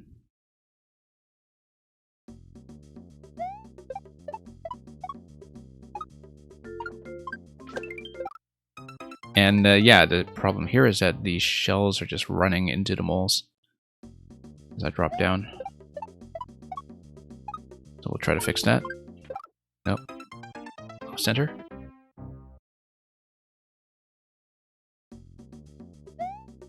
Need to pick up the shell pretty cleanly.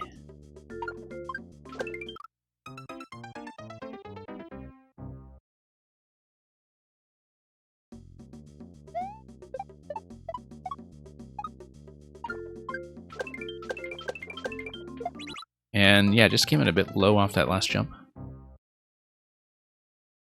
Most of this is pretty straightforward to fix.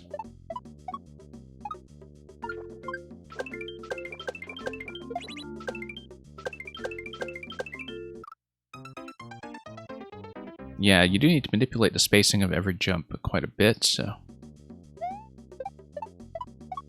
that's getting me into a bit of trouble.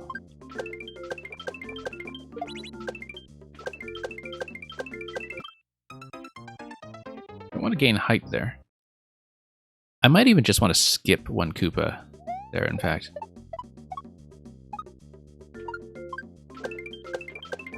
Momentum might make more sense this way. Almost, in fact. Like, just skipping over that one Koopa seems cleaner.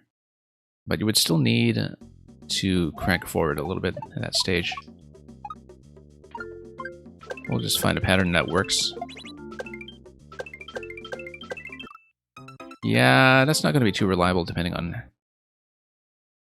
how dead center things are going to be. So, just need good controlled jumps. You're saying you have a reputation as the control jump guy? Yeah. I can see why that might be the case.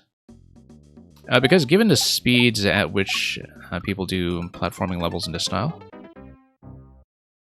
you will have a lot of people assume that everything is just going to be a max bounce or min bounce for sure. And so when you have some early depths like that, well, that's going to be fairly common until they kind of mentally switch gears into treating this as a controlled jump level. And yeah, I was trying to do small mid-jumps past the later ones. And I was just gaining too much height.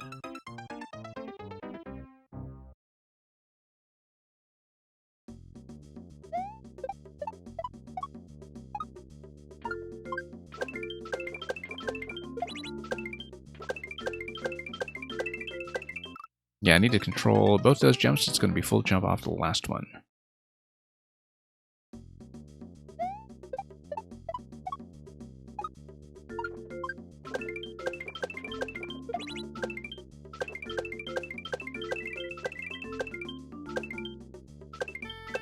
No, need to grab that shell. The fact that we have some Koopas kicked into the middle there actually does help me if I want a bit of an additional safety net, but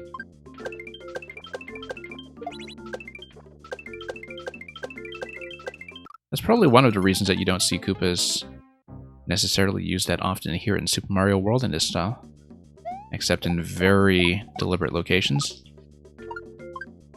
Because a lot of makers would not want to spend too much time getting rid of potential cheese or alternate patterns that just come from kicking the Koopas out of the shells very well, right? Here it's not going to be an issue. At least not from what I've seen, but you can definitely tell with makers in this style who want total control over what's going to be possible over the course of the level that they would avoid Koopas in Super Mario World precisely for that reason. That the variance of kicking the Koopas in either direction might be too much for them to deal with. Here, though, I certainly don't mind having an additional thing to jump on if it's conveniently available. We usually will not be able to plan around that.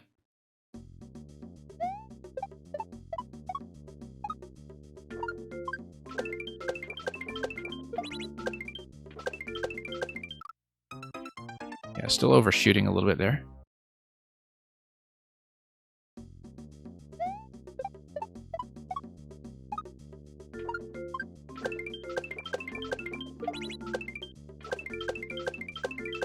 Nope, too high.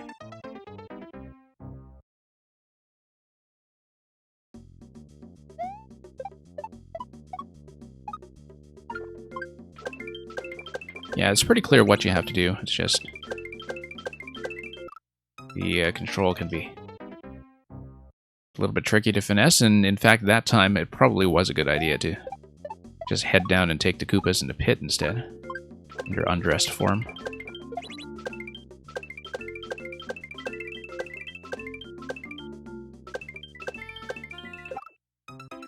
Coming in too far to the left there, we obviously stomp both moles, and then there will be another throw to the on-off switches shortly after. Whoops, too slow. And yeah, Omni, that's pretty much exactly what it is. Bounce, bounce, bounce, etc. But then which element is representing the etc.? Would that just be the shell throw, maybe?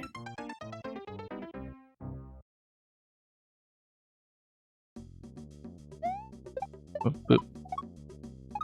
Okay.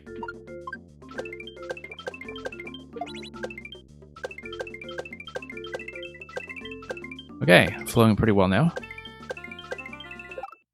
Once again, too far to the left, and I should have really taken the Koopa. But we'll see.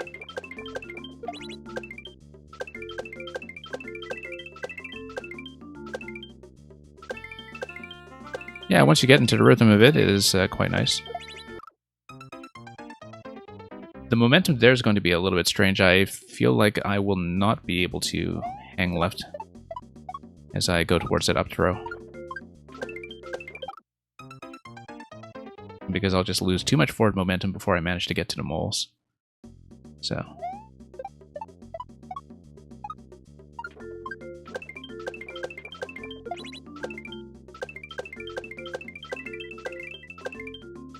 okay.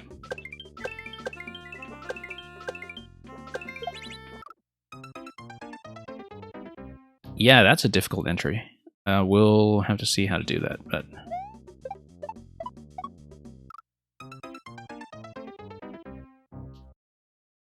Because I don't feel like we understand that jump yet, but we'll see. Last part of section 1, yeah. That would make sense.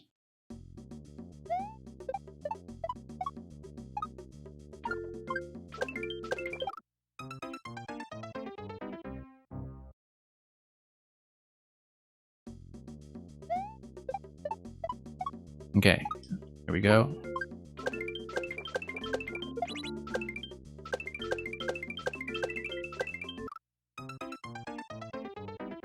And yeah, just didn't quite handle that last bounce as cleanly as I would have liked.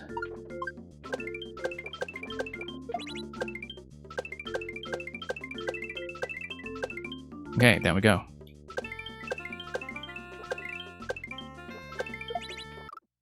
Now, losing way too much momentum. I don't see how that's happening. I am trying to do a full jump into the up throw, but the up throw is cutting my momentum a bit because I am pointing up.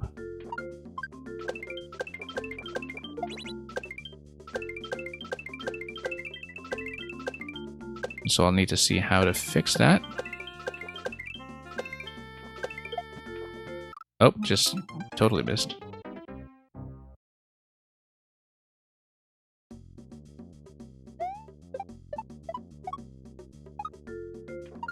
And yeah, Omni, that is correct.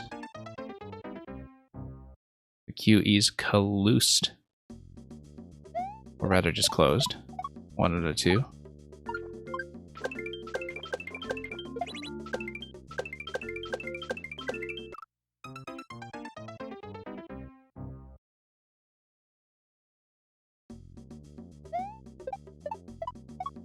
Not quite getting the bounces down, but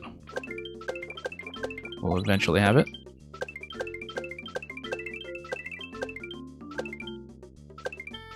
Nope. Need to pick up the shell, obviously.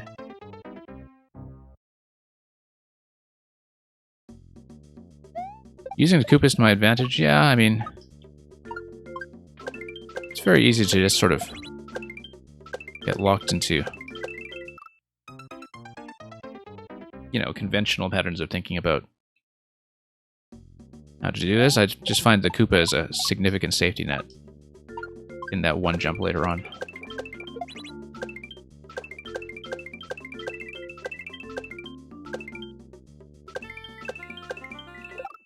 See, I'm not really typically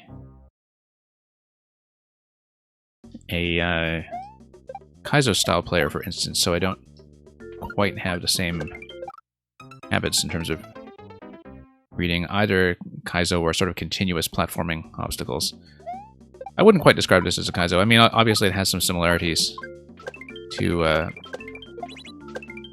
you know, what people kind of dubiously call Kaizo Light, or the perpetual motion and the time switches like that, but okay, new record.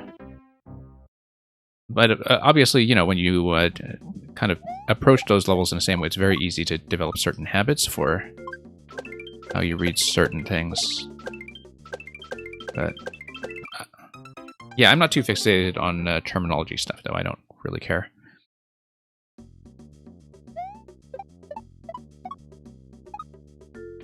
Yeah, you have an increasing number of people just call these Jamp levels because the people who make for well-known projects such as Team Jamp, like, they're very much of this difficulty tuning where you have the same kind of pacing and flow as Baby Kaizo, as you put it, but you don't need to do any of the signature technical tricks of Kaizo, like shell jumps and so on. And that's the main technical boundary, is that you can get by with just skills that you learn when you play Nintendo Mario. I feel like you definitely cross into Kaizo territory once you have to apply tricks that you definitely would not have learned in Nintendo Mario, things like the shell jumps and other item handling tricks. Koopa Stomp might be slowing my momentum too much. It might be, actually. Because of the way I'm pulling back into it. I am making it over to the moles, though. Or at least did once.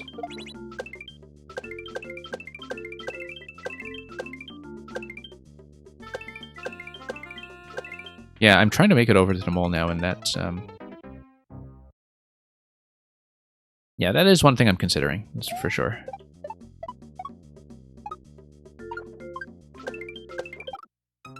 But I think when I hit up to try to do the up throw in that jump, I do cut more momentum than I would like.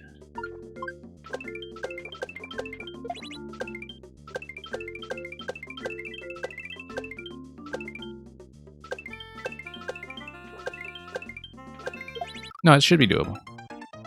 As you can see, I actually have so much momentum there that I'm hitting the top spike. No, I don't think the Koopa is going to be an issue. That's not really the problem. I'm just not aiming the landing and the entry very well, partly because the entry column is only a few tiles high. And the landing zone with the mole is also kind of one tile into that, right? So it's tucked inside. So I have to watch my aim pretty carefully going into that. Whoops.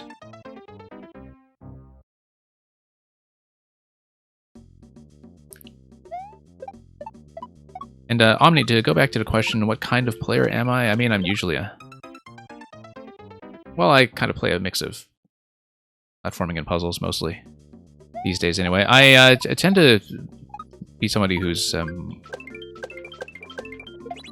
know, mostly thinking about contraptions and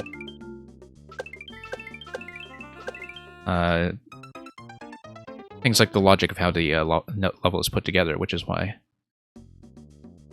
I find, you know, concept levels with original mechanics that you have to learn on the fly to be pretty interesting. Because they often teach you something new. Or apply some knowledge about how the editor works and how the game is constructed.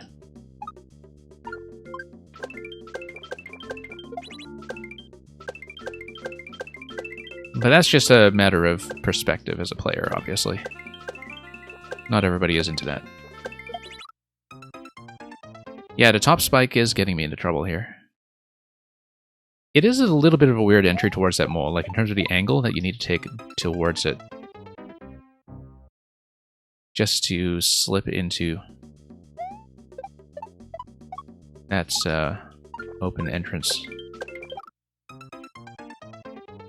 Because you kind of need a certain sharp angle going down to... or rather, no, a shallow angle going down to the mole, in fact, not a sharp one. But we'll try to get back there and think about it more carefully. The early stuff is going quite a bit better.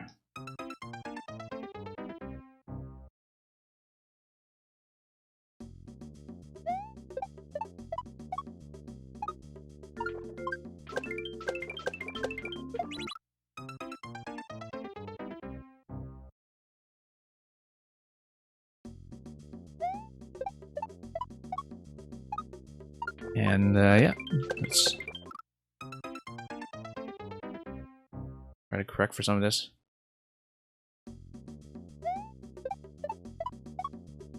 Yeah, you have to pull back on the jumps quite a bit because of all these one-tile gaps. And all the variation between gaps.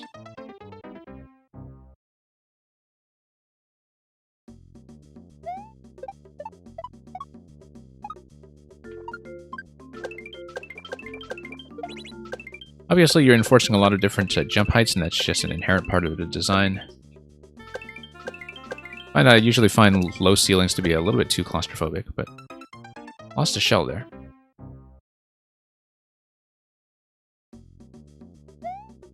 Omni, we kind of get a mix. I mean, I've learned a lot about playing Kaizo and hard platforming over the course of being a streamer. Like, I'm doing much better with that content nowadays than when I was first setting up the stream, for sure. And you know, I don't necessarily rule out kinds of levels that people send me. The only ones that I really don't feel that compatible with tend to be the really tight spike precision stuff. But that's usually because, you know, those ones there's really not much to talk about when it comes to level design because it's just very much pure execution. And there are some exceptions to the rule. Some makers know how to make them interesting and give them some variety.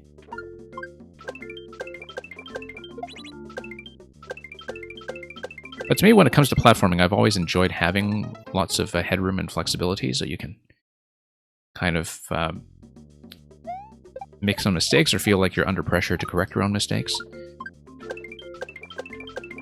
And have just a lot of flexibility when it comes to decision-making in terms of how to set up jumps and where to go, etc. So, and that's just part of the mentality of coming from a lot of classic platformers, which are designed that way.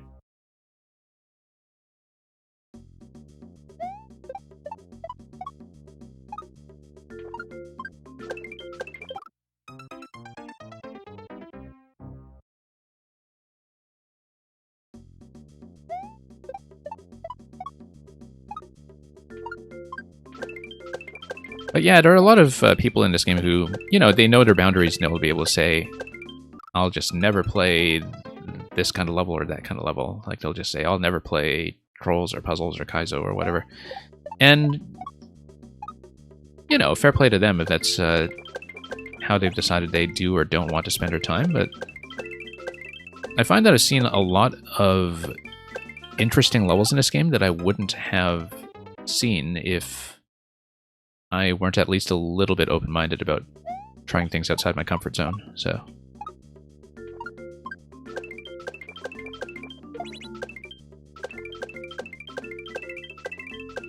But everybody has a different reason to be playing this and a different thing that they get out of it.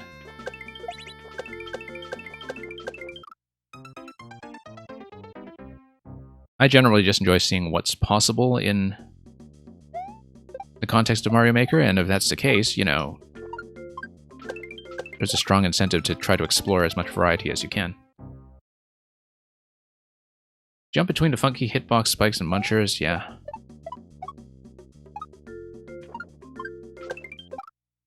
That's pretty much what it is, often. No, and I know there are definitely methods for things like precision levels that people practice, and that there is such a thing as a good precision player who is able to approach the tough stuff and have a well-practiced approach to doing pixel-perfect lineups and such. I just find that that's very far removed from the reason that I play platformers, and so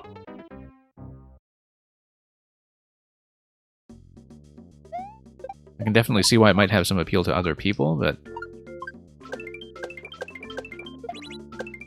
it's comparatively doesn't give me as much to look at or talk about. Nope. Missing the up throw. But yeah, I know the Mario Maker scene on Twitch does have a bit of a reputation, even going back to Mario Maker 1, of just being all Kaizo and all Trolls all the time. And as I've talked about many times on a stream before, I don't think that's actually true. I think it's a matter of airtime, where it feels like people don't spend a lot of time on things like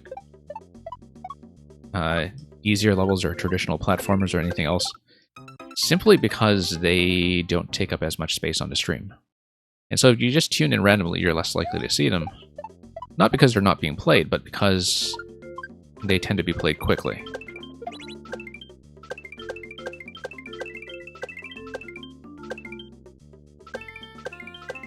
Whereas Kaizo levels and Troll levels in particular get lots and lots of airplay per level. Just because, you know, structurally that's how they work.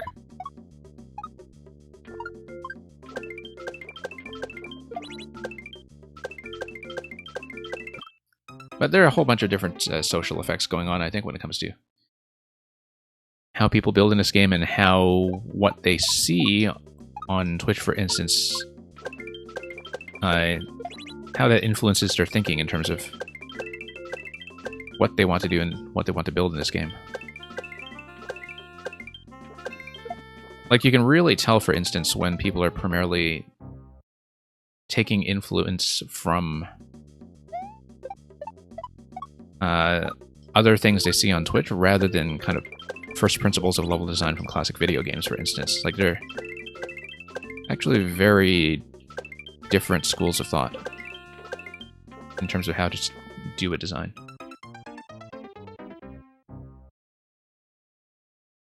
And yeah, Omni, that's one of the reasons I don't really run a strict time limit here. I kind of informally set the pace here, I guess, in terms of when I choose to cut off. But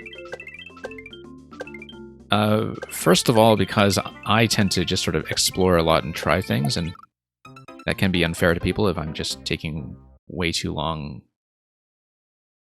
you know, trying to poke in a particular corner. But secondly, that I think I see very different levels from people who have a strict time limit. And, you know, it's just all part of what you've decided to create within a given section of the community in terms of what the norms are going to be, so... And this is still the first section. We haven't hit checkpoint 1 yet. Feels like I shouldn't be having that much trouble. But I am maybe already a bit out of practice, even just after a week off to play Metroid.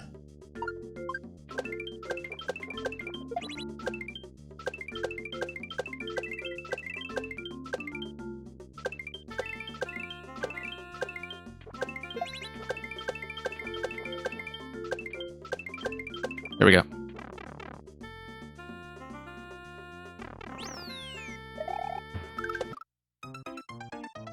You got yelled at for giving the streamer a pretty hard traditional, really? That's unfortunate. Like, did they have some kind of preset rule about that beforehand, or were they just being unpleasant about it?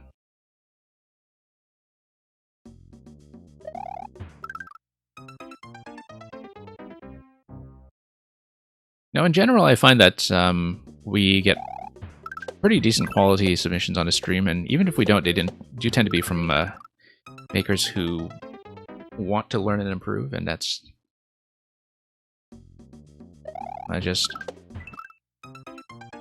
one of the nice things here that I know not all streamers have the privilege of receiving.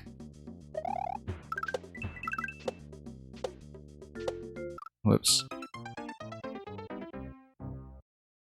Oh, he just liked Kaizo. Yeah, I mean, some people have very particular preferences about what they will or won't do.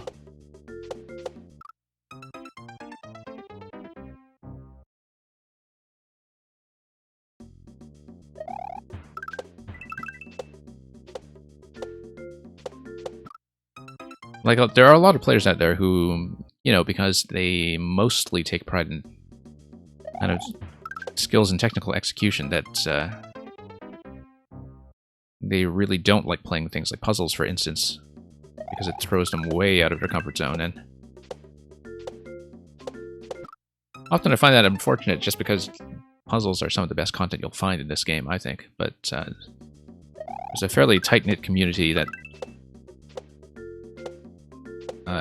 is passionate about things like puzzle levels, and plenty of people who definitely aren't, because it's just not why they signed up for Mario Maker. Whoops. Yeah, it's just going to be controlled spin jumps all the way here. Whoops. And yeah, that's true that, you know, with traditional levels, you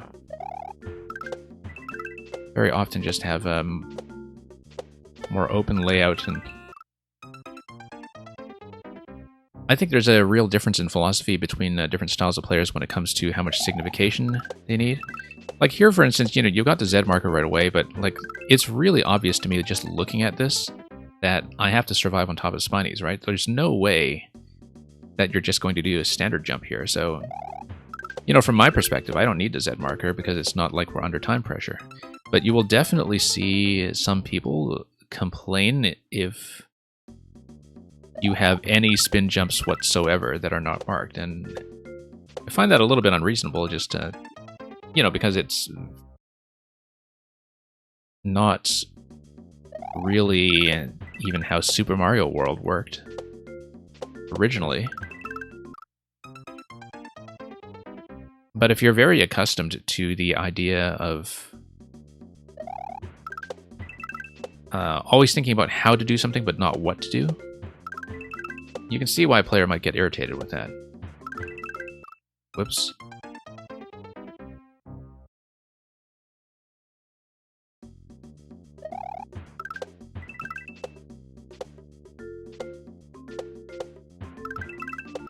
And yeah, that's the thing. You can play a lot of traditional, not just traditional levels, but a lot of classic platformers very well, and still feel totally lost with the kind of technique and mindset that you need for Kaizo. But surprisingly, the opposite is kind of true, too, that it's possible for an extremely skilled Kaizo player to feel a little bit lost in levels that are not really that technically demanding, but which are less linear, I guess. And that's a surprising thing, that it really cuts both ways, even though you would just kind of think as a default that traditional content is just straight up easier. Which it still often is, I mean, don't get me wrong. Whoops.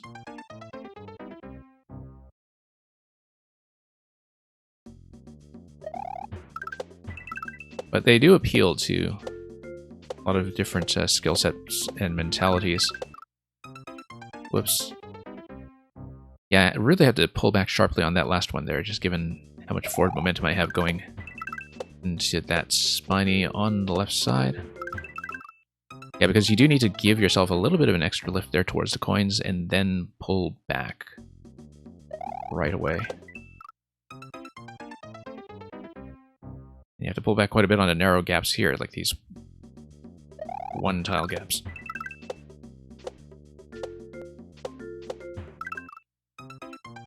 Yeah, one thing this level makes very obvious is how doing jumps over a gap of one tile feels very unnaturally short. It's like you're tiptoeing everywhere.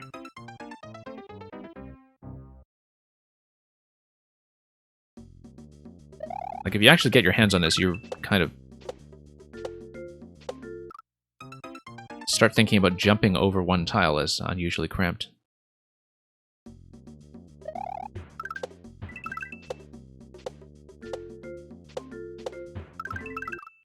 Anyway, we'll try to make this work. This is a vertical ascent. The level is, after all, the Great Tree, and so I was thinking that it might be something like a big vertical section. Here we go. Too much. And yeah, next GM, I mean, give me whatever you feel like. I'm having a lot of fun with this one, don't get me wrong. It's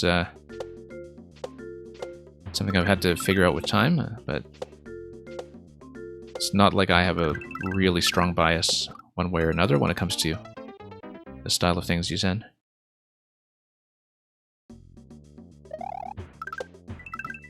I know you only really kind of recently got into making some harder bounce levels, but in general, it seems like you have gotten off to a pretty good start with those, so... Whoops. And you were running low on enemies, so this is the last section? Yeah, I thought so, given the first section that... with everything stacked on Munchers in particular, that you would likely be running tight on the budget. Mario's getting pretty dizzy. He spins all the time. He's used to it.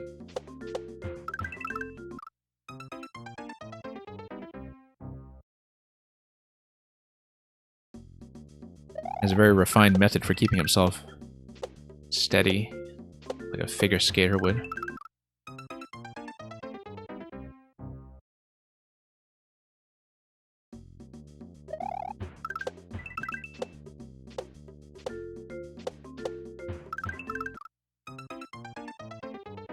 Yeah, it's sort of interesting to see spin jumps both in Mario Maker and in the Kaizo Super Mario World community be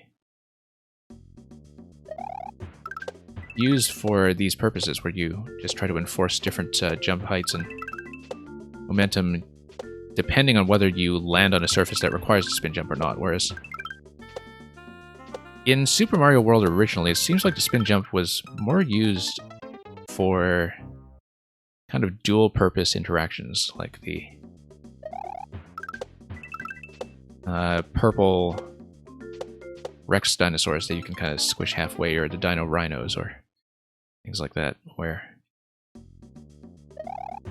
would have the spin jump kind of an equivalent to the Yoshi Stomp when it comes to power, and that would be the main thing you're thinking about usually.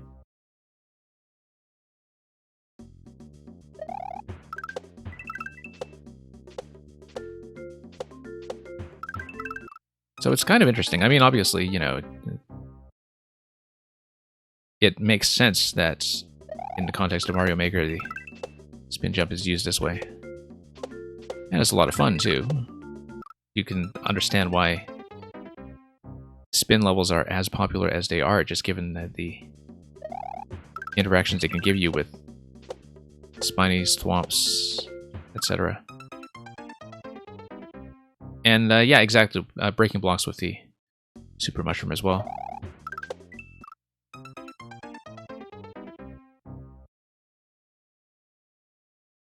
Yeah, I find that in general the Super Mario World yellow blocks are really underrated in this game. There are a few makers who really know how to use them, but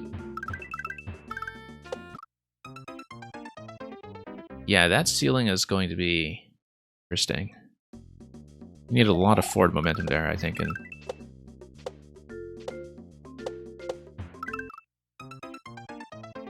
yeah, sometimes when you have a vertical climb, visibility might be an issue in terms of when the ceilings are actually going to scroll in, and whether you can see if you have enough room to avoid a corner. Here, at least, when you're changing directions along the side, you can bounce up a little bit, adjust the camera, and have enough headroom to look ahead. But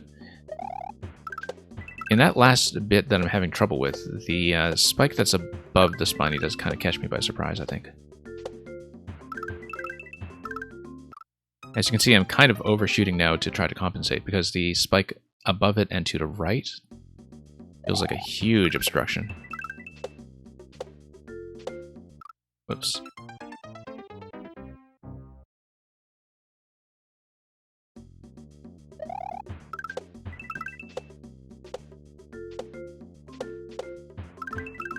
Nope.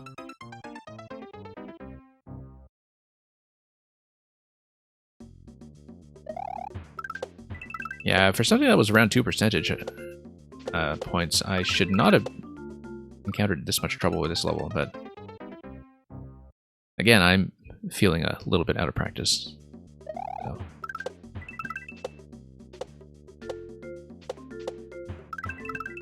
We'll see. The top corner here still giving me a little bit of grief. Ah, there we go.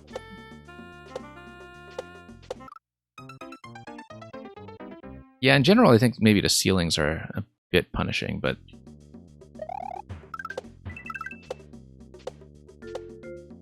I mean, you know, the challenge of the level is enforcing jump height. I kind of understand why you do have as many spike ceilings as you do, functionally speaking. It's just that some of the corners do make the jumps feel tight in terms of how you angle them.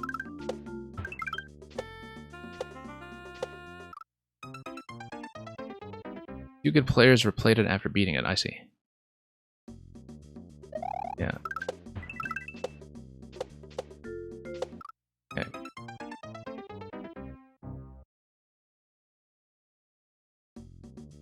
It's not even a jump height necessarily, it's more the corners as you're moving forward.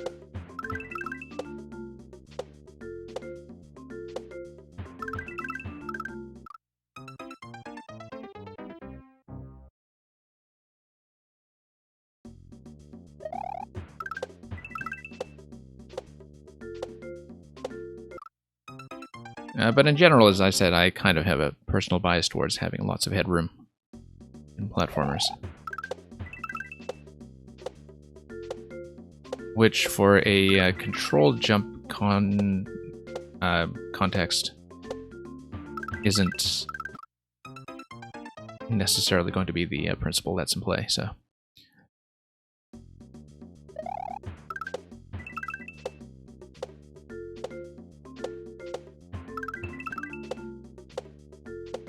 That's okay, we'll manage. Still enjoying it quite a bit. It's just, as you can see, you know, you're kind of scrolling that in on a camera right away and ramming into it. Even if you kind of know it's there, it's a little bit difficult to anticipate. And yeah, like this spot right here, you see how I'm pulling the camera up? And it's a nice spot to be able to do that with a full jump because then I can see where I'm going. I'm not sure that's the case for some of the top spikes that you have later on, but of course we'll just try to fix that. And yeah, you see this top corner here having no spikes at all, that's the right decision.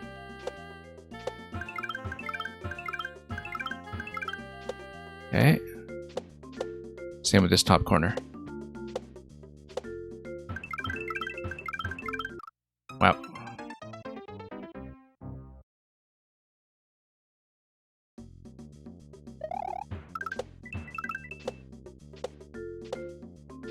And yeah, it's amazing how many habits are totally conditioned around going left or right.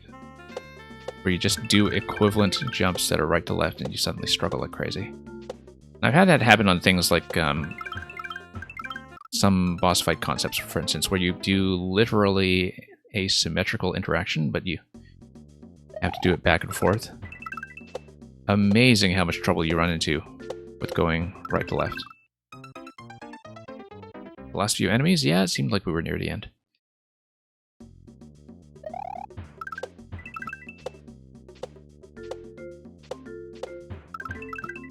Yeah. Luckily, I am able to run a slightly longer stream than usual today and really stick with this.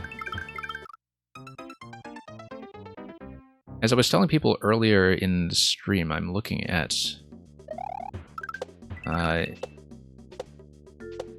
moving my stream time forward, like earlier by at least an hour or so. I've been kind of doing a trial run for it recently when playing some other games like Metroid. That change will probably come in by around November if I go through with it, but we'll be doing some scheduling changes here and there anyway, and stuff like that will be posted on the Discord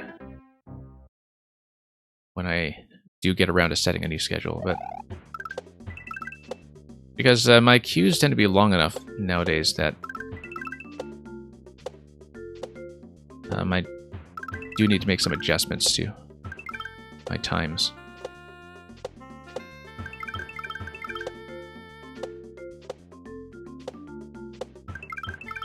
Nope. Missing that. You have a level entitled Mario Goes Left, I see.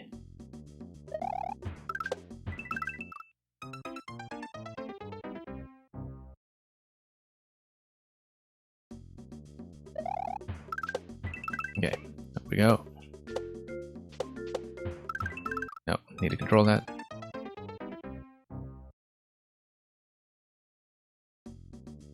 Anyway, we have managed to see most of it at this point.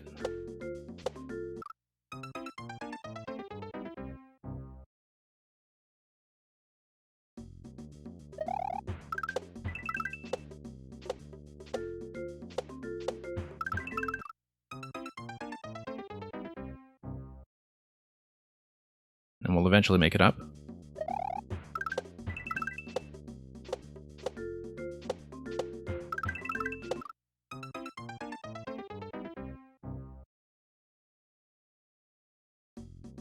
And yeah, it's not particularly difficult.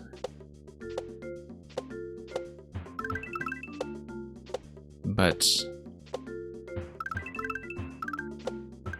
it's easy to be inattentive and makes mistakes accordingly. And part of it is a reaction time thing as well, like knowing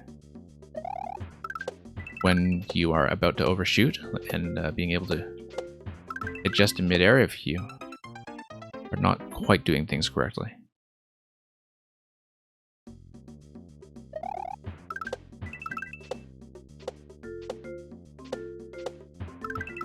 Yeah, I mean, I do enjoy bounce levels.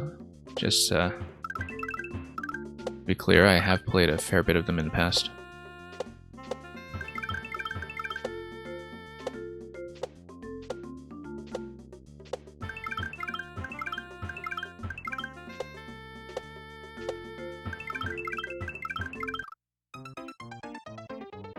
Yeah, same spot there.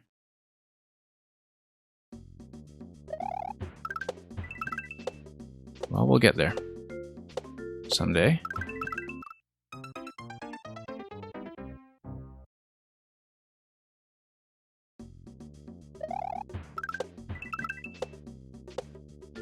Yeah, I was surprised to see that I would have so much trouble with this given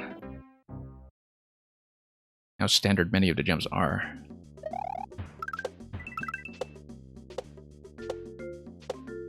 Like it's all positioning here. And all momentum control.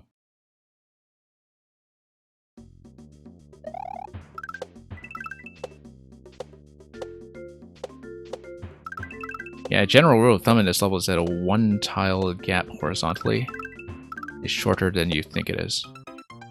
And you need forward momentum going into that spiny because of the way the ceiling works.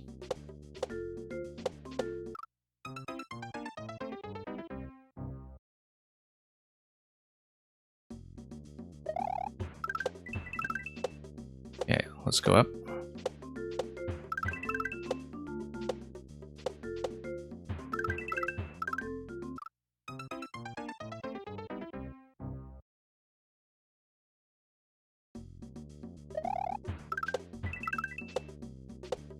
And yeah, let's just get up here.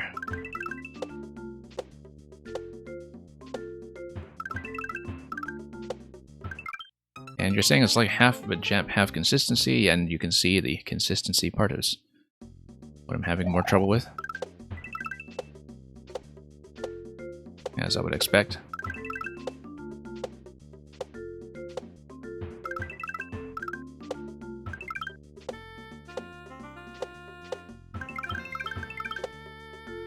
Yeah, just not ramming into the munchers from the side is very important here. Whoops.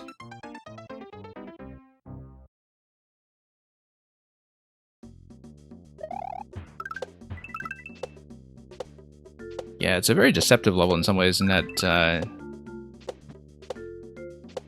think it is harder than it looks. Because it looks very simple, like the readability is just very straightforward. You jump, jump, jump. And the margins are generous enough that you would think, okay, well, what's the problem with that? And then you actually get your hands on this and realize how weird the jumps are. In terms of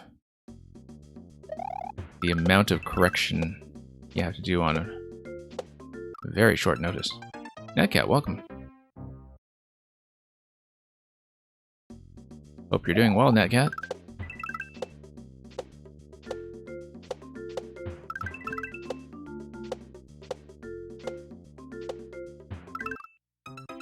Yeah, I definitely had a few issues on the stream today in terms of not playing well, but we're taking too long on things.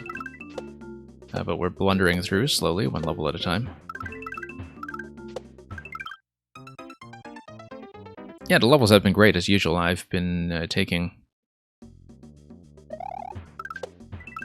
way too long on certain things.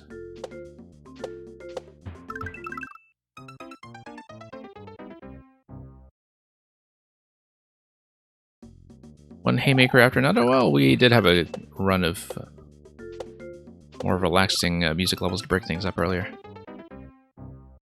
But yeah, a lot of the levels today have been long sits, and I haven't even cleared all of those. We had some where I got close, but then decided to move on. have a habit of doing that every stream? Well, I mean, it does happen fairly often here too, so.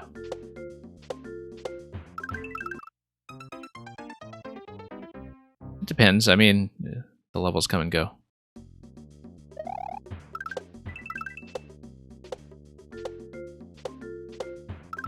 So yeah, NatCat, hope everything is fine on your end.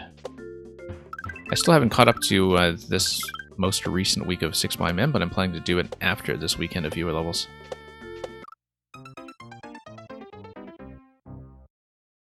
And then we'll have some other content planned in weeks ahead after that. Got a couple of ideas for where we'll take our Mario Maker coverage from here, as we get into November and December. Whoops.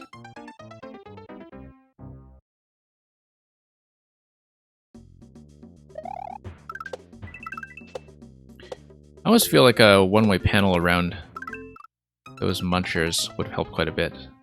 Like where you have a muncher and spiny stack, and then you could have a one-way that just goes up to the muncher level, and you could still expose the spiny level to, you know, have a little bit of risk there, but...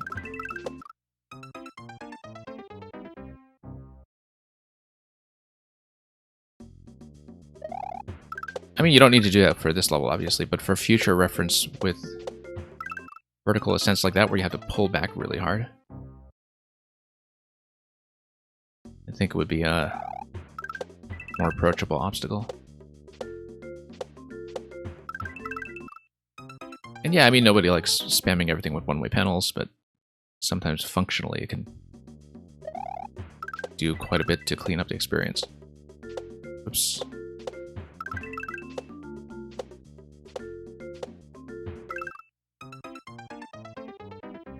And yeah, Luca, we will probably be doing viewer levels tomorrow as well, as per our usual schedule. As I was saying, as we get into November, I may have to cut down viewer level streams a little bit and reschedule them, but right now we're still on the pattern that we've been on for most of 2021, which is 2 nights in a row for viewer submissions. So if you do have something new for tomorrow's stream, we should be able to get that in.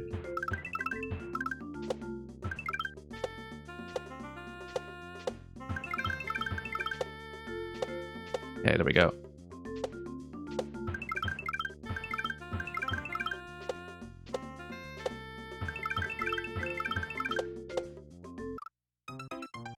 Well, it's a new record. And Lantis, welcome.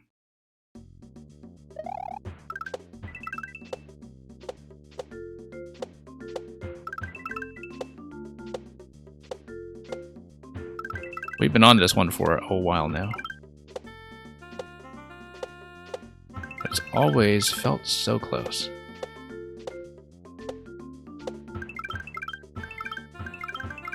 Just a lot of little things to clean up.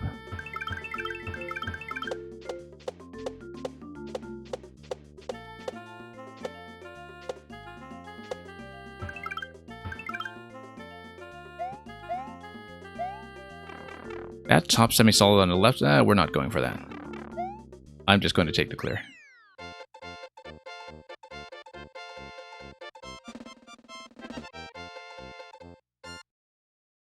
Yeah, I love how I beat that just ahead of receiving NextGM's message about having just about beat it at this point. Actually didn't take too long after the first checkpoint, now that I look at the timestamp here. I mean, it feels long, I think, partly because we had a lot of short attempts along the way that, you know, when you're dealing with segments that are about 30 seconds long, okay, that does add up to quite a bit of time, but we made it.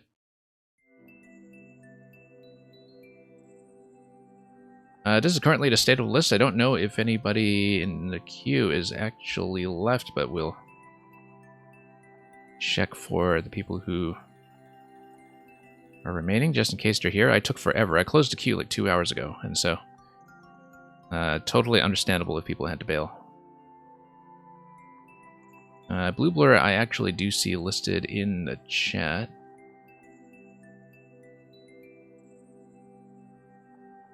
And Blue Blur is the only one I see listed in the chat. If you'd like to check in, if Blue Blur doesn't check in, we'll probably just call it a stream at this point, given how long I've been running already.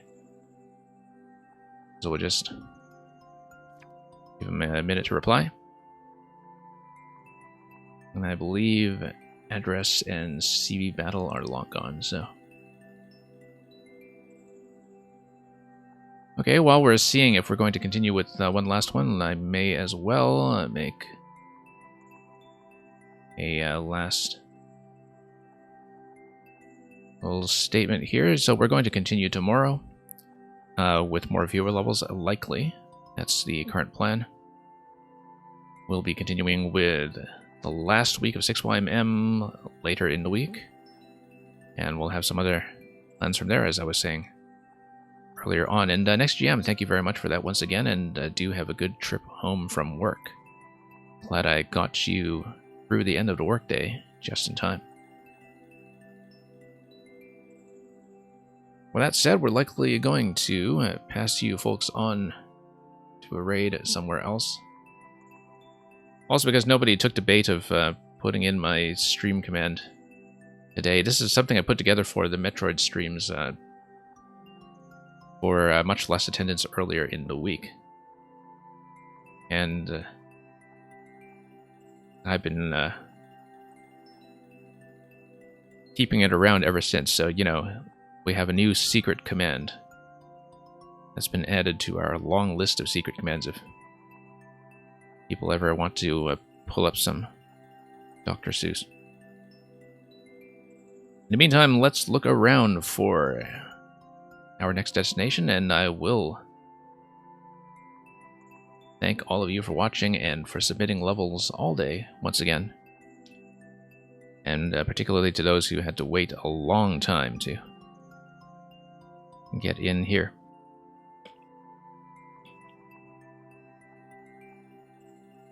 And that's going to be all from me, so have a great day. Have a great weekend ahead. We'll see you again soon enough for more Mario Maker. And as always, fare thee well.